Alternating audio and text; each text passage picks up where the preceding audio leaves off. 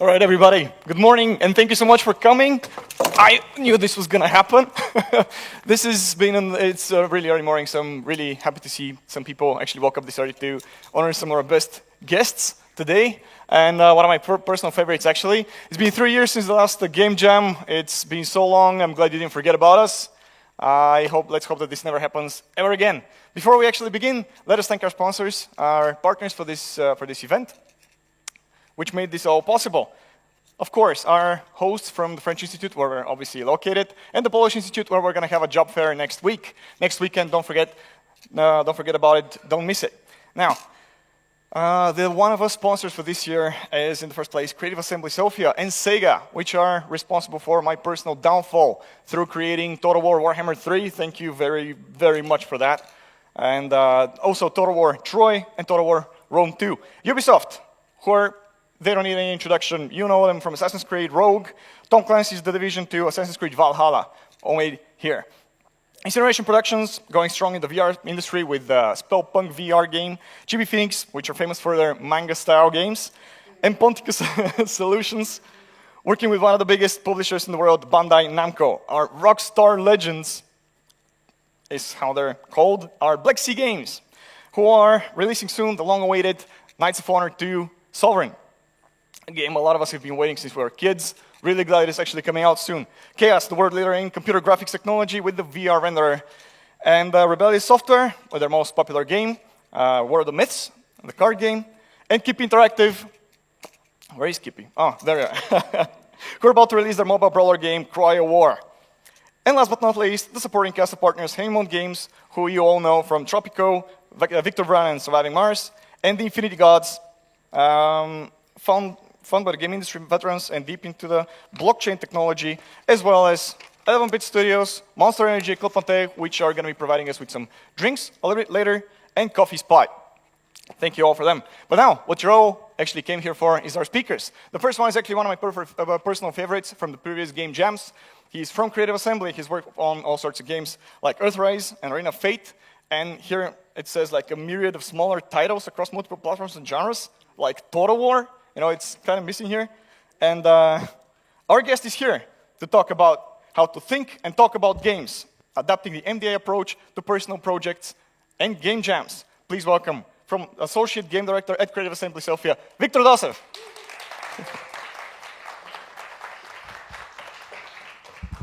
Hello, hello. I'll stay here. You can all see, and here. So let's start. A bit about me. As mentioned, I've worked on different games throughout my career. I started at Masthead Studios, worked on an MMORPG, then worked on a twin-stick shooter. This is important because it's part of my experience on startups. That didn't pan out that well. We learned a lesson the hard way. Friends joke, a person should go bankrupt at least once in their life, preferably early. I checked that box, so let's move on. And then I worked on a mobile. It was a popular genre at the time. And since then, I've been part of Creative Assembly, working on the Total War series for various titles. And we have a new project coming up, which I cannot talk about today, but stay tuned. It's going to be awesome because I'm doing it. But yeah, the rest of the team is super hyped about it. I'm so sad I cannot say any more about it. If you recognize any of those titles or you're interested, catch up with me after the meeting. We can always reminisce on the past with you. So, as you're well aware, there are many different games out there. Some of them are different artistically, thematically, gameplay-wise. They offer different mechanics. They play on different platforms. They have different input methods. But there's just a large variety, more than ever before. It's important, we'll get to it, but just to keep in mind. These different games are made by different developers. This is from the Game Jam. I hope you recognize yourself psyched. Hopefully, congratulations to the winners. Some of them are here today with us. So these different developers have different techniques, different methodologies. They work in different companies, and it's really hard to come up with a common language to discuss games, to discuss design, to discuss implementations. So these different developers make games for different kind of players who enjoy games or dislike games for all sorts of different reasons. These players are just different. the industry has always been trying to identify who our players are, how to make them, satisfied, what are fun games, how are our games different, what would players say about our games. So we're all here to learn how to make better games, how we can improve our process. Hopefully we come up with a solution that works every time. So there's always this question of, can we come up with a common vocabulary? Can we start having a unified procedure for making great games, the way it is in other industries? The movie industry, for example, has a way more established pipelines. The pre-production, production, post-production process has been established and been around for 20 years. The the book publishing industry has its own rules to follow for writers, and it's somehow we already feel we know how to do things. In games, some companies win, some companies fail, and it's hard to analyze why. So the question is, can we come up with a universal method for designing games? And the answer is sadly no. It's been tried many times. There are different methodologies. I will talk about them today and just give you an idea of what's up there so you can research on your own time if you're interested. Yes, this is a depiction of an actual colleague of mine, who shall remain unnamed. Just to give you an idea of what's up there, before we get to the MDA method, which is the topic of today's discussion. Different developers have tried to share their practices throughout the years. Some of them are more popular. Many of you have probably heard of them. For example, here on the bottom left, this is the Bartol's taxonomy for player types. But there is a taxonomy for everything, for game mechanics, for game genres, for player types, for player personas, for design templates. The idea is that we make games, we try to come up with the idea in the first place, try to put it down, try to test it somehow and implement it. We all know that. But there's no agreed way to do this. I've personally tried to read everything I can get my hands on, try to distill it, and for my life so far, I haven't managed to find a way that works every time for me. So I decided to get a more deep dive into the MDA methodology, see what the fuzz is all about. Hopefully, you learn something from it, so I save you some time. If you're interested, you can always read up more, but just I'm here to talk about it. So let's get to it. MDA stands for Mechanics, Dynamics, Aesthetics. It's just one way to talk and think about games. It's just a perspective of how to break down things. Sorry. So technically, it's a formal approach to game design and game research. Game design, how do we plan the games, how do we conceive the game, and game research is about how we talk about games, how we analyze them. It borders on academics, which I'm not going to delve too much into today. Whoever is interested can read those things on their own. It has not been created by Creative Assembly. It has not been created by me. It's something that is out there, that has been around. It's already, how should I say, it has a lot of criticism, so you should be aware that this is not a widely accepted model at the moment, but it is still probably the most well-known method out there. So it's worth it to just check it out, see how it has developed, what it has turned to. It has been updated. Many people has tried to build up upon it and evolve it, but let's get down to fundamentals. The basic idea is that designers envision games, consumers, the players, consume those games. They have, we call them artifacts, those things made by humans, and games are such an artifact, so they have a purpose and they can be consumed. And it's a different perspective. The model stresses out that there's a difference about how we see games and how the player perceives games, and we need to meet in the middle. This is what the D stands in the middle, by the way. Mechanics is something the developers, the designers live with when they create games. It lives in their minds. It's what they do practically when implementing the game. And A, standing for aesthetics or experiences, is what the players actually get out of it. But we need to meet somewhere in between it, and this is the dynamics part. So the designer creates mechanics, implements them. On the other end, the player receives an experience, feels things, gets moved, gets to experience all sorts of different things. And dynamics is how they meet together, because mechanics are rules. Dynamics arise from those rules. We have no controls to dynamics as developers. This is the important part. We have no direct control as developers of what the players will actually feel First of all, feelings are very subjective, and emotions we get into there, but these feelings arise from for the game playing out in real time. We have put things into the code, but we cannot predict all the interactions, especially in more complex game. We cannot fully predict player behavior. We can model it to an extent. We can try to anticipate it, but ultimately players experience games in their own way. The more complex they are, the harder those, outcomes are for us, the developers, to envision. So I'll try to illustrate this a bit and show you where the problem areas are and how they can be tackled, so we can talk about games as pastime activity. You don't need to be a professional designer. You don't need to have the job of a designer to be a designer, to think about games critically, to enjoy them, to wonder about what makes you happy when you play a game. So hopefully this will help you, find for yourself why games work for you and why you would like to recommend them to your friends, or just if you want to make them, how to make something like this or better. The MDA framework, mechanics, dynamics, aesthetics, I'll say this many times during this lecture, formalizes the consumption of games, breaking them into their distinct components. First are the rules. Without rules, there could be no game. They could be written. They don't need to be. You can just implement them if you can. But there are rules which are somehow, ingrained into the system, which determines what happens, how it happens, and the goal is to have fun at the end.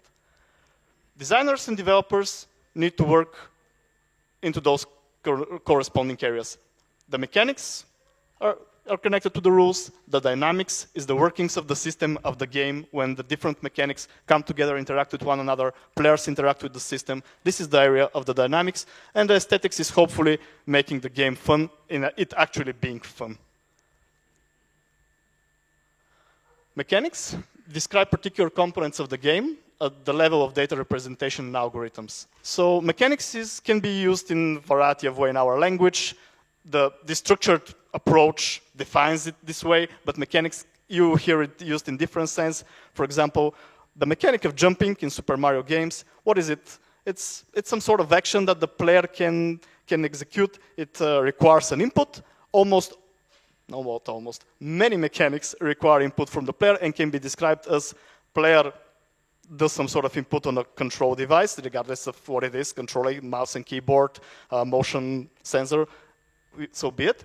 And there is some sort of outcome in the game. For example, the character moves when you press the W key. This is the basic example of a mechanic. Mechanics in this sense, however, are described that mechanics is what we put into the system. They're objective. If we say a particular action in the game has certain properties, it will always have those properties. We have to go over that and only that as developers. Say the jump has this level of acceleration, it has this level of height. These are the mechanics of a game. The rules, the interactions, what the player can do, how the game reacts. Dynamics describe the runtime behavior of the mechanics acting on player input and each other's outputs over time. So once we code the mechanics and the game gets out there, when the player actually plays the game, this is where the dynamics arise. For example, we the developers cannot implement, I'll use an example, in a racing game, players trying to get ahead of one another. This is what happens when the players play with the game. We can anticipate it, we can try to create this experience, but we have no direct control of it. And it's important to realize that there is a middle ground that happens after the game is out there. So dynamics is just a synonym in this sense for gameplay, for the actual gameplay, game running in real time. Aesthetics, it mostly evokes things about appearance and beauty, because it is a discipline that tries to understand why different people, what different people consider beautiful in the world. But in this sense, aesthetics describe the desirable emotional responses evoked in the player when she or he interacts with the game system. And it flows like this. Developers incorporate rules, mechanics, then the players play the game, so it's just play dynamics, and then they're having fun or they're having an experience, which is the aesthetics part of it. We can try to aim for a particular aesthetic when creating the game. I think most of us do it this way. Some people probably can start at the mechanics and just wonder about what the player will experience afterwards, but I think most of us, when they're creating or thinking about a new game or a part of a game, they try to envision some sort of outcome, something that lives in our head, some sort of picture maybe. For me, I'm a very visual designer, so I literally have a picture, for example, of cowboys shooting one another, and I'm trying to figure out what makes it fun, what the player can control in this particular image that I have, and start to go back down, figuring out what the different dynamics are. For example, is there, stealing horses part of it, is reloading your gun part of it, and then I'll need to work out the nitty-gritty details of how do I actually implement this and what the specific rules are. So you can aim for certain aesthetics, but you can also aim for dynamics. It's really hard. I don't think it's a widely adopted approach to try to envision the dynamics themselves and describe them, but you could if you really want to. Because I'll get to it and it's become more clear in a second. Here's an example. What happened to this layout? I don't know. Okay, here's a mechanic dynamic aesthetic relation in practice. In Total War, we have mechanics, just single bits of actions or events that you can describe when you play the game. Like you can recruit units, you can move your armies around, you can fight battles, you can capture settlements. This is pretty much the core gameplay of all Total War games. These are the fundamental mechanics. Without it, there is no game there is no Total War. So we as designers define those things that you can see listed there, which leads to the dynamic of territorial conquest. We cannot say for certain that this will happen. This is what players playing with the game will happen when they play with our mechanics. Territorial conquest, your faction trying to take pieces of the world for their own faction. This is something we'd like to happen. It lives in our heads, but we have no control over it. If the player doesn't want to do it and just stays and passes the time, it will not happen. This is why it's emergent, and it's important to understand that different players will interact with it differently, and we need to account for that. We can aim for it, but we have no control over it. The dynamics emerge from the mechanics, from the rules of the game. Aesthetics is what happens, hopefully, when players engage in this territorial conquest. This is the fantasy of the game. For example, the fantasy of being a conqueror, being a general, some sort of power figure, or being a particularly good example is the dominated character from the Black Company books. It's a tyrant who just goes on megalomanically conquering the world and is this sense of, I've got this. So this is a fantasy all Total War has in them. Another aesthetic we aim for this dynamic of conquering lands, is just the sense of mastery that comes with it, with overcoming challenges, because it's a strategy game. You manage resources, so the player gets some sort of, feel that they've done well when they engage with this territorial conquest. There's also the aesthetic of self-expression, because there are different ways to go about conquering territories. So using your own approach, feeling good about it, is a form of self-expression. There is also the sense of progress and engagement, that because it takes time to conquer all those territories, and it's a visual feedback for you that you have done well in the game. And there's also this sensation, we can call it, of painting the map, where you could just very visually see how the map gets populated, and it's particularly pleasing to a lot of our players to see the map getting colored in your faction's colors. These are the aesthetics we aim for. Hopefully, by these situations happening in the game in the middle, which are the territorial conquest, which come out from the particular rules that designers and developers have put in the game. An even easier example from the Mario games, the mechanics are jumping, running, having collisions with different objects, with different enemies. There are platforms, there are environment that you can bump yourself instead of passing through. These are all the rules, the basic rules of the game. There are holes you can fall down to.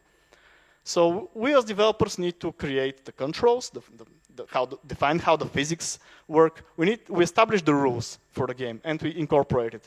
We tweak the parameters, we tweak the variables, we put down lines of code, we put animations, but this does not mean anything at this point until it actually gets to be played, and the dynamic of the mechanics working together and the player interacting with them is what we call platforming. It's just just the combination of all of this in motion, in real time, once the player gets to play with it. And the aesthetic of playing a particularly hard Mario level is supposedly pure joy, as you can see from the image there, or frustration, or whatever. Different designers can aim for different aesthetics in the game. It's not a problem if you want to create a hard game, if you want to incorporate despair into your game. They don't need to be all what we consider light fun, but hopefully it's a conscious choice. It could be argued that games like Dark Souls are trying to do something different. They came out in a time where games were trying to become easier and easier, and frustration as part of a learning mechanism can be very powerful in your games. The idea here is that you better be intentional about your aesthetics in the game and don't leave it to chance. For example, if you don't want players to be frustrated, don't make it frustrating, is what I'm trying to say, but anticipate that it can happen. We'll get about describing aesthetics in more detail now, because this approach, MDA approach, suggests a certain finite amount of aesthetics that we can aim for. Again, this has been criticized and expanded in many ways, but it's a good foundation. It just shows what kind of problems, what kind of aesthetics we can aim for, and you can come down with other lists and expand this as I will show afterwards. The aesthetic of sensation. What do we want the player to feel in the game? It's sort of it has to do with the senses of the player. It could be tactile senses. For example, you would like your player to experience some sort of control or motions with their hands or their entire body once we start having these suits that I'm dreaming about, but we still don't have. So sensation, if you want to offer new sensations to your players, it's either in a matter of controls, a matter of how they experience the visuals. What is your visual styles? If your visual style is particularly unique, you can aim for a particular sensation experience. For example, this recently released game Scorn has a very, very particular art style. There are very few games like this, inspired by, of course, Giger, inspired by Bezinski. It's dark, it's repulsive, but it's unique. If you want your players to feel something unique visually, do it. It could be sound stimuli, it could be, again, tactile stimuli, but you can aim for a particular sensation for your players to have. Another sort of aesthetics is the fantasy. Game as make-believe. You can create a game that stresses on the player feeling like what's happening there is real and them role-playing, and it deals with immersion. If we want, we can make games that immerse the players more into their games. I'll get to it in a bit, because immersion can be used in a variety of different ways. Narrative, game as a drama. The fun part of the game could be you just not knowing what will happen next and you wanting to find out. That's it. This could be the aesthetic of your game. It could be a narrative aesthetics. It doesn't need to be any one of those. It could be a mixture of those. All games that you probably think of at the moment combine most of those aesthetics. Challenge, game as an obstacle course, games which are hard to learn, hard to master, provide, or ideally easy to learn, hard to master, would be the perfect example of challenge games. Fighting games come to mind, and all the competitive games. Fellowship, you can try to create a social experience for the players. Creating social games is actually pretty hard. It's usually multiplayer games because other players are the best source of social interactions. It could be done with strictly single-player games if the characters there are particularly well developed. Dating sim games, there are some bartending and some other games out there which deal well with this. The trick part about trying to create a social game is that for social elements to work, you would like players to work together, cooperative games maybe, but if they need to rely too much on one another to do well in the games, it can really fall apart very quickly. For example, in an MMORPG, if you don't have if players need to accomplish complex interactions between one another and they don't even know each other at the time and they do not trust their partners, it will not work out. This is something to keep in mind. Discovery, games that rely on uncharted territory, being the first one, being the first to see something for yourself, even finding out different things. Open world games are usually discovery, satisfying games. Expression, self-expression, self-discovery. Sandbox games like Minecraft is probably one of the best examples, and sandbox games in general, like the Roblox. Garry's Mod, and so on. Submission is an interesting thing. Games being fun simply by virtue of being pastime or pastime. If you want your game to be engaging, you probably want to design some sort of game as a service game, some sort of grindy game, some sort of progression-based game.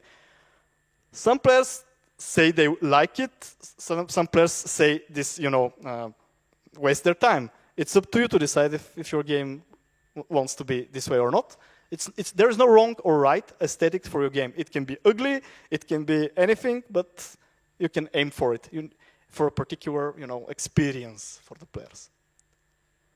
And there are many other ways to describe experiences in games. This is, excuse me, this is the NDA suggestions for this particular list. But it can be expanded. It has been done by other developers trying to figure out. For example, some developers try to list different types of players who enjoy different activities. Treasure hunter, we can associate it with exploration. Thrill seeker, we can associate it with action and sensation. Thinker, we can associate with self-expression or with challenges depending on how hard that thing that needs to be solved. This is one way to look at how players are having fun in our games. This is a different approach. One I often mention in my lectures is the gamer motivation model by Quantic Foundry. It's a bit more thorough than what you just saw. It divides the types of fun in a game into 6 broad categories with 2 subcategories. If you're interested, see what players consider fun, what is something that is well known in the industry. These are different things you can strive for in your games. Social aspect, mastery aspect, achievement. This is just looking at that list I showed you earlier from a different perspective, slightly different taxonomy categorization. Just be aware that it's out there. And there's a similar thing for board games now, apparently. I wasn't aware. If you're interested in not video games, but board games, there's also this, breakdown of what players consider fun in board games. A bit about immersion. If you strive for immersion in your game and you wonder what that is, because it's not a very productive term because it's too broad, there is a good popular breakdown into 4 different types of immersion. I'll not get to it now because we won't have the time. Just be aware if you're interested in immersion specifically for your games, for experiences, if that term rings a bell in your head and you want more of it, there's resources out there. Just search for 4 categories for meaningful discussion of immersion in video games. It's out there. It's a very good read. You can, especially when it comes to VR games.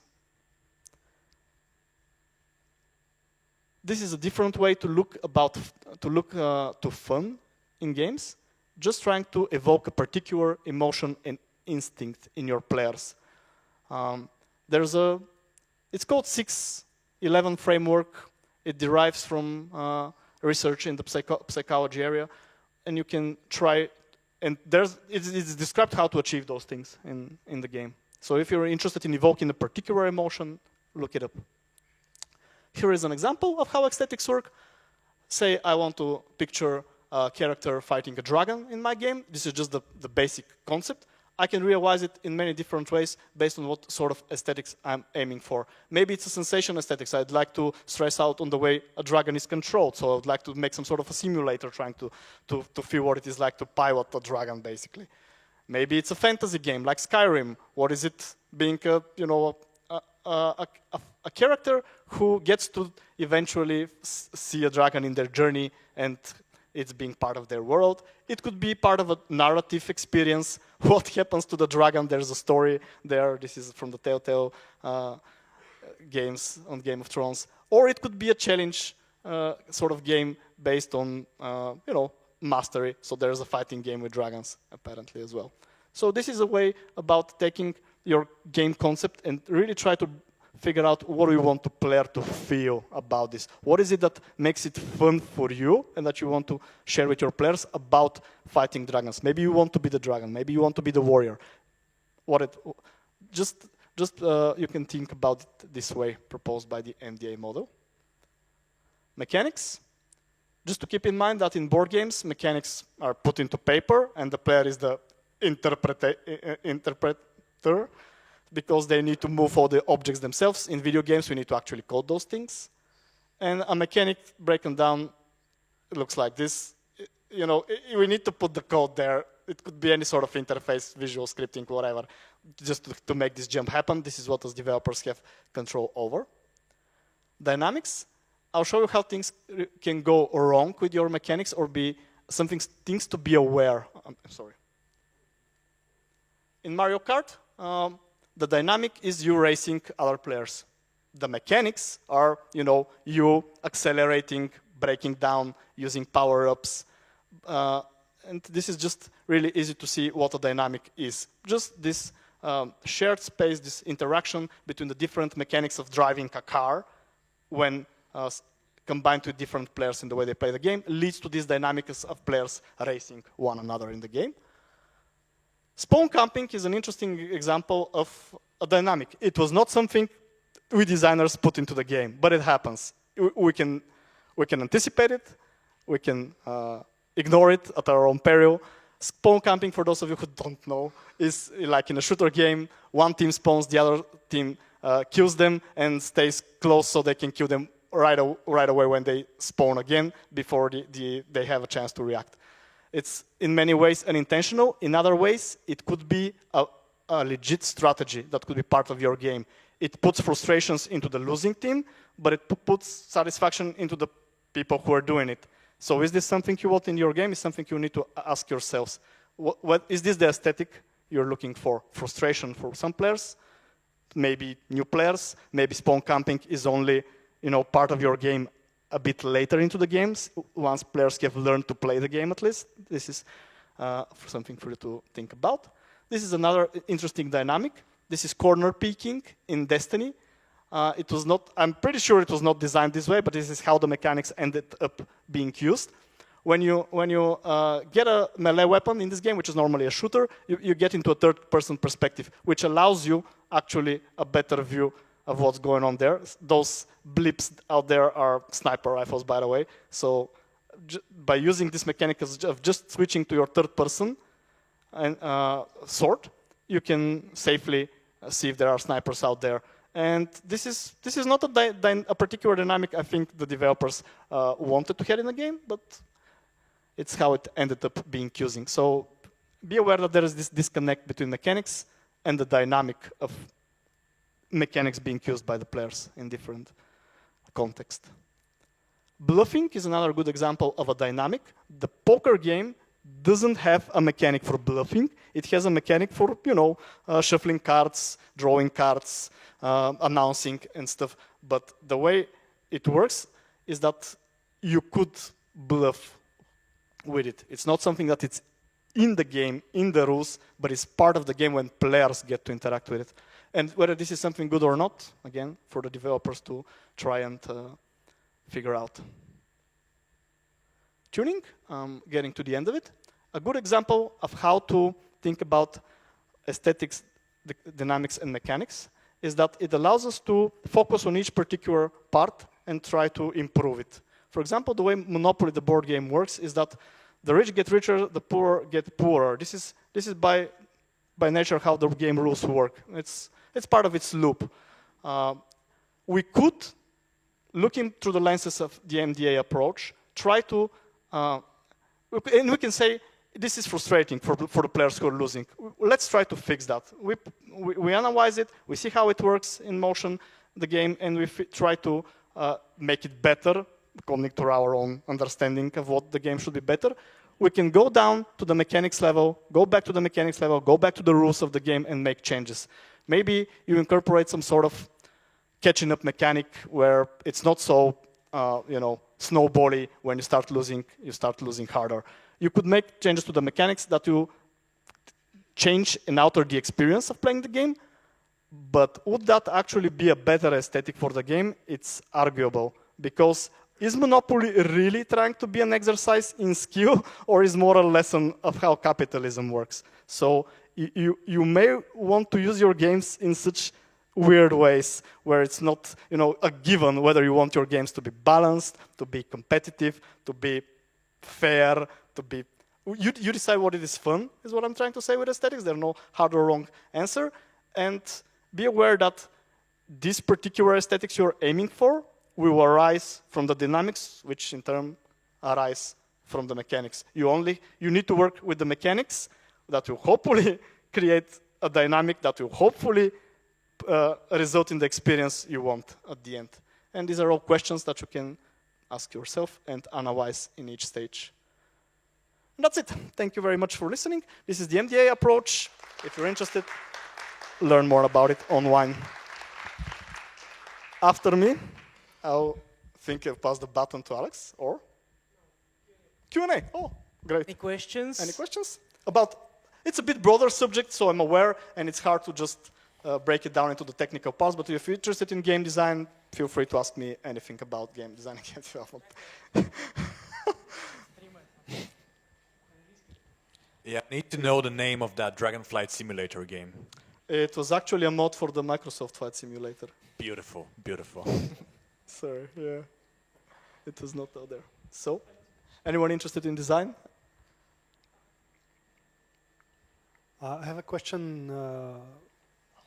Do you use this approach, and how does it translate to more structure? Because you're talking mostly about the philosophical way it works, but how does it work in, let's say, what kind of software do you use to facilitate game design and stuff like that? Good question. First of all, it has been formally used in GDC workshops throughout the years, so people there have adapted it into much more, it has been the standard for them to do it. It is not the standard in our company, and it's not the standard for me in particular. I do not have a defined methodology to work with. This is just a subject I wanted to do a deep dive in and incorporate it in my way of thinking, so that I'm aware that what are the different types of aesthetics? Am I missing something when I'm trying to picture what the different experience could be? So this helps me to learn all the things that are possible, so to speak. Like I see a map of all the things present, but I do not actually use it super formally. And I don't think that's the goal really, because it could have, if it could have worked well, it would have been adapted by now by different companies and made it a standard. It's just a way to look at things, really. Of course, you can try to make your designs listing your mechanics and trying to make designs for your dynamics. I would like these situations to happen, and you try to put it in pencil, and then you can also describe in design documents what kind of aesthetics you're aiming for. You can put down into Illustrator and say, I want this game or this part of the game to be frustrating. I want this part of the game to feel satisfying. How? And I describe it in words with pictures. This is the process if you want to go formal about it. People in the back?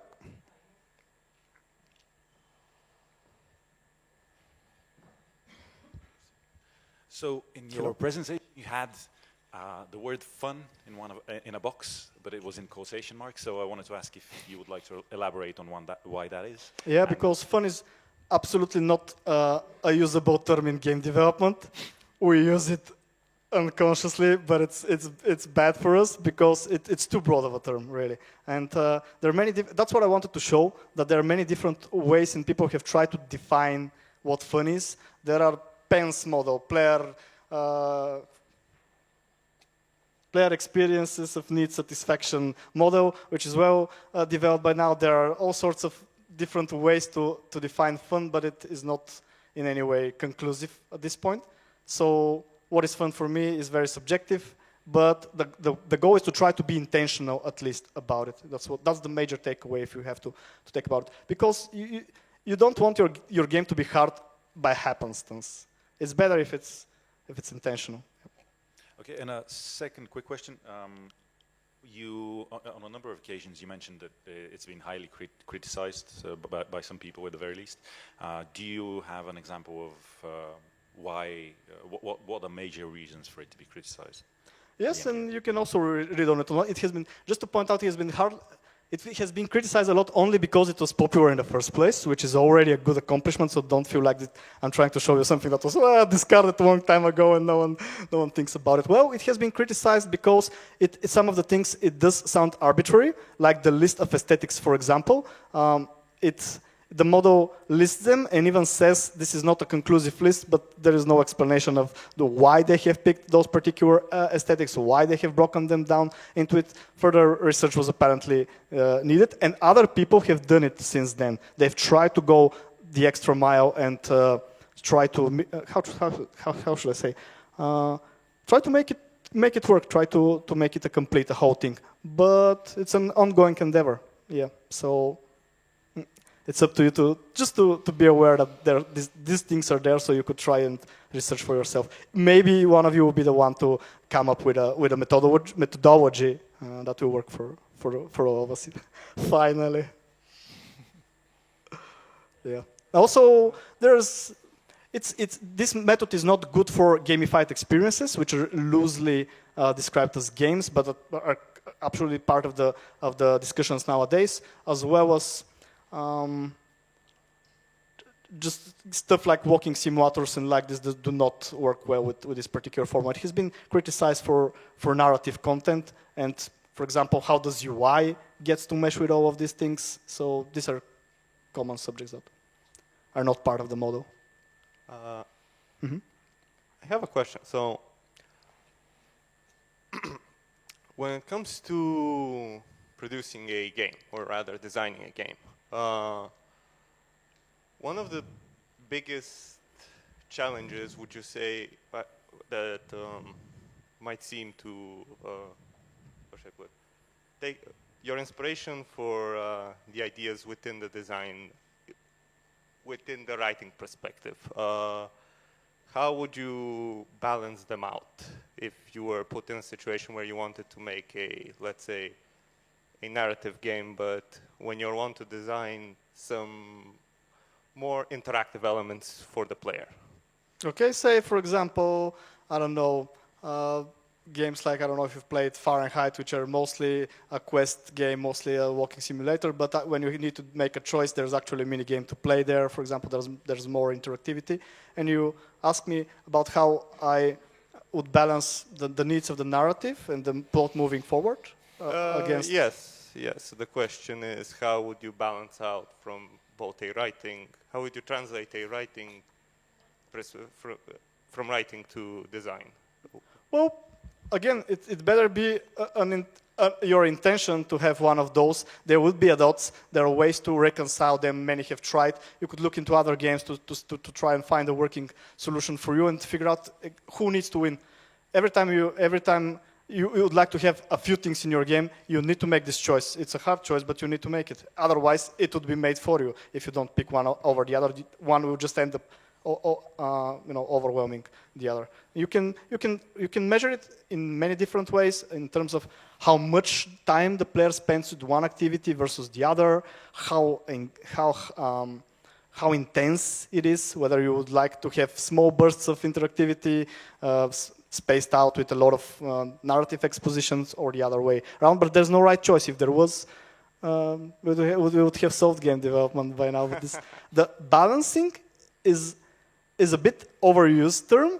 You need to be aware that you first need to have an intent that you can measure whether your system is balanced towards. If you don't have an intent, you cannot say if something is balanced. Balance on its own doesn't mean anything. 0 equals 0 is perfectly balanced, but is no fun. So you need to say in your game what needs to happen, and balancing out is to measure if it does happen the way you envision it. Okay, thank you very much. Thank you. Any other questions from the public here, or maybe online? Last questions. Yeah, sure. Coach. Hi. Hi. If you want to bring new players in your game that they never played that kind of game before, if they, for example, never play strategy game, and you want to show them that the strategy game are fun and maybe they will be fans of them, how you make them to play this kind of game that they don't want to play till now? I guess what you are implying here is that strategy games naturally are more complex game and it's harder to get into. Yep. And how to make a new player excited about strategy games.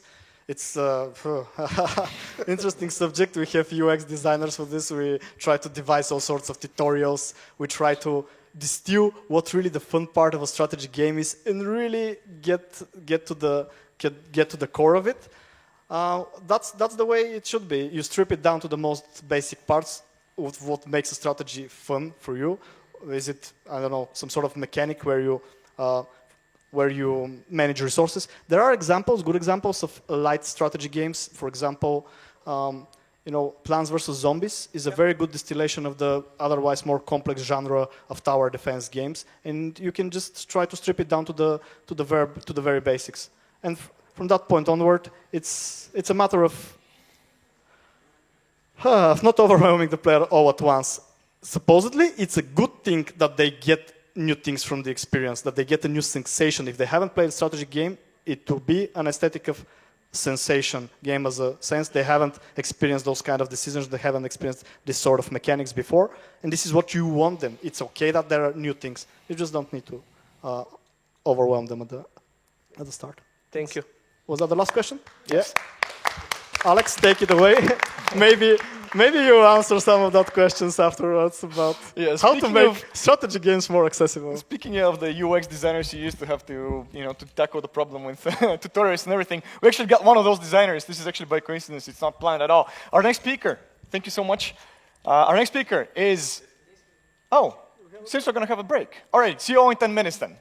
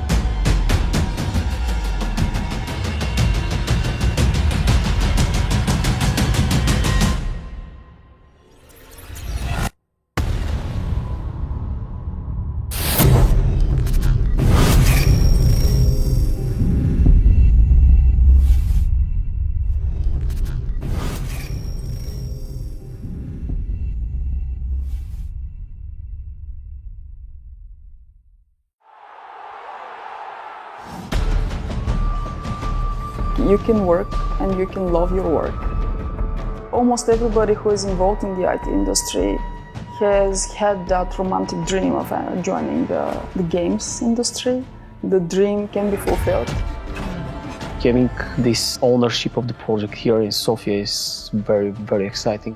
We have to learn the engine, the whole new code base. It's interesting to follow the development of features throughout the series, to see how the studio experiments with some ideas, how they get refined or change and have different iterations in the newer titles. I've been years-long fan of the series. I've always played Total War like probably the last decade, and now being able to work on those titles is just amazing. A dream job, actually. It's been a fantastic opportunity to work on Troy. I have very high expectations of the final product. We have this great, powerful team of different individuals working together on a great project. Yeah, this is one of the most amazing things, that we have the creative freedom to realize our ideas, share what we know and what we are passionate about. Everyone should have a voice. It's a creative process. One of the major draws of the series is the ability to immerse yourself in that time period. All ideas are always welcome, so it is always a very collaborative effort. The thing that excites me most about working here is the ability to grow and knowing that any effort you put in does have a result. We moved 6 months ago to a new studio. It's tailored for us. It's tailored for our current team and for our growth, because it's quite invigorating to see our future, to see our current successes being materialized in this way. We constructed, three audio rooms with surround sound capabilities and a live room.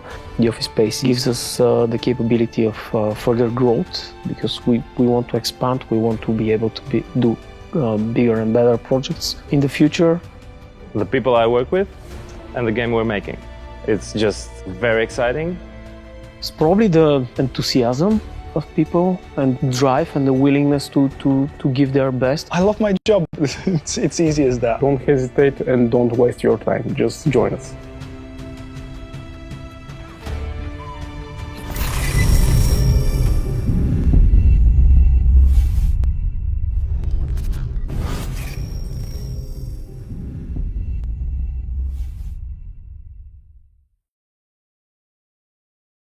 What would I say to a potential recruit? I would say join us, because we're the best, we're the biggest, and we make the best games. I grew up playing Total War.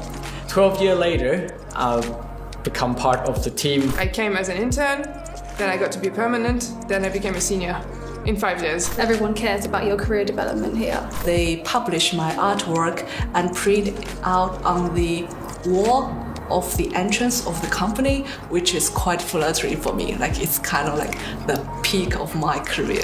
If you thrive in a high energy environment where everyone's smarter than you are, this is the place to be.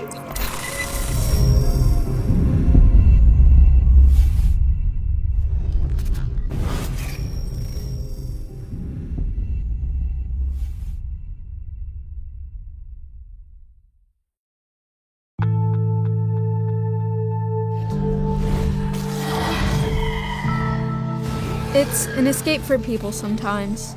People turn on a game and just lose themselves in another world. Being able to do that for them is just, it makes me feel so proud and happy that I can. And that's what I love about working at CA. We all are very passionate people and very passionate gamers. I think this is like one of the best things that kind of melts everybody together. Creativity can come from anywhere, and that's the beauty of it. In the games that we actually make, there's quite a breadth of creative scope. We've got fantastical creatures, we've got magic, we've got strange and weird weaponry, sci-fi. Before I start working in the game industry, I look up to people who work in the game industry as well. Actually, a lot of people who work here at CA used to be my kind of like secret mentor when I was younger. We have some really, really awesome guys on the team, and everyone's word is really valued. We argue a lot. We love each other, though. The diversity of the team and the slightly left field style of thinking just gives everything we do a kind of little bit of a flavour. It feels really, really special to be able to say to people like, I worked on the game, and they're saying, oh, I know that, I've played it. People are playing it, people are getting like really excited about it, I'm really excited about it. It's fantastic that we are kind of empowered and given the opportunity to do things that are a little bit weird. That's a really beautiful thing that I have in my job, and I feel really lucky that I have that.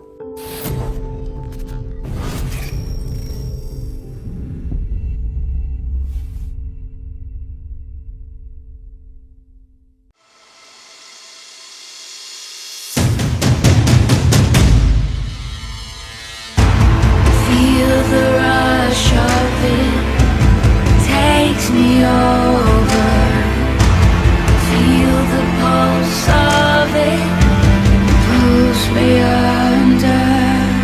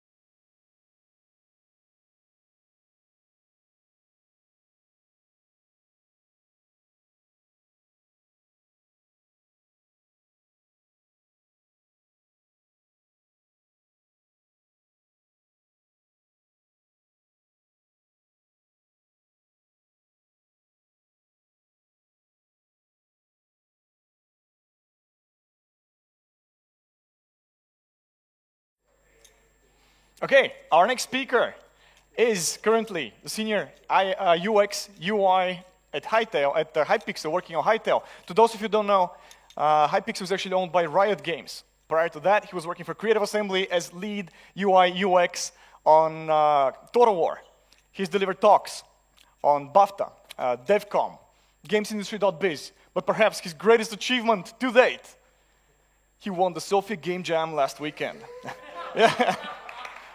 Here to talk about the differences between UI, UX, and UR from Hypixel, Alex Tokmachev.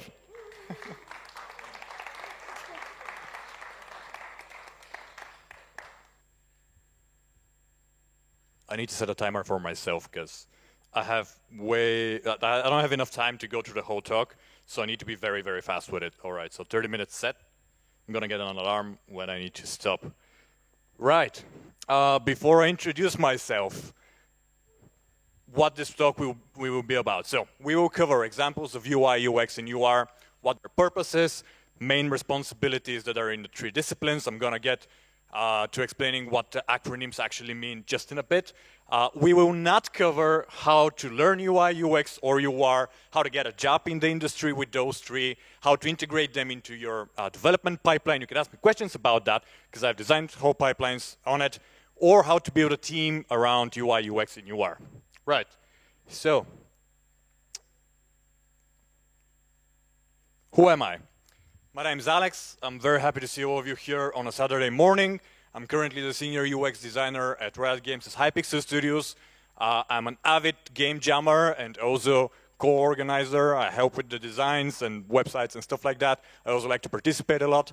Game jams are amazing. If you want to get into the industry, go and participate into game jams.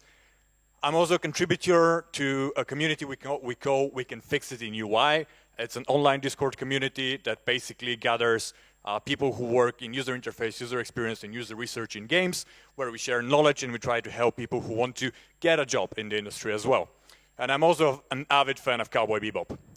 I'm currently working on Hytale. So for those of you that don't know, Hytale is a blockable game which basically covers all of the aesthetics, dynamics, and mechanics that Victor talked about in his lecture. So there's the social aspect, there's the creativity aspect, there's the exploration, discovery, everything.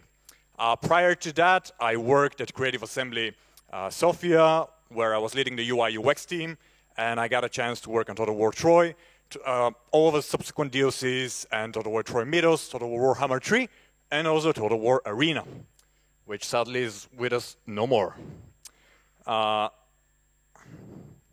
So, user interface, user experience, and user research. They sound very similar. There's a big difference. I know that it's confusing, but that's why I'm going to do this talk. And hopefully, by the end of it, you have a better understanding of how they actually differ and how they apply to games. So, confused already? You're not alone. Story time.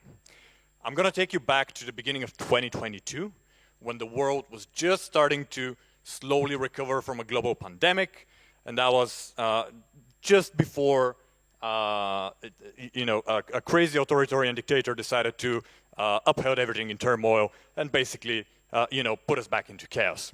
But at the beginning of 2022, we were blessed with the release of this title. Exactly. Woohoo, Elden Ring. And what a title it was. 10 out of 10 across the board, must play. Everyone loved it. It was truly an achievement. But it came out, all the critics love it, players love it. But then a certain discourse starts to unravel. I go on Kotaku and I see that there's this article stating that Elden Ring's minimal UI and HUD elements have started maximum dev debates. So I'm like, okay, what the fuck is that about? What do they mean? So start reading the article and I see that certain people that have become in the numbers of thousands, both developers, players, fans of Souls-like games, have started a debate and a discussion whether actually Elden Ring's UI UX is good or not. Now, I'm not going to talk about whether Elden Ring's UI UX is good or bad, because that's very subjective. But I will use Elden Ring as an example to explain to you what is the difference between UI, UX, and UR. So what do I do? Well, like any sane person, after reading this, I go on the Bluebird site, which I don't know if it's still alive, it's still out there. Might go away in a few days, we'll see. And I start reading the discourse. I'm interested. That's what I do. I do UI, UX. So people don't really discuss UI and UX very often. They usually do it when it doesn't work properly, or when they have some weird expectation of it, or when it's done in a very, very cool way, like in Persona 5. So I'm like, okay, let's see what they're talking about. So we have generally two groups of people in this discourse, as in most of the discourses. We have the group of people which is slamming the UI UX of Elden Ring. We have Rami Ismail, who is like, I generally have not found anything good about the UI UX of Elden Ring. We have this guy who says, I have qualms about Elden Ring's UI from an accessibility standpoint. Status icons are impossible to decipher. And this guy with this very, very thorough opinion is like, every Souls game just has garbage main UI. Just the worst. Elden Ring is terrible. And then we have the other camp, which is like, they're like, I don't get what the big deal is. The UI and UX has been the same pretty much since the very first Souls game. 4 titles later, it hasn't changed. It's minimal. It works for me. I get it. I have all of the information that I need, right? So what do? Well, like any sane person does, I decide that I'm going to enter this course because, I apparently don't have anything better to do with my life and my time. So after reading hundreds and hundreds of these on Twitter and on Reddit, I go on Twitter and I'm like, you know what? I figured it. None of you actually knows the difference between UI and UX. And that applies both to developers and to players. And that's the truth. We're going to see why it is right now. Apparently that also, started some discussions and some hot takes, but I absolutely vehemently stand behind this statement. The majority of people do not understand the difference between user interface and user experience. And it's not their fault. I mean, there's a lot of confusion inside the industry as well between the two terms. There are a lot of studios and a lot of developers that use them interchangeably, or expect that they're kind of like the same thing, or mix them together and think that UX is all about UI, which is not. But we're going to try and untangle this thread of complicated terms. So let's look at the biggest critiques towards Elden Ring's supposed UI UX problems. And as I stated, I'm not gonna tell you if they're actually problems or not. We're just gonna investigate. So the first thing that we're gonna look at is, wow. Thank you very much for attending my talk. All right, so let me quickly go back. There's gonna be a lot of spoilers.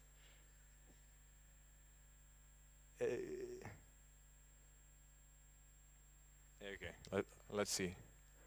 Come on. No? Okay, what about like that? Okay, this works. So, the first critique was, well, one of the most frequently mentioned ones was towards Elden Ring's map. And, I mean, this is the map screen in Elden Ring.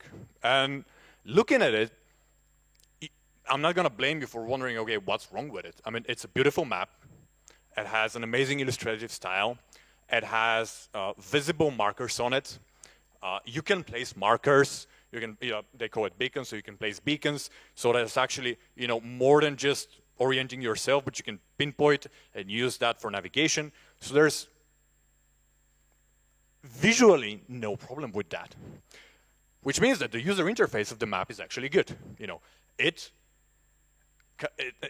achieves its intended goal. However, the problem that a lot of people are mentioning is that you open the map with, come on. Okay, I'm gonna do this. You open the map with one button on the controller and you close it with another. And this is true for every platform, because Elden Ring is cross-platform. So on Xbox, you use the See More window button to open it. You press B to close it. On PlayStation 5, you use the touchpad to open it. Thank you very much. you use B to close it. Why is that irritating people? Well, because this is an action that you do quite a lot in Elden Ring. I mean, your map is one of the best ways you can do to orient yourself. And you notice how the two buttons are positioned in like diametrically opposing each other, right? So if you want to quickly open and just check something and quickly close it, you can't really do that because that's not how thumbs work properly. So that was very irritating to people. But the thing is that this is not a failing of the user interface. This is a failing of the user experience because it's the user experience designer's job to figure out, you know, the controller inputs and the informational structure. Yeah, okay, thank you. Ah, it started working, by the way. Yeah, just kind of click, or not. Okay, perfect. It works somehow, fixed itself. So, you know, this is a failing of the UX. It's not a failing of the UI. However, people were using that to state that the UI of Elden Ring is not good. Next, we have the status icons. So, at first hand, it's like the status icons. The icons in Elden Ring, most of them are very well drawn, beautiful, incredibly detailed. But it's not about the UI art here. It's about what it actually represents. So one of the problems that people have is that they have no way to tell what those icons actually mean. So their player experience is hindered. And we have 40 plus buff and debuff icons, which can appear at any point in Elden Ring, triggered by either events, items that you use, whatever. And some of the icons, you know, you can extrapolate the meaning of them. You have a sword, obviously that must mean that, you know, it impacts in a way your weapon damage, for example. You have kind of like a scroll, so that must be related to power. But the thing is that nowhere in the game do you actually see those explanations. This is from a wiki. So you have to go out of the game, you have to find a wiki, and that's, you know, breaking, this is where you break the immersion in the player experience already, unless that's intended. And with Miyazaki, I kind of suspect that it might be, in order to figure out what is actually happening to you right now. And then you have some other icons. So you have like 4 red squares, which are in different containers and with different arrows. And good luck telling what does it mean of a red square in a rhombus against a red square in a square, you know? Go figure that out. And then you even have some that you just can't decipher. It's like temporarily restores HP with successive attacks. Good luck figuring that out here. So, again, not a failing of the user interface, a failing of the UX. Why is it a failing of the UX? Because no one thought about. That's the first possibility. I haven't worked on Elden Ring, so I don't know. So either no one thought about implementing a system that actually allows you to see what the icons means, whether that is in a menu or whether you can actually focus the icons on the HUD themselves, or they didn't want to. If they didn't want to, then it's an intended player experience to obfuscate information. But again, this means that it's not about the UI, it's about the user experience. So, why am I not certain if it's the why am I certain, not certain, but I think it's more of the second? Because in Elden Ring, there is actually a system where you can hover on elements and you can see explanations for them. So if you go in the interface menus, wherever, at any point you can pull up this model from which you can click or select explanation and menu explanation. And that allows you to go over the different line items in the menu and actually see tooltips with what's in there. So this exists as a system, but it's just not applied to icons, to the status icons. Right. Moving on. The HUD. Another very hot topic with Elden Ring. So this is Elden Ring HUD. It's nothing too special, right? You have standard stuff. You have your player vitals up top. You have the enemy vitals below. You have your current items in here, and you can switch them. And you have this little element here. It's actually quite clear, quite simple. So there's 2 things about HUDs. The visual elements that you see here, that is UI. I mean, UI designers said, okay, we're going to represent the health bar as a bar. If you get hit, we're going to remove sections of that bar, right? But it's the UX designer's job to figure out whether all of those elements actually do their job of communicating their states to the players. And the thing is that some players were like, you know what? You're all criticizing Elden Ring's UI UX so much, but at least it doesn't look like that. And this is kind of like, I mean, this is basically a meme that happens where people are like, you know, Ubisoft games, they're full of UI. And I mean, that's, the thing is, it's kind of fun, I get it. I mean, I laughed at the meme. But the difference is that every Ubisoft game in the past 6 years has allowed you to turn on and off every single element on that HUD. Whereas Elden Ring doesn't do that. And why? Because again, user experience. The thing is, giving your players the chance to customize their experience however they want. Maybe they want to strip down everything and they want to have a very pure hardcore experience where I'm gonna orient myself. I'm not even gonna look at the map. I'm gonna take a pen and paper and I'm gonna write down all of these things myself. Or I don't have the time for that. I have 3 kids. I really want to play this game. Give me objective markers, you know. So whether you decide to do that and how you represent all of that information, again, that's the UX part of it. The UI part of it is just making sure every single element is actually readable and it looks good and it mixes in. Cool. Where does, one more thing before, I don't have my flow, so you see how this happens. So user experience, one of the main takeaways so far is that it does not equal user interface. It's actually about a lot more. So let's take another example from Elden Ring. So when Elden Ring released, another problem was that at the beginning of the game, you come at, this is kind of like the intro stage. So this is what you see. And you have 2 pathways here.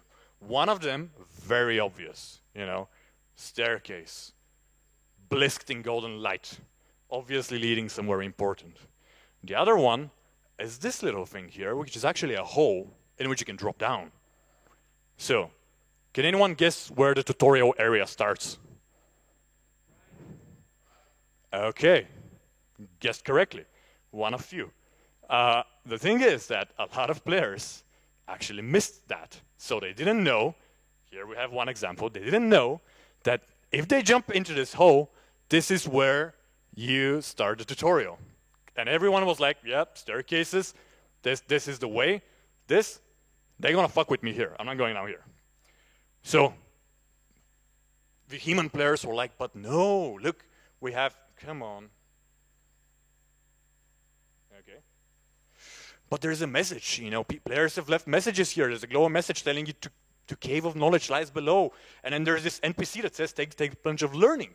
But the thing is, Elden Ring works in such a way that you don't just see this message, you also see like a dozen other messages left by other players, and you don't know if they're trolling you. So you're not sure whether you should trust this message. And here's the deal, like one person at working on Elden Ring thought, okay, I'm gonna give them directions. I don't wanna miss them in the tutorial. But then they didn't test that, and that's where user research comes.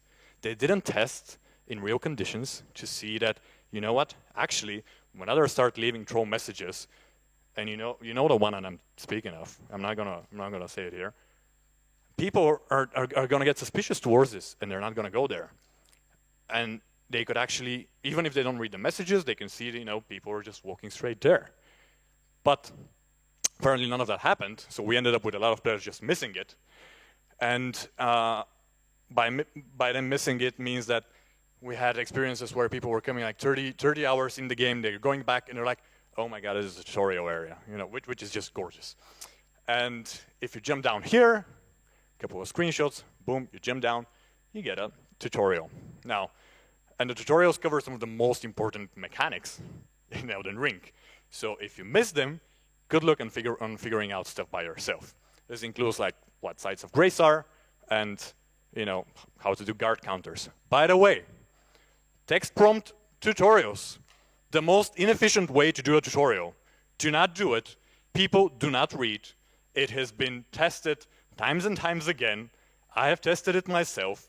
People, most of them, the majority, will either skip this, like they just won't read it, or they will read it, 10 seconds later, they will have forgotten what they've read, especially if you serve them 3 or 4 consecutive of these, like Elden Ring does. So, it got so bad, people started complaining, we can't find tutorial areas, they're giving reasons why they can't find the tutorial areas, and it got so bad that they actually patched this. So right now, if you play Elden Ring, and if you start the game, you get you 100% get this prompt, and you have to interact in order to skip it. It's to learn that if you jump down the hole ahead, you will find the Cave of Knowledge, but there is additional explanation, and there you can learn more about the game controls and basic actions. Right, so had they done proper user research before that, and what does proper user research mean? We're going to learn in a second. They would have known that this was a problem, and they could have implemented a fix for it before they released the game. So, however, wait. Use a side hop to avoid. I want to show you another video. Like, Elden Ring is not the only game that's fault at doing player onboarding like that. So we're gonna take this 1 minute and 30 video clip from Negorix. Come on, from the Negorix streamer. Use a side hop to avoid enemy attacks. This will create an opening that you can use. What's a Was I supposed to find this at the start of the game? Was this? Oh my god. This is the tutorial. I've done 3 out of the 4 divine beasts, and this is the tutorial. All right, target the enemy, go side to side, and jump with an X. All right, hold on. Target enemy. Are you kidding me? Does this thing just want me to just practice a jump? It doesn't want me to do anything else? Just really wants to make sure I'm jumping? I'm sorry, what now? Do a backflip? You can backflip in this game? Parry at the right time. I didn't know you can charge attacks.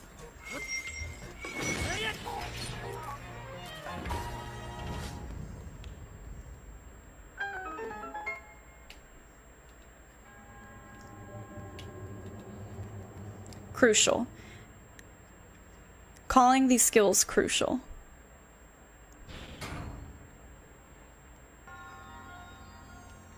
Right. I wanted to use this video in a lecture for so long. It's like when people ask me, what do you do in games? I say, I try not to let this happen. So, yeah. Let's now go and dive a little bit more into the user research, user interface, and user experience of things now that we had some examples.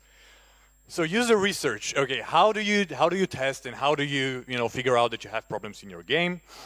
Well, first let's look at the purpose. The purpose of user research, what it is. Number 1, it's about testing your assumptions. You have an assumption, you've implemented a tutorial, you have an assumption that people will find that tutorial. Test it, see if that's true, validate it. Number 2, uncovering problems in the design. So assumptions, quite often, if not validated, lead to problems. Number 3, discover areas for improvement. How can I, make things better for my players and work in the intended player experience? And number 4, learn about the players' behavior. There is nothing better than putting actual people behind the controller or the keyboard or the screen, whatever, and seeing them how they interact with your game. Trust me, 9 out of 10 times designers want to just, start ripping their hair off when they see players actually playing their game, because you cannot predict their behavior. You can only assume what it will be. And what are different methods of doing user research? We have 2 of them. One is called qualitative, another is called quantitative. So the qualitative method aims to answer the questions why and how. This is about player behavior.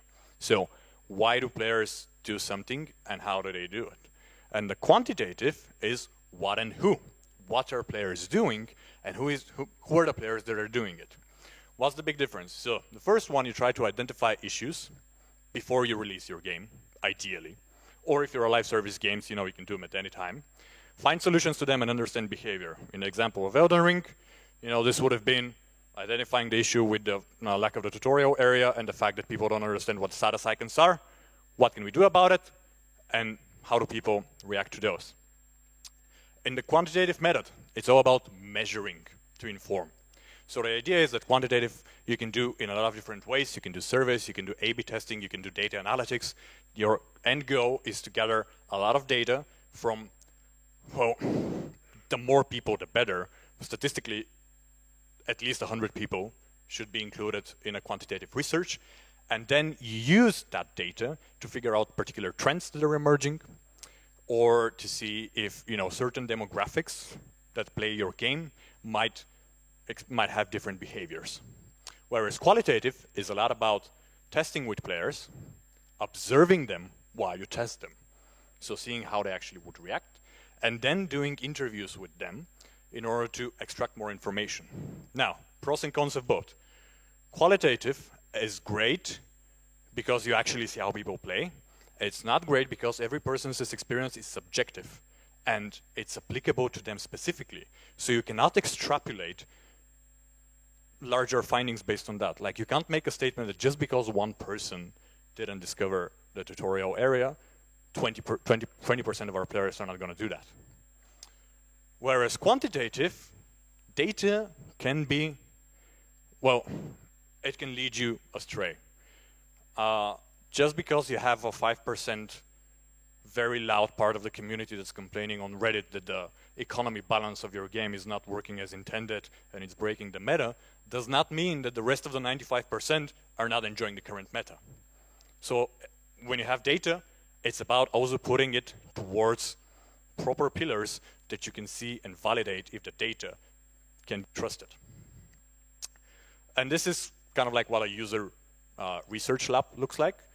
So we're going to have people who are inside doing the one interviewing and one person who's testing, and then you're going to have an observer that's going to document all of it. And usually when we perform user tests, we record everything from eye movement, hand movement, to the emotional behavior of a person, so that we have more data points to work on. Right, moving on. User interface. Do I have time? I have 4 more minutes towards QA, or 4 more minutes with QA? To QA. Amazing. We're gonna sonic through this. So user interface. What is the purpose of the user interface? Number 1, communicate with and inform your players. Number 2, enable players to interact with the game, because that's what that's what UI is. You have buttons, you press the buttons, it doesn't. You make an action, there isn't feedback behind that. And immerse and visually stimulate. And let's go through some examples. So, UI, Apex Legends. You have a lot of UI in here. You have a map. You have that's giving information about your position. You have your teammates' current status. You have what weapon you're using and all that. There's a lot of information going on here. So that's achieving it. Then, no, I want to move to the next slide. There we go. Interaction. This is Weird West. Sorry. This is Weird West, and the UI here allows you to browse your inventory, check information for it, and equip items to your characters. Number 3, we have aesthetics and stimuli. Persona 5, my favorite UI of all time, even though UX-wise, it breaks all of the rules, and it's very hard to obtain some information in the menus. It's beautiful. So this is how you can use user interface in order to immerse your players in the game and make a coherent aesthetic with the overall aesthetics of your title. Moving on. What are the responsibilities of people who do user interface design? So they do vector design, high fidelity screen design, high fidelity assets like icons, patterns, textures, etc. They might be asked to do in-engine user interface layout implementation, animation and visual effects in some way or another, typography, some of the tools used by them. Moving on. You're going to see there's a lot of overlap between the different departments, but I have a graph for that as well. User experience. What's the purpose of user experience? Number 1, deliver a fun, and you notice here that I've actually striked it through, and coherent experience. Why have I struck through fun? Because as Victor said in the previous presentation, fun is incredibly subjective, and also you may not want your game to be fun. I don't think that Elden Ring wants you to have fun. It wants to torture you, punish you, and put you toward a big challenge that when you overcome it, you can be like, I'm better than this. Helping players understand the mechanics and ensuring the game is accessible. So, onboarding part. Ensuring the game is accessible means that everyone deserves to be able to play, regardless of whether they have a temporary or a permanent disability. And whether they're a very hardcore gamer or not, everyone should be able to play games and enjoy games because games are amazing. So, as we saw, UX though is not only user interface. We have a lot more working points in this. So UX also deals with visual feedback, and this can be the visual effects that you have in the game. This can be the environment, you know, whether you've placed something in a way that actually the player will see it. Yes, the level designers will place it in an environment, but UX is supposed to identify whether players actually notice it and they realize that that's a thing that they can do and go. We have input methods, again, part of the UX. We saw that with the controller. I mean, whether you use one button to open and close a map, or use one button to open and another button to close, you need to test that. Teaching the players how to play, what the system do. Copywriting, text, incredibly important. This is my 30 minutes. I am going to take 5 more minutes from the QA time. And audio feedback. We're going to see some examples. So this is basically a coherent experience and also something that UX does. So in Apex Legends, you have the ping system. So why is this both? It's also an accessibility thing.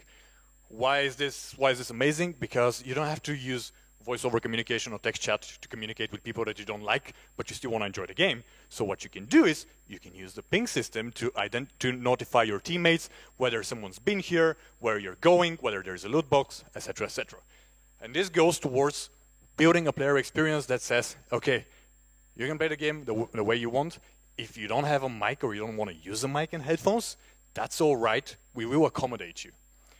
Tutorials teaching the player. I'm going to play this 1 minute and 30 seconds video. It's very good. It's from Half-Life 2. Rise and shine, Mr. Freeman. Yeah. Rise and... So I'm going to skip because it didn't take my mark. I thought so much of D17 my home. So. And so, whether you are here to stay or... So Half-Life 2 did 18 years ago something that games nowadays don't even do properly, and that is teaching the players the main systems and mechanics of the game. And we're gonna see that just in a bit.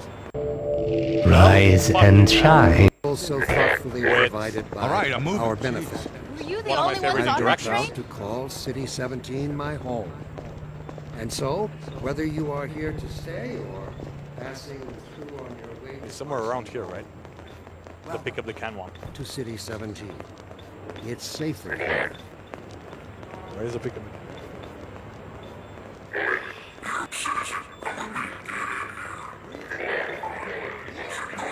Is it coming? Okay, right. No, that's not it. I need to fast forward. It's further down. Ah, there it is, there it is. So, Half-Life 2. You have this particular moment. Let me read a letter. Okay.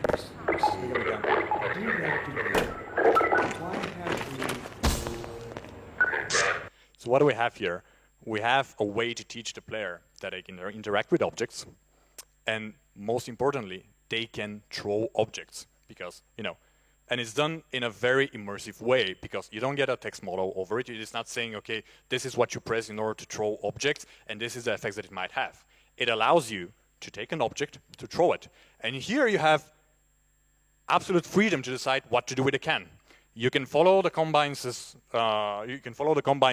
instructions and throw the can in the trash can, in which case they will move and you can continue forward, or you can throw it at them and see what happens. And this is also another teachable element in Half-Life, because it tells you that interacting with objects and doing interaction with an object and an NPC might result in actions which may be detrimental to your health.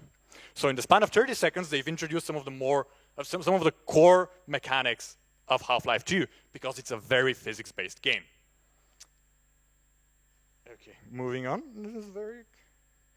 And the last one that I want to talk about is accessibility. Yes. So this is from The Last of Us Part 2, which is notably named the most accessible game ever. So why is accessible? What do I mean by that? The thing is that it's one of the few games that actually 100% blind people can play. How do they achieve that?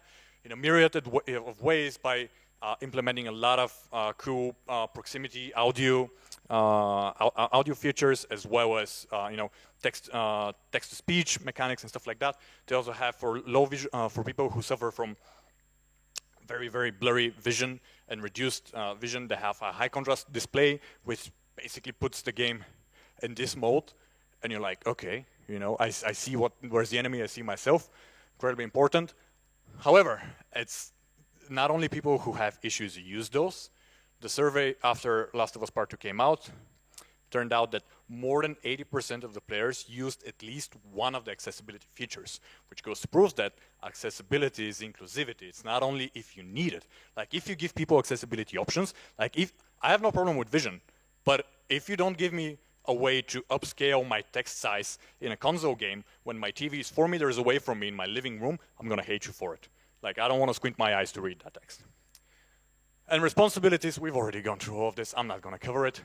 This is roles, so you can see the different responsibilities that fall into these 3 departments, and you can see how amazing our industry is at defining who should do what. It's not. It's not a great example. I can talk this more about in a QA or after my lecture, doesn't matter. If you want to learn more about UI and UX, I invite you to go to wecanfixitinui.com, where we've compiled thousands of free resources about user interface, user experience, which include talks, books, lectures, advice on how to get into the industry, understanding UI roles, making your CV, applying to jobs, what types of tests you can get, etc., etc. We also do an yearly salary survey where we publish the results so that you can get some transparency how people are paid in the different parts of the world. And we're currently hiring at hypixelstudios.com. I need to make this shout out. We have over 40 positions currently open, some of which are in my team and about UI artists and user experience designers, some of which are in other departments. We're fully remote. If you want to talk about any of these, come to me later. And Q&A, yay!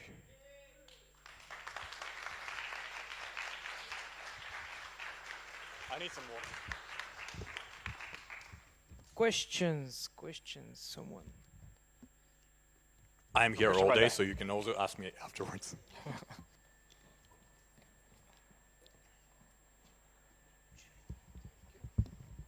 Hello. Hey. So follow up on the beginning of the lecture when you talked about UI and UX in Elden Ring, right? Yeah. I was left with the impression that UI and UX are whole separate beasts. However, I turn out to think that your example was this is good UI but bad UX. Is good UI prerequisite for good UX, or are there any examples with sloppy UI but that provides a very, very good UX? Yes. It's RimWorld. Yeah. RimWorld, so bad UI, good UX. Yeah, I mean, it's a very rudimentary UI, so it fails to achieve, it doesn't immerse, it's not aesthetically as pleasing as it can be. I mean, the whole game is visually, don't get me wrong, I love RimWorld. RimWorld is amazing. But the thing is that you have a lot of examples where some might go with too minimalist of a UI, for example, just because, for example, it's easier or it was too late in development, but it can have great UX, and it's vice versa. For example, Battlefield 2042 says UI is beautiful, but some players had trouble in the settings menu to figure out whether a toggle is set to on or off because of the way it's presented. So they're intertwined, but one is not a prerequisite for the other. Now, a good UI designer might set up their UX for success by establishing a proper design system that is UX checked first. So if you design your toggle element that says on or off, and it's actually, it's easier to figure that out, and maybe you replicate something that's, hundreds of millions of people using operational systems like iOS, so, like the small circular toggle, it means that probably 99% of the cases, people will not have problem with that UX-wise. So UX-wise, you're not even going to test that because it's a standard practice. It's a best practice. It's already been tested by other people, and it's proven that it works. But if you want to go crazy with UI, like Persona did, and you want to make it very weird, then you absolutely need to test it to ensure that, sure, it looks great, but it also behaves good. I wanted to ask a question about Troy. Okay. Being a game with so much information that needs to be related to the player. Can you give us an example of a major challenge that you overcame in your work on Troy? Yeah, so at one point, when we were doing player tests, our players didn't realize that it's a turn-based game and they couldn't end their turn, which is a big problem in a game that's a turn-based game, not to realize that it's in turns. And we had one tester who spent 40 minutes on turn 1 going through every single other menu in the game and doing what they could in the turn before our user researcher had to intervene and say, you actually need to end your turn. And at that point, I have the video of that, I have it saved. And at that point, they were like, what do you mean end the turn? So that was a challenge. And that challenge arose from one very simple thing. Our end turn button had an icon, which was an hourglass. So it was a beautiful icon. And your assumption would be, if you've played Heroes 3, you know, hourglass means end turn. And that's what we went for. So we expected everyone to know that. But then our player cohort with which we were testing were new to Total War players. So we specifically wanted to see how players who had never played Total War and had never played other grand strategy turn-based games would fare in our game. And what happened is that, well, they didn't. So the solution to that was we changed the icon, because an hourglass to them did not represent ending a turn. It meant that something was in progress or is waiting. Because if you think about it, on Windows and on every other operational system for more than 2 decades now, you've been taught that whenever the cursor changes to an hourglass, it means that something is currently happening, it's loading, is in process. So you don't associate that visual symbol with the action of ending a turn. So the solution to that was very simple. We removed the hourglass icon and we switched it to a right-pointing arrow, which everyone is accustomed with because, well, you've all used Netflix or Spotify or any other music player or video player, and you know the arrow with the little rectangle means next. So that solved the issue. But that is one example of that, basically, in Troy. That was probably one of the biggest challenges, UX-wise. Yeah, it's fun, I know. I have a whole lecture written about this, like 8,000 words, and why player testing is important. You can check it out. Any questions from the audience? No. Okay, we have 2 questions from YouTube. Oh my God. Yeah, answer them briefly, please. I'll try my best. Okay, first one. Persona 5 breaks all UX principles, as you said, to accommodate for design choices. Why can't Elden Ring seem the same way? Maybe that's the way the developer intended us to play? Question mark? As I said, I do believe that some of the choices made in Elden Ring's user interface and UX are intentional. Like, I do believe that they were like, we're not going to explain to people what the status icons are.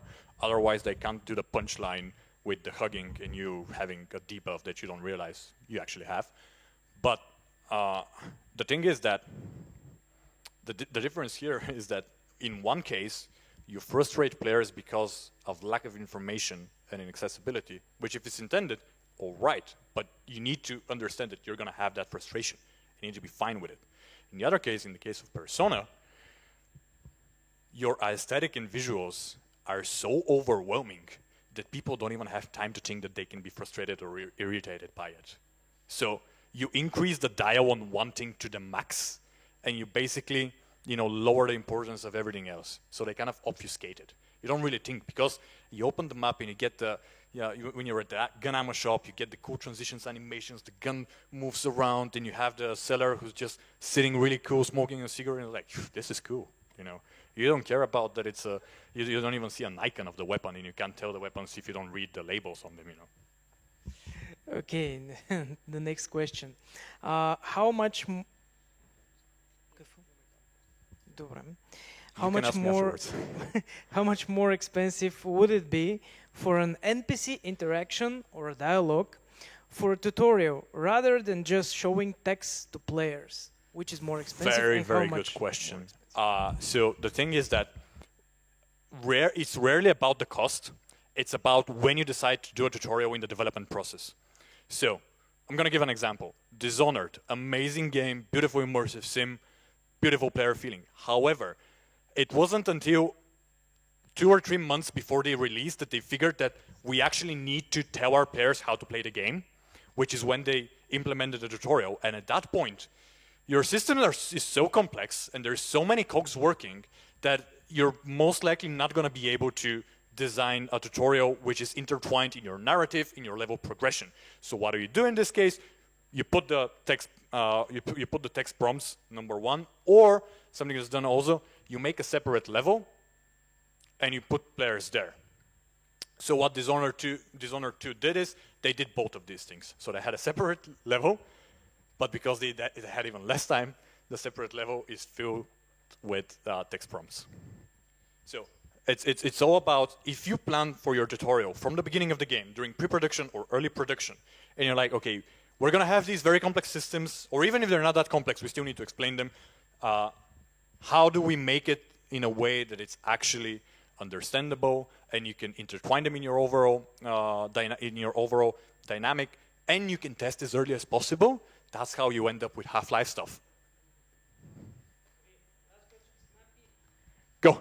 Yeah, on the previous question, don't you think that one of the good options would be to provide players with optionality? So in the case of Elden Ring, to have the options to see the tooltips, and in the case of Persona, to have a strange, weird UI and a more classic UI. Absolutely, 100%. Like, the best player experience for me is not the one that you intentionally craft for the player, and you're like, if they manage to experience that, that's great, we've done our job. No, the best player experience is the one that you allow the players to create for themselves. Give them the tools to decide whether they want all of those UI elements in their HUD or not, and allow them to craft the experience that they want to have with this game. Because there is no single solution for all of your players, especially if you're working on a game. Even if you have like 60 players, I guarantee you, all 60 of them will approach the game in a different way, and they'll have a different feeling, and they will have different needs and wants. So giving them as many possibilities as possible, like, you know, in The Last of Us, like in Ubisoft games, Ubisoft's accessibility team is doing amazing jobs. Like in recent Sony titles, God of War, Ragnarok, Spider-Man, Miles Morales, Horizon, you know, there's so much customization available that, like, some players won't use it, but those that do will thank you for it so much. I'll invoke my host privilege since my mic is working. I got one question. What about Grim Fandango? Go play Grim Fandango. Everybody, let's thank Alex Tokmakchev for the amazing lecture. We're going to take 5 minutes. We'll be right back.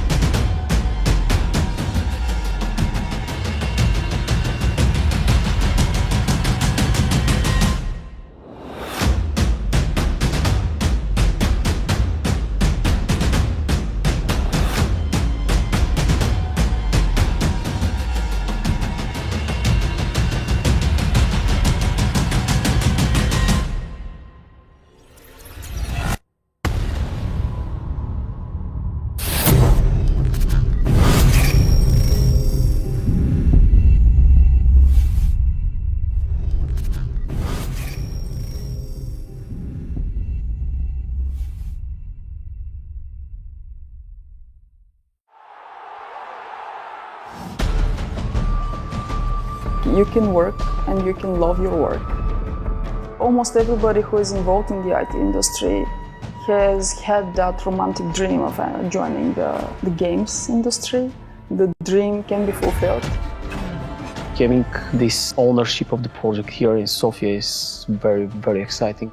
We have to learn the engine, the whole new code base. It's interesting to follow the development of features throughout the series, to see how the studio experiments with some ideas, how they get refined or change, and have different iterations in the newer titles.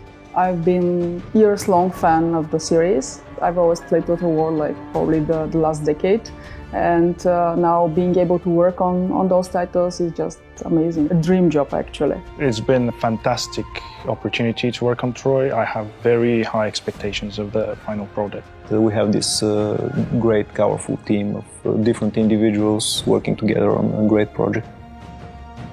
Yeah, this is one of the most amazing things, that we have the creative freedom to realize our ideas, share what we know and what we are passionate about. Everyone should have a voice. It's a creative process. One of the major draws of the series is the ability to immerse yourself in that time period. All ideas are always welcome, so it is always a very collaborative effort. The thing that excites me most about working here is the ability to grow and knowing that any effort you put in does have a result. We moved 6 months ago to a new studio. It's tailored for us. It's tailored for our current team and for our growth, because it's quite invigorating to see our future, to see our current successes being materialized in this way.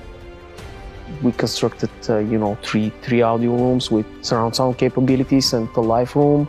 The office space gives us the capability of further growth, because we want to expand. We want to be able to do bigger and better projects in the future. The people I work with and the game we're making. It's just very exciting.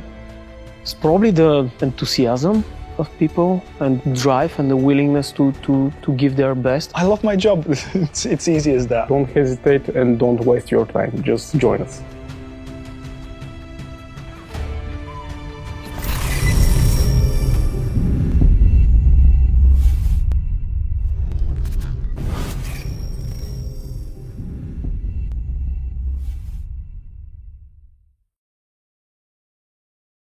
What would I say to a potential recruit? I would say join us, because we're the best, we're the biggest, and we make the best games. I grew up playing Total War. 12 years later, I've become part of the team. I came as an intern, then I got to be permanent, then I became a senior in 5 years. Everyone cares about your career development here. They publish my artwork and print it out on the wall of the entrance of the company, which is quite flattering for me. Like, it's kind of like the peak of my career. If you thrive in a high energy environment where everyone's smarter than you are, this is the place to be.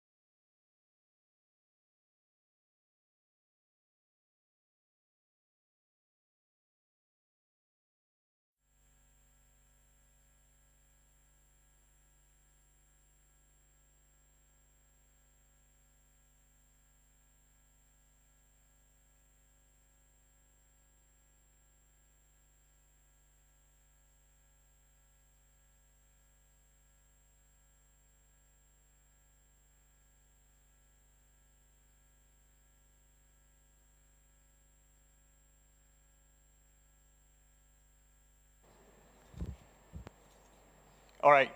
Okay, we got sound. I'm sure a lot of you already know our next speaker. He's becoming kind of a regular on this stage. He's got many years of experience working for Crytek Black Sea and Heavy Mount Games.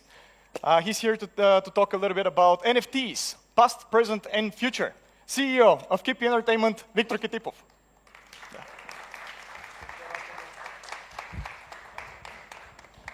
Hi, everyone. So, first off, I want to thank the organizers for inviting me to talk about one of the most controversial topics in video games in the last year, NFTs.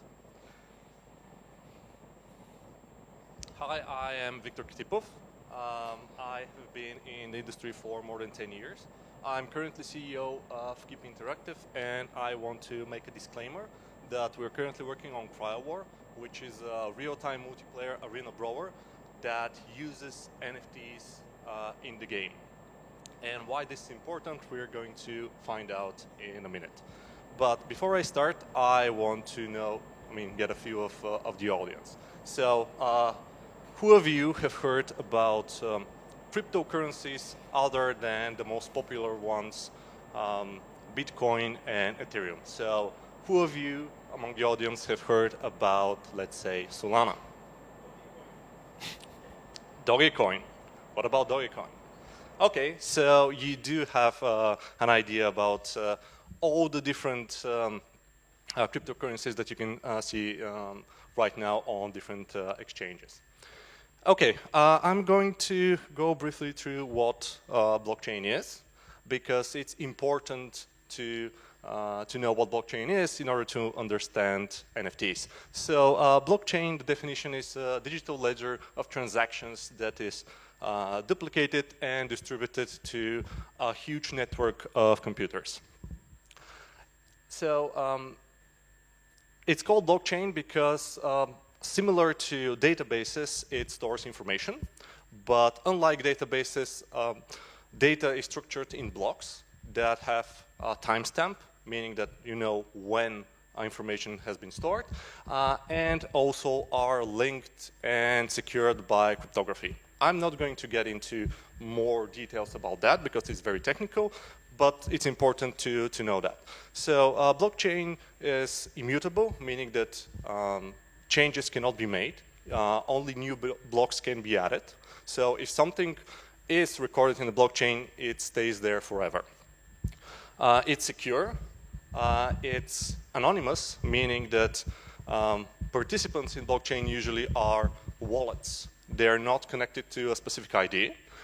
And they're unanimous in most cases, meaning that in order for some information to be added to the blockchain, there has to be unanimous decision. And this is part of the security of it. So a very important thing to know about blockchains is because of the way it's structured, it's slower than a traditional database, and it's more expensive than a traditional database. This means that it's not something that can just replace databases that we've used before in games. One important aspect of blockchain is that it's programmable, and you can write smart contracts on it. The majority of blockchains are open, meaning that anyone can participate in it. Anyone can read what has happened and what is recorded on the blockchain. And this is really important for smart contracts because it makes certain programs open source. Smart contracts are interesting because they run on predefined conditions, and you know what these conditions are. They are written in the blockchain and anyone can see them. Of course, they require technical knowledge to look through them, but they execute without the command of anyone. It's very important to know that even though they have contract in them, they're not legally binding in any way. An example for a smart contract is, let's say, me or a wallet that I have has a smart contract with a wallet that is controlled, for example, by my colleague Ivan. And I can write a smart contract that on predefined condition, let's say every day, I give Ivan, let's say, 10 tokens of a certain currency. That it's no way legally binding. And if some of the conditions are not met, for example, I don't have that many tokens in my wallet, then that just can't happen. Now, let's talk about NFTs. NFTs are stored on the blockchain, and NFT stands for non-fungible tokens, meaning that they're unique and they cannot be replaced in any way. As a contrast, fungible tokens are tokens that are replaceable. If I have, let's say, 2 Satoshis in one hand and 2 Satoshis in other hand, and these hands could represent, for example, wallets, if I change them, then they're going to be exactly the same. So the value of them and all the information about them is exactly the same. Whereas this cannot happen in NFTs. You can create several NFTs that even can have the exact same metadata, and they can look like they're the same, but NFTs, they have a unique identity, they have unique ID, and you can always tell them apart. They're standardized, so we know how to create them, and every NFT has to follow these standards. They're stored on the blockchain, and they have metadata about them that often points out outside the blockchain. This is really, really important.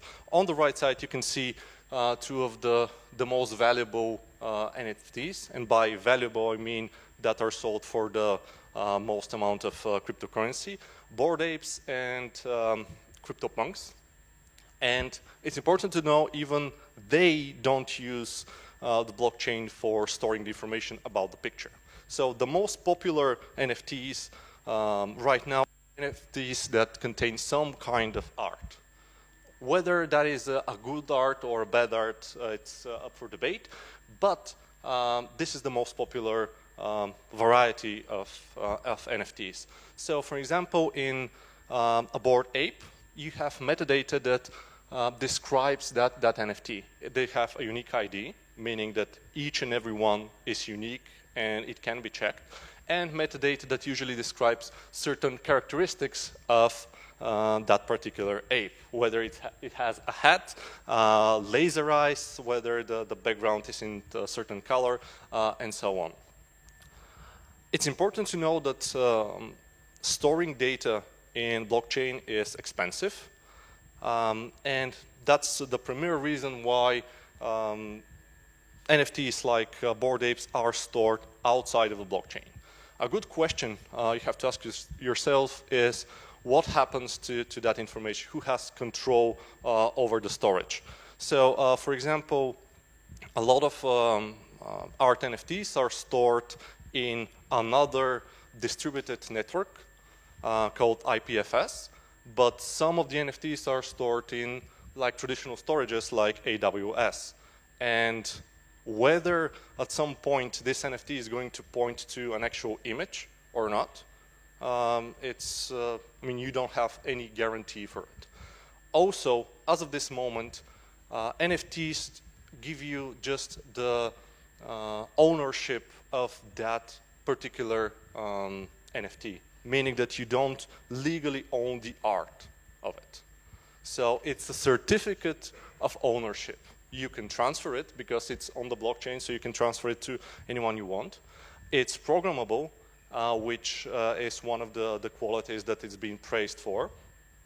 Because if you make an NFT and you can attach a smart contract to it, which every time it's resold, the original creator can have a revenue share of that. Now, let's get into the interesting part.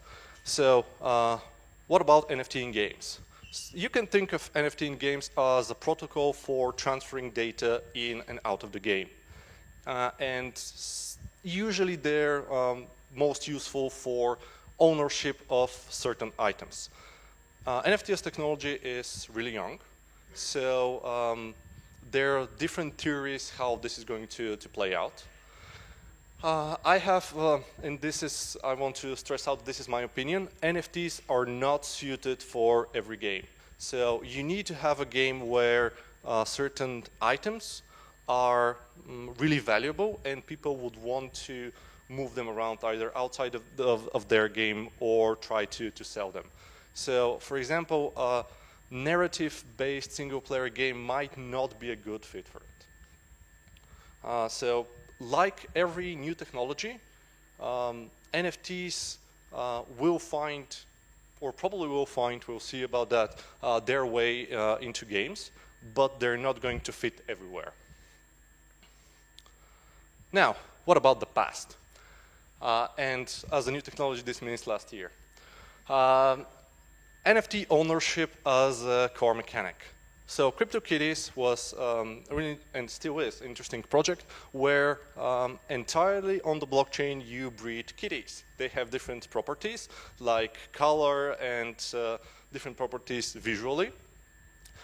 And the game itself is kind of a sandbox game. It doesn't have a win and lose condition, and people find what they find it, how they find it interesting. So, for example, for some people, it's about trying to breed the cat that they already have, or try to breed a specific type of cat. For some people, it's about collecting as many cats as possible, and for some people, it's about breeding a lot of cats and selling them on the market. Another, and probably the biggest one in the crypto space, Axie Infinity, which have similar mechanics where Axie Infinity is a game inspired by Pokemon where you breed different types of Axies and you fight with them. The NFTs there are the actual Axies. So you do have game mechanics in there. So you do breed Axies in order to fight with them, to breed new Axies, to become a champion, or to sell them and earn money from this. One of the interesting things about Axie Infinity is that some people in the world starting doing that entirely for the money, and that's how the play to earn started out. So at some point it was more profitable for some people to play Axie and sell Axies on the market than doing a regular job. Now, with the collapse of the cryptocurrency market, that has become unprofitable, and right now it's on the decline. The Sandbox is an interesting game because it's a sandbox game, voxel type of game where you have different experiences. It's kind of a metaverse, the most overused word in the last year. A game where you have different experiences. You can create experiences, and NFTs there are actual plots of lands or different items in these lands. And what players can do is they can get a land, they can create something in that land, like a specific experience. And because it's on the blockchain, then later on can, for example, charge someone for that experience, similar to what you see in Roblox. But then also they can sell the whole experience to someone else. Now, what about the present? So right now the trend in crypto and NFT games is NFT ownership as additional game mechanic. So you have a game with, let's say, AAA quality like Off the Grid, which is a battle royale type of a game, where NFTs are additional items, usually visuals, that are can be embedded into the game, but it works with the whole game, meaning that the NFT is not needed in order to play the game. So it's a kind of a mix between free-to-play and NFTs.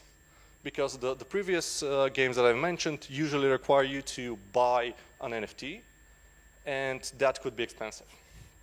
Another example is Ni no Kuni Cross Worlds, which actually still don't have NFTs, but it's like they said that Q4 this year they're going to add them. They have play-to-earn mechanics to earn one of their cryptocurrencies in the game and buy certain elements with it. And the third one is the game that we're working on. called CryoWar, which is a real-time multiplayer arena brawler, really competitive game where you can't buy any sort of power-up or stuff like this, so everything you can buy is actually visuals.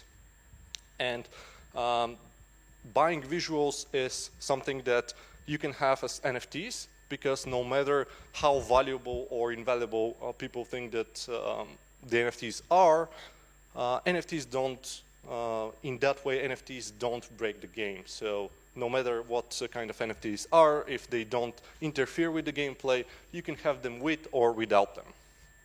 And what about the future? Well, if someone tells you right now that they know what the future of NFT games are, they're lying. Nobody knows. So players will decide. There are two really opposing sides right now for people thinking that NFT games are absolutely the future and there's no way that we'll live in the future without NFTs, and people saying that they are cancer and they should be abolished. And we'll see how this will turn out. What I see in the future is bigger on-chain games. On-chain games are games that usually don't have any or have very small visual representation and live on the blockchain primarily. The good thing about this is that they have inherited history, because everything that happens on the blockchain is stored, and you can see what happens in the future. So a narrative type of game would be really interesting in that scenario, because you have all the history and everything that's led up to this situation. Protocols for transferable NFTs. Right now, you can take an NFT from one game because it's on the blockchain, and another game, because it's a protocol, can see that you own that particular game. But we don't have a protocol of how to use them.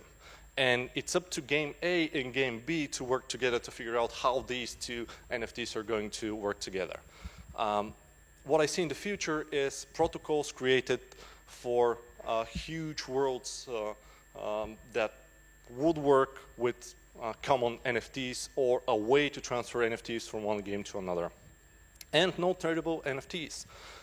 And this would be really great for example, achievements. Because currently, if you give a player an NFT for an achievement, they can sell it. So it kind of, it's not that useful. But non-transferable NFTs will be really great for people to earn something and make sure that everyone can see it. So if you earn a non-transferable NFT on your PlayStation game, then it can be used on your PC as well. So you can have like a huge network and see all of your achievements in all of your games. Now, what are the challenges and opportunities? When the first one is probably the biggest one, it's the user experience. As Alex said before, this is really important for any game. And right now, the user experience of actually creating a wallet and buying an NFT or actually using NFT is terrible. You have to go to a third-party site. You have to make sure that you write down 10 to 12 words and keep them really, really safe. And this has to change in order to bring mass adoption on NFTs. The other thing is bots. Since we started working and having multiplayer games, bots have been a big problem. But with NFTs, they become even bigger problem, because right now scammers have additional incentive, additional monetary incentive to farm these type of games and earn from this. And games can suffer from that. So this is even bigger problem than in traditional games. Copycats and scams. So NFTs give you a unique ID that represents your ownership of a specific item. But someone can copy the metadata of your NFTs and try to sell them on another market. And since in blockchain there's no one authority that says this is the real deal, copycats are easy to do scams. What about the opportunities? So, like I said, metaverse is something that we've been talking about not only over the past years, but in the game industry for decades. There's really interesting opportunity with NFTs because NFTs can become transferable, but we need to have a lot of protocols in place, and we're nowhere near that as of this moment.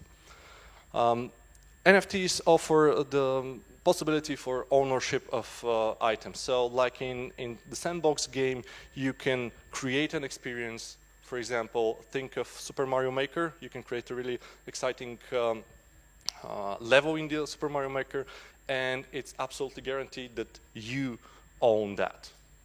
Of course, the creator of Super Mario Maker can decide whether or not to give you any royalties about this, but it's absolutely guaranteed that you have created this particular level. And this is interesting because this can give revenue to creators. So this can make it really easy for games that give you opportunity to create content to share that revenue with you. And this also would create interesting secondary market, because if you have, let's say, an MMO, and you have, let's say, all the swords and all the items in the MMO as NFTs, this means that player will start trading them, especially items that they haven't used. So this will create a secondary market, and with smart contracts, this could work out really well, because the creator of the NFT can earn royalties over that. Of course, this is an economic challenge, because a lot of games rely on fear of missing out, and rely on players having to grind through the whole game in order to get the item that they want. So it's a challenge. So yeah, it's questions time.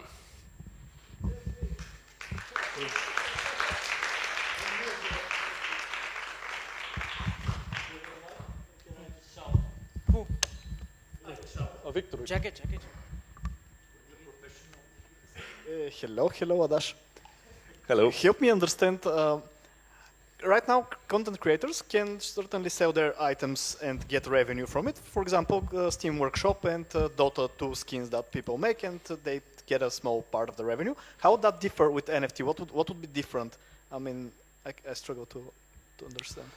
One of the things that it differentiates from that is, first of all, the guarantee that this is going to happen, because at any point right now, Steam can say, okay, we push it down this thing and it's no longer available. Whereas if something is on the blockchain, it's there, so it's immutable. Steam can decide whether or not to use it in the future, which is a problem. So we don't know what we do in that scenario. But in addition to that, in Steam you don't have smart contracts attached to it, meaning that the initial creator will not get revenue if someone buys a specific item that they've created and then resells it for twice the value. Mm-hmm. How can this be arbitrated? I mean, if Steam decides to, or Valve or whatever, decides to take down something connected to NFTs, who is there to actually enforce this not happening? I mean, what does it mean for me to have an NFT, to have a guarantee that I own this entity, to not be, I don't know, taken down or somehow replaced? And what does it mean for the developer? I can't picture NFTs guarantee you proof of ownership. But as of this moment, you don't have a guarantee that, for example, if that NFT leads to, let's say, a game on Steam, that it's not going to be taken down. Mm-hmm. So you don't have that as a guarantee as of this moment. Do you see it happening, or what's your thought on it? It's possible, but the only way to do that is if you have all the in-game assets on a distributed network. Yeah. Yes, and in that way, no single entity can say, okay, no, now you don't have access to this. Thank you.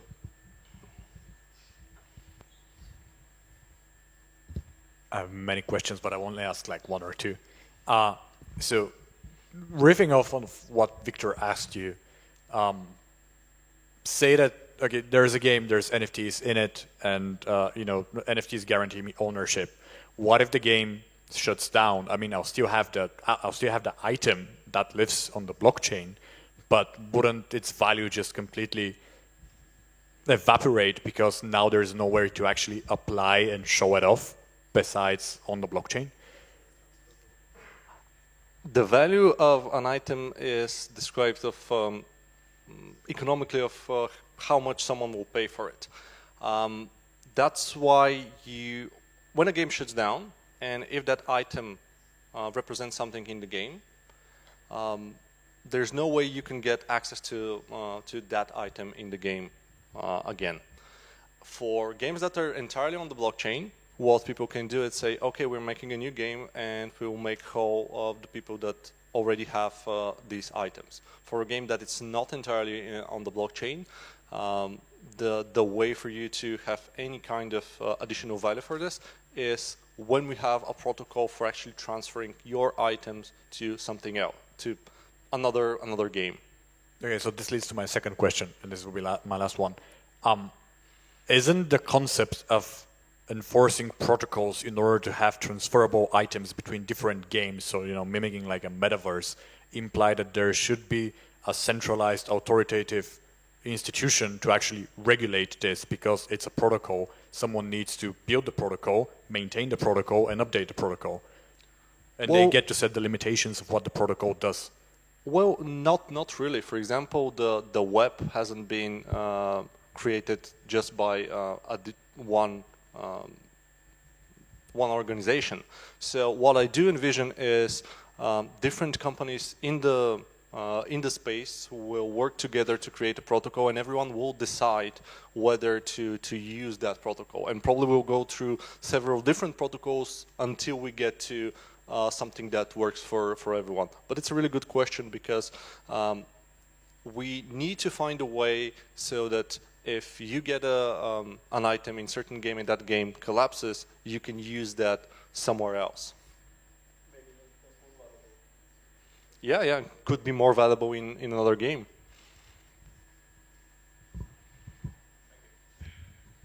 Thank you. So my question is, maybe you can speak for your experience on CryoWar, but if you want to make a game, when is the right time to decide whether you want to include NFTs or not? And yeah, I guess that's the question. And why actually is the other part of the question. Well, the quick and easy answer is, at any time. For example, CryoWar at first was created as a free-to-play game, and then NFTs added on the side. If you make an entirely blockchain-based on-chain game with NFTs, then you have to decide it at the beginning.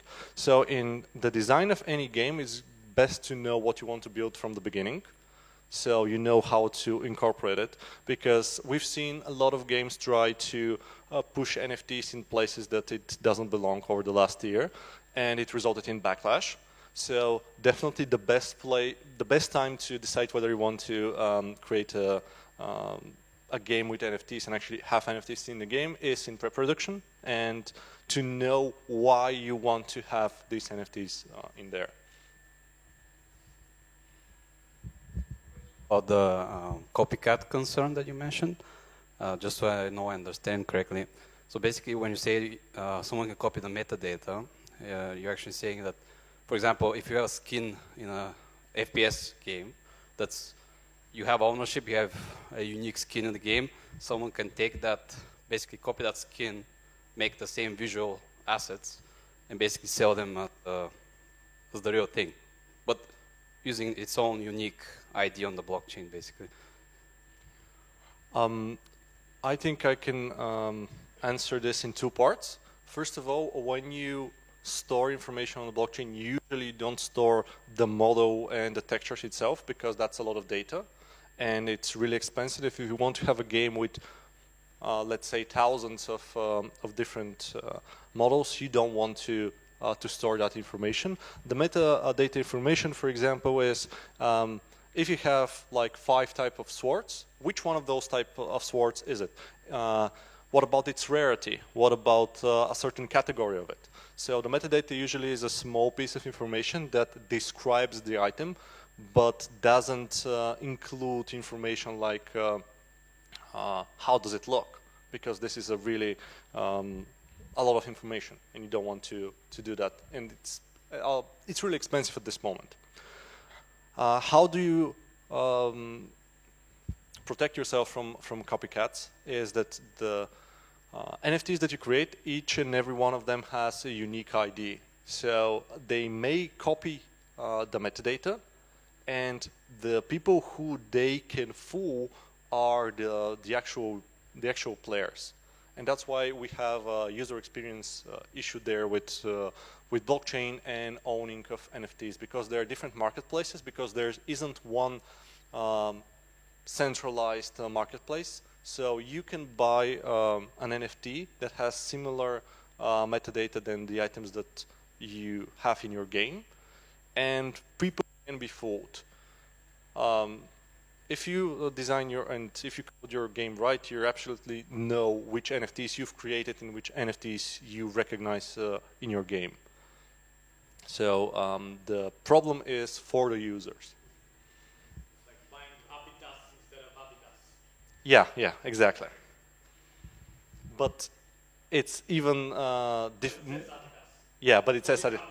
Yes, absolutely. It's like buying a cheap knockoff of somewhere, and at first glance it looks exactly the same, but they're not. I mean, there's a way to identify them.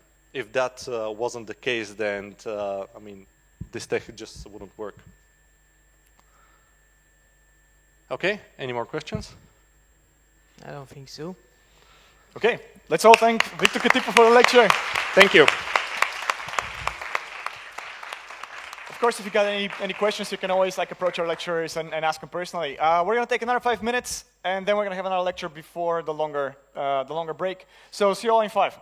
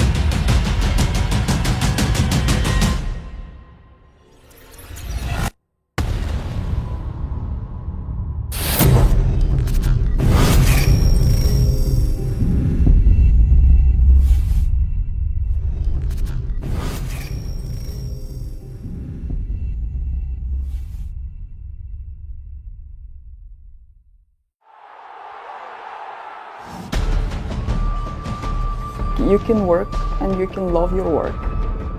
Almost everybody who is involved in the IT industry has had that romantic dream of joining the games industry. The dream can be fulfilled. Having this ownership of the project here in Sofia is very, very exciting. We have to learn the engine, the whole new code base. It's interesting to follow the development of features throughout the series, to see how the studio experiments with some ideas, how they get refined or change, and have different iterations in the newer titles. I've been years-long fan of the series. I've always played Total War like probably the last decade, and now being able to work on those titles is just amazing. A dream job, actually. It's been a fantastic opportunity to work on Troy. I have very high expectations of the final product. We have this great, powerful team of different individuals working together on a great project. Yeah, this is one of the most amazing things, that we have the creative freedom to realize our ideas, share what we know and what we are passionate about. Everyone should have a voice. It's a creative process. One of the major draws of the series is the ability to immerse yourself in that time period. All ideas are always welcome, so it is always a very collaborative effort. The thing that excites me most about working here is the ability to grow and knowing that any effort you put in does have a result. We moved 6 months ago to a new studio. It's tailored for us. It's tailored for our current team and for our growth, because it's quite invigorating to see our future, to see our current successes being materialized in this way. We constructed, three audio rooms with surround sound capabilities and a live room. The office space gives us the capability of further growth, because we want to expand. We want to be able to do bigger and better projects in the future. The people I work with and the game we're making. It's just very exciting. It's probably the enthusiasm of people and drive and the willingness to give their best. I love my job. It's easy as that. Don't hesitate and don't waste your time. Just join us.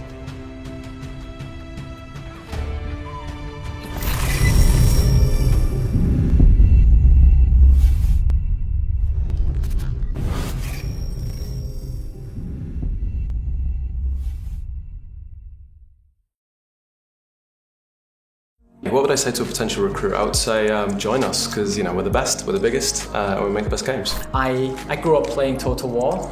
12 years later, I've become part of the team. I came as an intern, then I got to be permanent, then I became a senior in 5 years. Everyone cares about your career development here. They publish my artwork and print out on the wall of the entrance of the company, which is quite flattering for me. Like, it's kind of like the peak of my career. If you thrive in a high energy environment where everyone's smarter than you are, this is the place to be.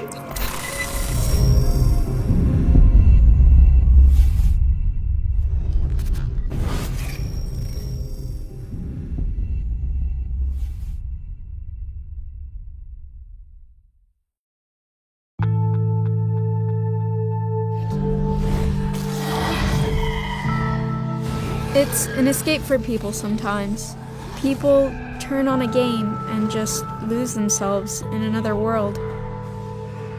Being able to do that for them is just, it makes me feel so proud and happy that I can. And that's what I love about working at CA. We all are very passionate people and very passionate gamers. I think this is like one of the best things that kind of melts everybody together. Creativity can come from anywhere, and that's the beauty of it. In the games that we actually make, there's quite a breadth of creative scope. We've got fantastical creatures, we've got magic, we've got strange and weird weaponry, sci-fi. Before I start working in the game industry, I look up to people who work in the game industry as well. Actually, a lot of people who work here at CA used to be my kind of like secret mentor when I was younger. We have some really, really awesome guys on the team, and everyone's word is really valued. We argue a lot. We love each other, though. The diversity of the team and the slightly left field style of thinking just gives everything we do a kind of little bit of a flavour. It feels really, really special to be able to say to people like, I worked on the game, and they're saying, oh, I know that, I've played it. People are playing it, people are getting like really excited about it, I'm really excited about it. It's fantastic that we are kind of empowered and given the opportunity to do things that are a little bit weird. That's a really beautiful thing that I have in my job, and I feel really lucky that I have that.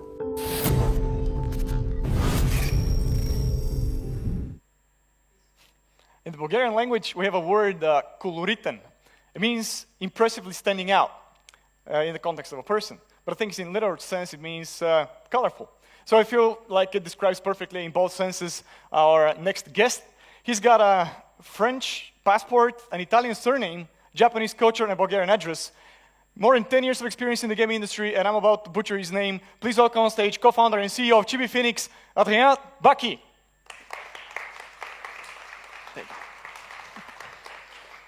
Thank you. And my wife is Portuguese, just okay. to add a little bit more. And our son is a mix of everything. So I missed out. Damn. Thanks everyone for being here. This is a presentation that I've upgraded from a different presentation that I did in the past. I want to make it as interesting as possible for everyone, and including myself. I'd like to have a good time. We will have a good time, right? But the complexity of this presentation is that it's made for different levels. So please, on a scale on 1 to 10, 10 being like, I mean, you really know your job in the video game industry, who's a 10 here? Raise your hand. Yeah, pretentious. And who is below 5? Okay. More humility. Okay, I'll try to go fast on the very basic things about the industry. I want to talk about the industry in Bulgaria because I have a blunt message to deliver. If there's any hope that we can build something, we need to do something and to talk about it. But let's talk in general about the industry. Yeah, I've put animated stuff to get your attention because I'm fighting against your phones and the hangover people. The conversation is really about the situation of video game, that is not just about the fact that it's a booming industry, but that there's also plenty of opportunities for creativity, for creating something new and using the video game as a medium to tell stories and give experiences in a different way. Basic, okay, I'm Adrien, I've been presented. Chibi Phoenix, it's something that I created with 2 friends in 2006. In the beginning, we were sending emails. It was an emailing marketing. Then we had a publishing house. We were 3, 10, 4, 17, 4, now 200. So things happened. We had investors, we kicked them out, we sold the company, and now we own the company. And apparently in Bulgaria, we might be the biggest independent video game studio, which is still a realization that, I don't know, I think it's funny. And I think it's also a problem, but we will talk about it. This is what we do. We do really heavily inspired from manga and Japanimation video games. We make gacha games, freemium mobile games for people that know what is a gacha game. So JRPG, heavily RPG, idle mechanics. We've been producing artworks for other studios as well. We've been making comic books. And in the future, we are going to explore more and more how can we make better stories using visual novels and this overall medium of 2D animation, pictures, and videos. Oh, something can be shown here.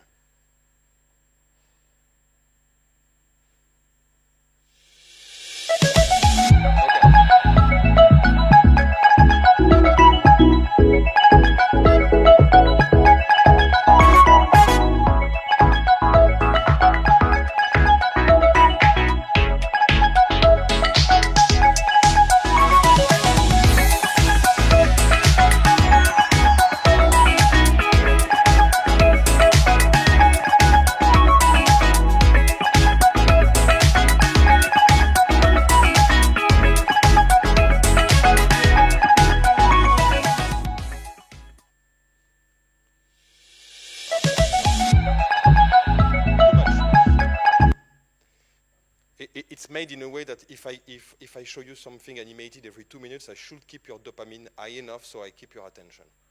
It's part of the job. This is still a presentation, and we'll go fast on it, but we had a serious game company that we sold. We make creative games for BNP, Thales, Orange, and games that are really about cybersecurity training, so B2B. It was very interesting, but the corporate world not being exactly my stuff. We sold the company in 2019. We had some experiments in making a board game, gambling, and plenty of stuff. Now about the market itself. Who knows who is this guy dancing? Okay, so you think you know. Who is it? Say it. It's Pichu, thank you very much. You're an expert. Some people will say Pikachu because they don't know and they think they know, and that's very appreciated. The evolution of the video game industry is really interesting. Who knows what is the first commercial video game ever? Pac-Man? No. That must be like 1978. The first video game was 1971. I think it's a game called Creative Space, but nobody remembers it. The real first success was Pong in 1972. So we really start with the hardcore thing in the video game. It was about $1 billion industry per year in the 70s. At the end of the 80s, it was about 20 billion. At the end of the 90s, it was about 30 billion, 30, 39, 40. The time of PlayStation, Mega Drive. The first real poker successes, like mass distribution successes on computers. Things, they really changed in 2000 with the iPhone and mobiles. When everybody starts having a mobile phone and a video game console with like a store and a way of paying in your pocket. So 2007, at the time people were really talking, 2007, 2008, 2009, they were talking like, wow, the video game industry is now bigger than the movie industry, which was for a lot of people a revelation because Hollywood is in everybody's mind something gigantic and video game is still something like, for the nerds. And it was a shock at the time. And in 2017, we go over 100 billion as an industry. And the movie industry is still around 70. It's a stagnating industry. It's a very old industry. And what's very interesting is that in 5 years, we go from 2017 from 100 billion to maybe 200. Was it 230? Was it 170? Okay. Not all the companies are communicating their numbers. It's an estimation. Just let's consider that it's very big and that it has doubled in 5 years. Not a lot of industries are doubling in 5 years. And we can dream, estimate, or speculate that it will go over 300 billion by 2030. Why? Because very simply, more population, new markets opening.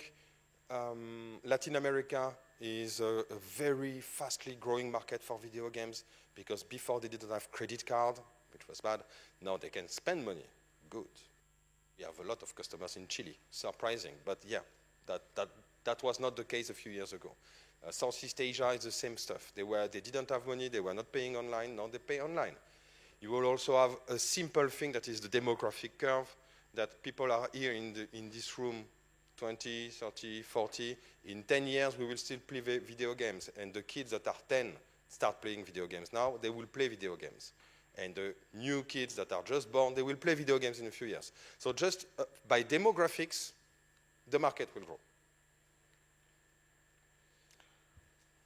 Okay, not so interesting stuff about the fact that COVID has been helping, whatever, regulation, who cares? So let's talk about creativity, because I think this is a lot more interesting. The creative aspects, I think, is extremely important.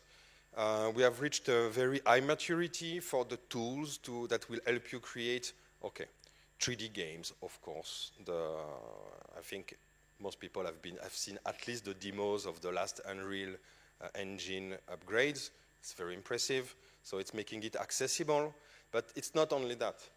I believe that a lot of tools are making it possible to, for example, create video. This is something we've been experimenting on. So that's a 2D experiment with cute boys for a game we are doing for girls. I'm not showing you the video, let's go fast. This is something that we are creating in our studio. We've invested in a cyclorama. And everything that is with a green key and a green background was costing a fortune. Some people might remember with like dreadful memories the experiments of full motion videos in the 90s. Like the first stuff, it was a bit cringy and with bad actors and lots of money wasted and a lot of pixels. Now, I mean, actors, they can still be bad, but a cyclorama like this will cost you $500. And a 4K camera will cost you $500. You don't need a $200,000 studio in Hollywood to make something decent. And yeah, we've made a few experiments. Just have a look at this one. And I will show you what we did with a $5 manipulation in post-production.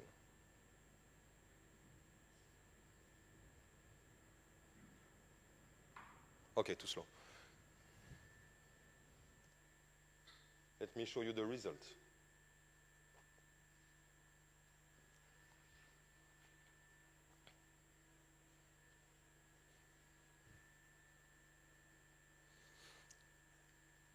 And that's really a software. You get it for free, $5 for the post-prod because you have all the templates. We didn't create the templates.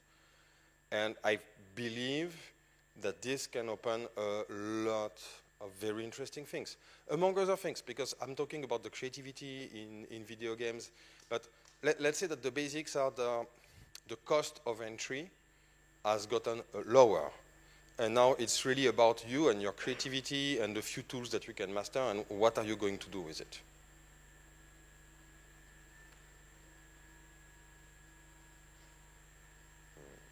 Can we go out of this video?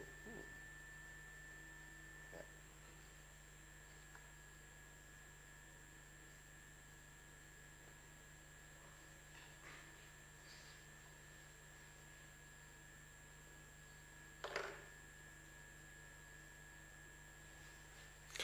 And I went super fast on this presentation because I wanted to add things about the local market. And it's a topic that is very dear to me. Ooh, the lights.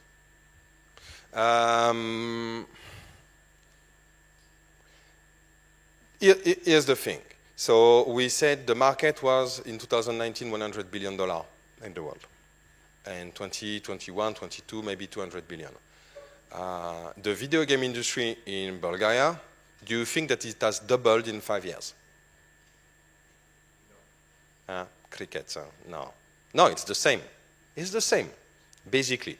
Maybe there's 50 more employees that are working in the video game industry in Bulgaria, but no. And I think we are missing a very big opportunity in Bulgaria to really grab the market and grow with it. And the creative industry is in a stage here that there's a big potential. Basically, whatever company that will be developing here will just grow because of the demographics of the market. We have grown with GB Phoenix. I don't think we are geniuses. I think we just got lucky and we are just growing because the market is growing. I don't think there's a lot of talent in what we do. And I'm really surprised that we don't have more initiatives here in Bulgaria that can lift the market and the ecosystem and develop it. I think the best thing that happened for the video game and the creative industry in Bulgaria is the Arc Academy, because at least now there's a school. I mean, at least now there is a school, because before that there was no school. So now there is something that the industry can support and use as part of a training process to create the talents of tomorrow. But that's really not enough. And I will say something that might speak to you. I was invited to an innovation forum in Serbia, in Belgrade, 6 months ago, and I met with the video game industry leaders there. And I was amazed. In Serbia, they are like maybe 10 years, 20 years advanced in terms of community, in terms of cluster, in terms of universities, in terms of collaboration. And I believe that if they can do it, we could do it here. There's no reason. I believe that one of the things that I would like to see happening in the future is more independent studios. Because I don't think it's normal that if Chibi Phoenix is the or one of the biggest studios, that it's been created by French people. It should have been created by Bulgarian people, developing it. There used to be independent studios that were big, but they sold. And I think it's not comparable, the way you care when you're independent and you're there and you take your decisions here, and you really have skin in the game, rather than if you are the local director of a big studios and you take your decisions from the big group that is somewhere in New York or in Paris. I mean, I have a lot of respect for the big studios that are here. They are providing job, skills, opportunities to work on very big games, and this is very interesting, but that's not enough. And I mean, some of the studios, I'm quite angry with them because they don't even support initiatives like what we have now, like the Sofia Game Jam, like the Sofia Game Night. Some of them, they have absolutely, totally the budget and they can support it with a ticket. It's $500, okay? And they don't even fucking give $500 to support the local community. I think that what we are having today is very interesting. This is very good. But events like this, they should happen maybe once a month. This would be a sign that the industry is very healthy. And I would like that we do it together. I think that the people here are the people that are motivated and interested. I'm sure that there are other motivated, interested people that are not here. But let's do it. Let's invest, let's develop independent studios, let's grow the leadership of tomorrow. There's no reason it cannot happen. And I know that there's a few people that are really interested in getting together, talk, and make events together. But this is the, so yeah, this is to me the little paradox about what's happening here. You have the seeds, like this event, like the Arc Academy, like a few independent studios that made it or are still there. You have the seeds of something that could be amazing. The potential is there. But it's missing this community initiative. Just people talking to each other and saying, yes, let's do something. How are we going to make it happen? Well, I don't know. I'm not going to make it happen alone. So today my being here is my little contribution. We will continue to grow Chibi Phoenix. Right now it's 70 people in Sofia. We are growing to, we aim to be 100 in Sofia by summer 2023, which is a challenge. It's giving me a headache just to talk about it. But it's going to be interesting. But I really want to see other people saying, okay, I'm going to do it. I'm going to create my studio. I'm going to gather something. I would love to invest in studios. I've been investing in a few studios outside of Bulgaria. Why not here? I think the potential is there. I again believe that the Arc Academy has a lot of potential because there's a lot of people that are being trained there, are motivated. We have hired a girl from the Arc, and she's awesome. I've seen other people like really interested in being part of the gaming industry. So that's my message. I hope we can do it together. And now I will be very happy to answer your questions, if any.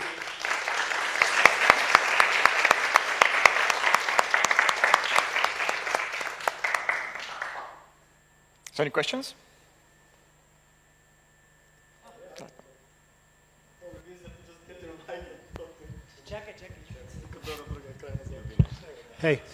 Adrian, yeah, thank you for this introduction to the game industry and game industry in Bulgaria.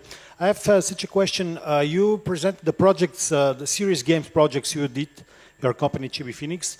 They were only corporate customers. Do you have experience in working in serious games for NGOs, for educational institutions, for, I don't know, some public institutions? Or not at all? It's something that we've been wanting to do, because the mission is beautiful. But from my little experience in serious games, so 2016, 2019, my conclusion is that there's no money in serious games. Even working with big corporations, they are cheap as fuck. So maybe it's changed, okay? But we were developing a model that we wanted to be like a SaaS model, that you pay per user and you scale it to the group. And BNP, they negotiated like hardcore so that we would be selling them the game based on the number of hours that we spent working on it, not as a license, and it was impossible. At the time, we were really trying to sell it and to make like a client. So we didn't have the choice, and then the next client, it was the same and the same and the same. So selling it as a licensed software and actually make decent money was impossible at the time. And it was, at the time, it was like, you're going to sell it, it's too innovative. It's too innovative, so the corporations, they don't know how to buy it. If you tell them you're going to buy Photoshop licenses, they're like, oh yeah, okay, I get it. It's $70 per desk, and I spend my money. But if you tell them it's going to be $5 per desk, and they will say, but it's just a video game. No, I just buy you once, and I don't want to spend per desk.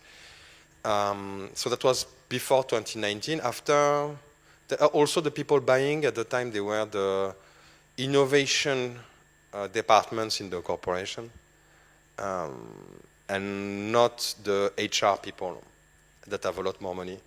Maybe it changed with COVID and remote work and remote training, but to do it for NGOs, what will be the business model? I think it will be that you're being paid by an NGO to make a one-shot game and something educative.